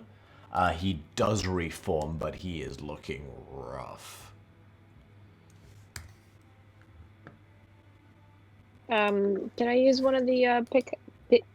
War picks. Yes, you can use one of the war picks. I should have done this last time and I didn't. When you used them, I apologize, but as you're not proficient, you'd be rolling with disadvantage. Okay. Never mind. Can I use my dagger? Yeah, sure. Go ahead and roll with your dagger. Thank you. Which is a finesse weapon, so you can use your dex mod. Oh, that's cocked. Is that an 11? That's a 17 plus 5, so that is 22 to hit. 22 definitely hits. Go ahead and roll damage. And 1d4 plus 3. Oh, 6. 6 points of damage. Nice. How's it looking? On death's door, he's trying to sort of fucking hold stop. himself together, and he keeps flickering like out of existence for seconds. But he will take one attack against you, Jason. Does a 21 hit?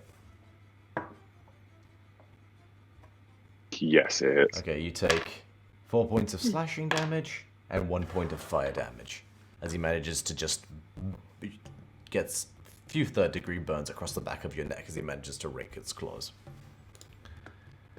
Ganassi, it is your turn. I will. I don't think I need to technically step forward to hit it, but I'm going No, to you don't. move forward anyway. So Well, I'm planning to actually attack the one that just attacked Jason, so I actually might take a step down while it's still within range of there as well, but just I'm going to take I'm just going to. The other one was small enough to occupy your space, so you don't leave its space technically, or you don't leave its attack range by stepping by stepping 5 feet that way. Got you. I understand, but I'm going to go and make an attack, an unarmed attack against this one. That is a nat 1. Unfortunately, it flies out of the way.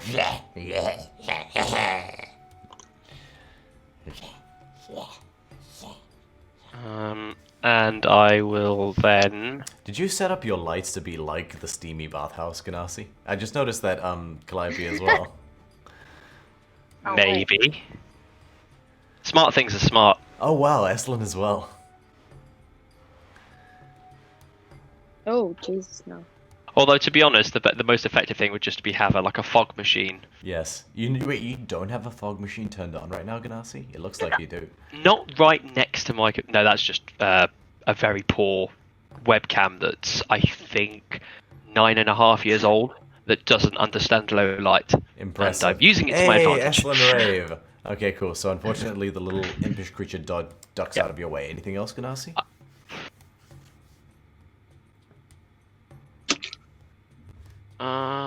No. Okay. No, that's me. Eslan, your turn with Calliope on deck after a couple of these little creatures. Nice. So, gonna move my spiritual weapon Okay. to the guy in front of Calliope and attack him. Which you can do. Okay, so 5, 10. Yeah, you're good. So the trident just sings through the air. Oh god, what is that? I don't know how to do that. Okay, there we go. That's better. The trident just sings through the air and tries to plant itself through this creature. Go ahead and make an attack roll with advantage. I rolled 2 17s. That hits. So, plus 16. Sorry, plus 6 on top of that.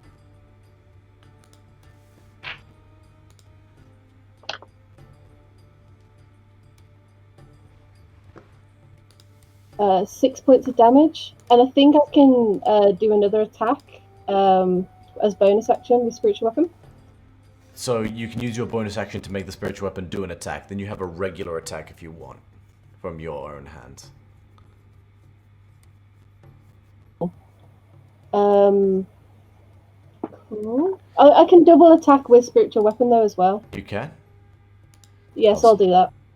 Okay, go ahead and make an attack roll. Let me just double check that. I'm just questioning The how... dice that was working for me has disappeared to the nether, so I'm going to have to use one of the cursed ones. Oh. That's a 10 plus 6, 16. Okay, as a bonus action, on your turn, you can move the weapon up to 20 feet and repeat the attack against a creature within 5 feet. He's in 5 feet? Yeah, but you made one attack with it as your bonus action for this turn. Is there a storm cloud? Can I not do that as my main action? You'd have to be yourself doing the action. Not as so well. you'd have to hit something okay. yourself with your own weapon, I think. Yeah, you'd have to. Okay, then, if I've read that correctly. You can make a second attack, this- but it's you using your own weapon, not using the spiritual weapon again. Okay, yeah. So I'll smash the one next to me then. Okay.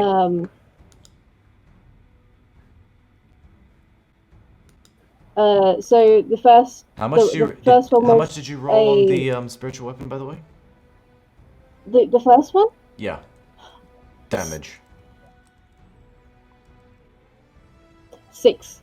Okay, good to know. Thank you. Sorry, I just hadn't adjusted the health bar. Okay, great. And go ahead and make an attack No, roll it's cool. on the I'm second done. one. So that was a 8 plus 6 is a number 14. Still hits. Go ahead and roll A number. damage.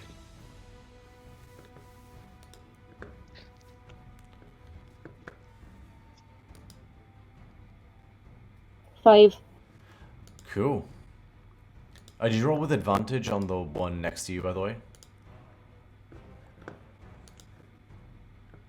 No. It is fairy fired. It doesn't matter because it wasn't a crit. Okay, so 5 total points of damage. Got it.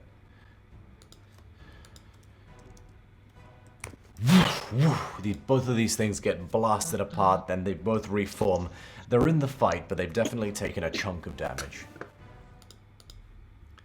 Next up is this guy who does not get his steam breath back. He's gonna make a claw attack against you, Amalia. 12? 12 does not hit. Never mind, he swings at you and you just bat him out the way.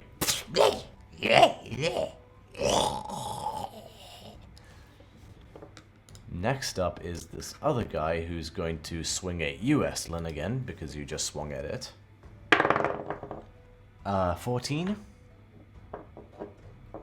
Same dealio. These things are fairly straightforward to keep at bay. You almost just, like, you fan with your hands and it's like, because it's made out of air, it can't quite, and it just claws at you and just hits nothing. Oh wait, sorry, does he? No, he does not get his steam breath back. Next up is you, Calliope. Okay. Which one was looking rough? That would be the Nat 1 that tried to attack Jason.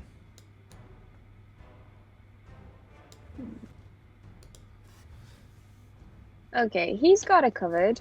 I'm gonna attack the one that just attacked Evelyn. Okay, go ahead and make And I do have an advantage, right? Yes, what are you attacking with? The dagger again?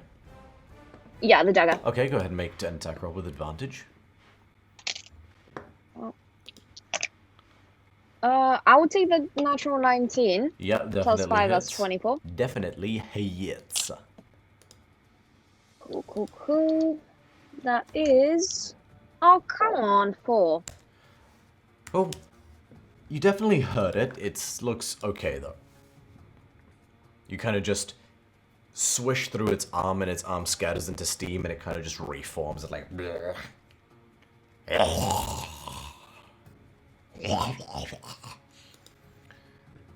Fuck a duck. Amalia, your turn.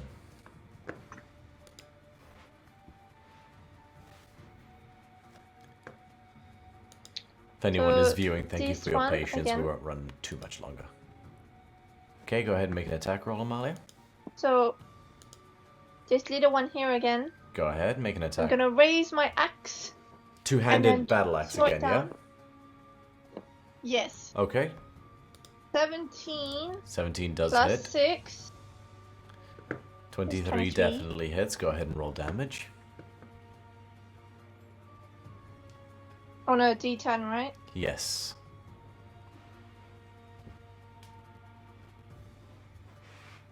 Eight plus 4 is 12. And with that, you just use the flat end of your axe to just make a fanning motion, and this thing just gets scattered into oblivion and does not reform.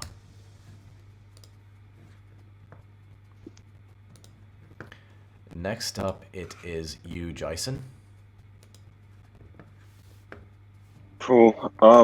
So the little bugger that's behind me. Yep.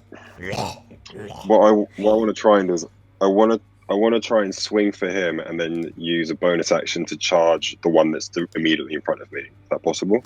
Let me double check how the charge feature on the centaur works. Yeah.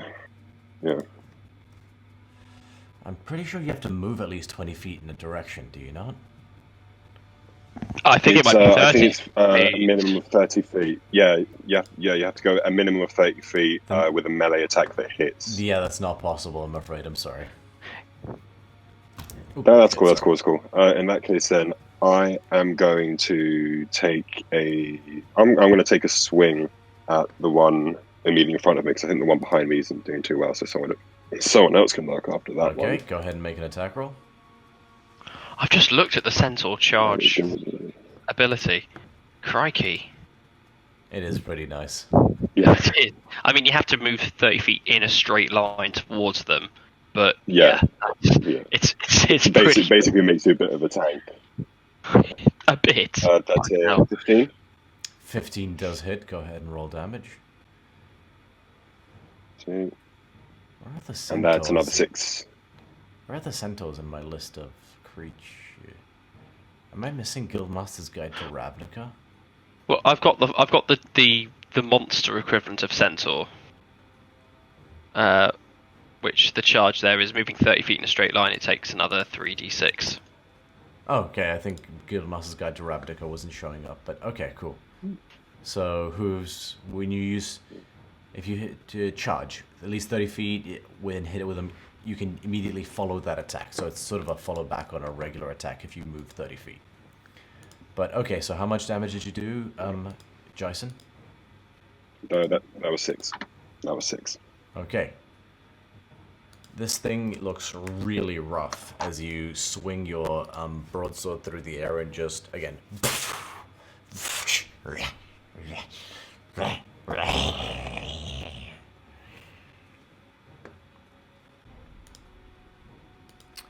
Alright, next up is this guy who's going to retaliate back at you. Does not get his steam breath back, so he's going to make an attack roll. Does a 16 hit? Just hits. You take 1 point of slashing damage and 3 points of fire damage as he burns your skin. Next one is going to attack you, Calliope, because you're right in front of it. Of course. Natural 1. Yes, baby. You just duck under it and you flip it off. Not today, Steam Man. Next one is going to make a swipe at you, Ganassi, because you're right in front of it. 16? 13, there's no point me doing the thing for it. Yeah, that hits. Okay, you take 3 points of slashing damage and 1 point of fire damage as you watch as your blue skin sort of bubbles and blisters as with 30-degree burns. I hiss silently in my wind. And the last one, does he get his steam breath back? Does not get his steam breath back, so regular attack. 10? On who? On you. No, misses. Yeah, just he's too weak, the wind's too strong, he can't quite get a good purchase in, particularly with your shield. Alright, your turn again, Ganassi. As he reaches forward to strike at me, I'm going to try and grab him to finish him off with an unarmed attack. Okay. That's a 19 unarmed plus whatever I have on my unarmed. Yeah, he's so at 1 HP. That is a 23. Yeah, cool. As he grabs forward, I kind of like grab him with both my hands, and then I just let the wind buffet him out of existence. It's like holding someone's face to a belt sander. He just sort of gets buffeted out of existence. Yeah. And then with that, I will then move 5 feet this way, so that I'm technically in flanking position for this boyo later. Okay, next up is you, Eslin. Smack this guy here with my hand, well, my mace, and then smack the other guy with spiritual weapon. Mace? Okay. My mace. Go ahead and make attack rolls for both, with advantage for both. Start with your mace. 19. Definitely hits. Go ahead and roll damage. 6 on the damage for that one. He scatters out of existence.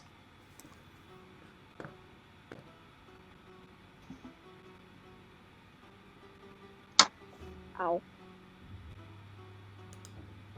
Sorry, being dumb. The other one was 15 plus 6, so 21. Yeah, it hits. Go ahead and roll damage.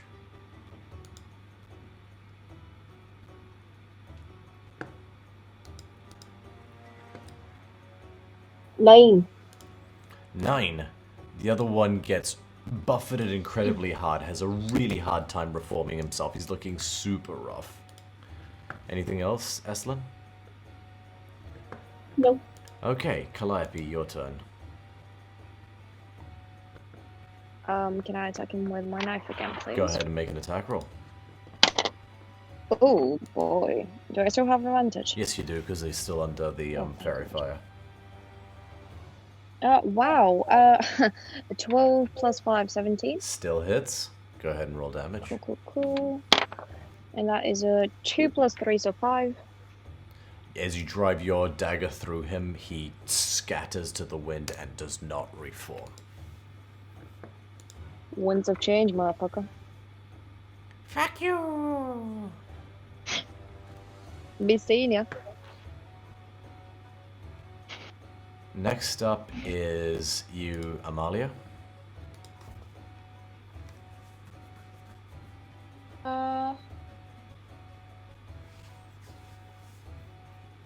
Can I move here? Yeah, you can move there. Actually, wait, no. Can I move here? Sorry. Where were you originally? You were here, right? Yeah. I was. Yeah, you can just move there. This one doesn't exist anymore anyway. Oh, right. Okay, because that's good, because I was going to throw this one. Okay.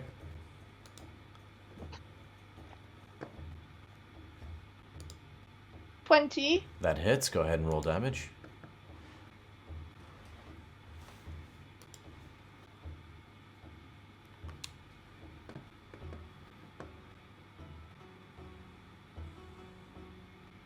$14.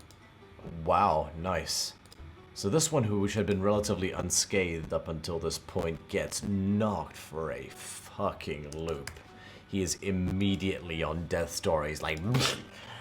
His wings are kind of like shittily flapping like a fly that got slapped but not quite destroyed by a slap. And like... He's like fluttering kind of pathetically. Jason, your turn. I'm just gonna do Hooves attack to the one that's in front of me. Okay, make an attack roll. Yeah. That is 21 to hit. Definitely hits. Go ahead and roll damage. And that is 4, 5, 7, 8. You bring your hoof on this thing and push it into the ground and stomp it out of existence on the ground. Just pow! It makes a delightful little ring of steam from under your hoof. Oddly satisfying. Okay, this last one does get his steam breath back and points you, Jason, and make a dexterity saving throw. Dex is... oh, it's 6. You fail. You take 3 points of fire damage as the steam scalds your arm, and you get a series of blisters on it. Ganassi, your turn. Okay. This one's looking pretty roughed up already, isn't it? So I am going to try and finish it myself with an unarmed attack. Make an attack roll. That's a 14 plus... Hits. Okay. Yeah, it would be 14 plus, so it would have been 18 to hit. 3 bashing. Alright, he manages to reform, but barely. Anything else? Yes, I will move myself here. Okie dokie. For flanking purposes. Eslin, your turn. Spiritual weapon. Okay, make an attack roll.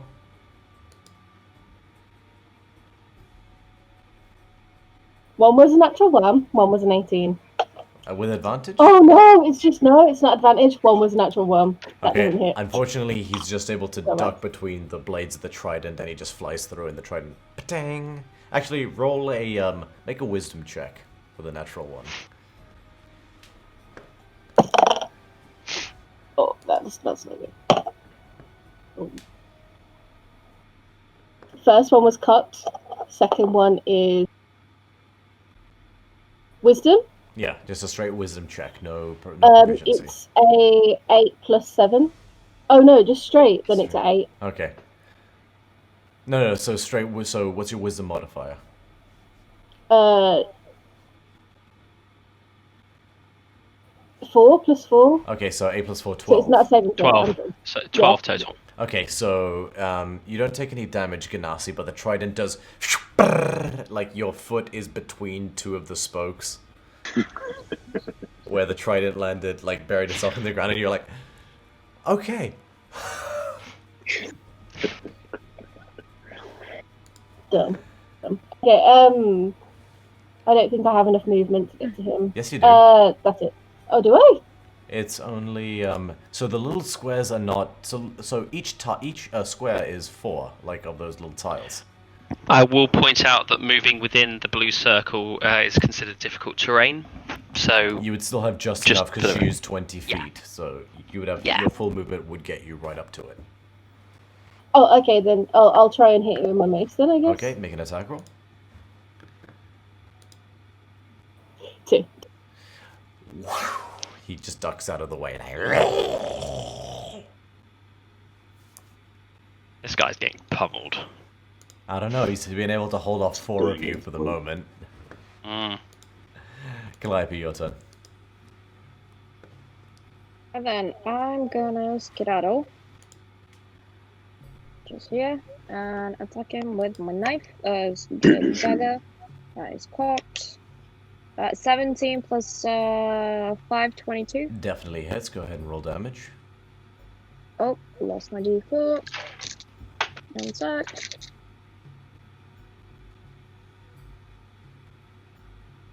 Oh, that is a 3 plus 3, 6. And with a final swipe, you scatter the last one to the wind. Steam does not return to this room, as combat appears to be over. Ganassi, do you continue to maintain the wind?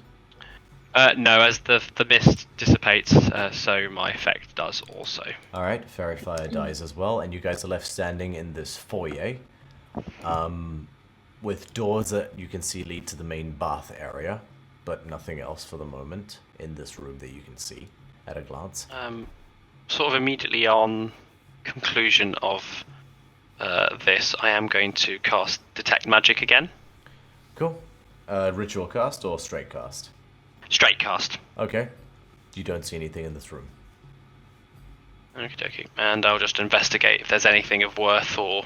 Make an investigation check. Oh, well, the dice has got stuck in the tower. Try that again. Don't drop the Okay. dice. Don't drop the dice. 14 total. You don't find anything of value in this room. You guys, you search around a bit, but you get the sense this is a fairly empty room, and you guys just stand there for a moment before you sort of notice the double doors, and you're like, okay, that's probably where we're gonna have to go next. And that is where we'll conclude tonight's session. Oh. Alright, On thank you. death's door. Exactly. Alright, thank you to all of our viewers. Been an absolute pleasure. I'd like to welcome Jason to the party. And hopefully we'll see more of him in the future. Thank you all. We'll look forward to the next time in the Mythic Odysseys of Theros. Cutting transmission. Right. End stream.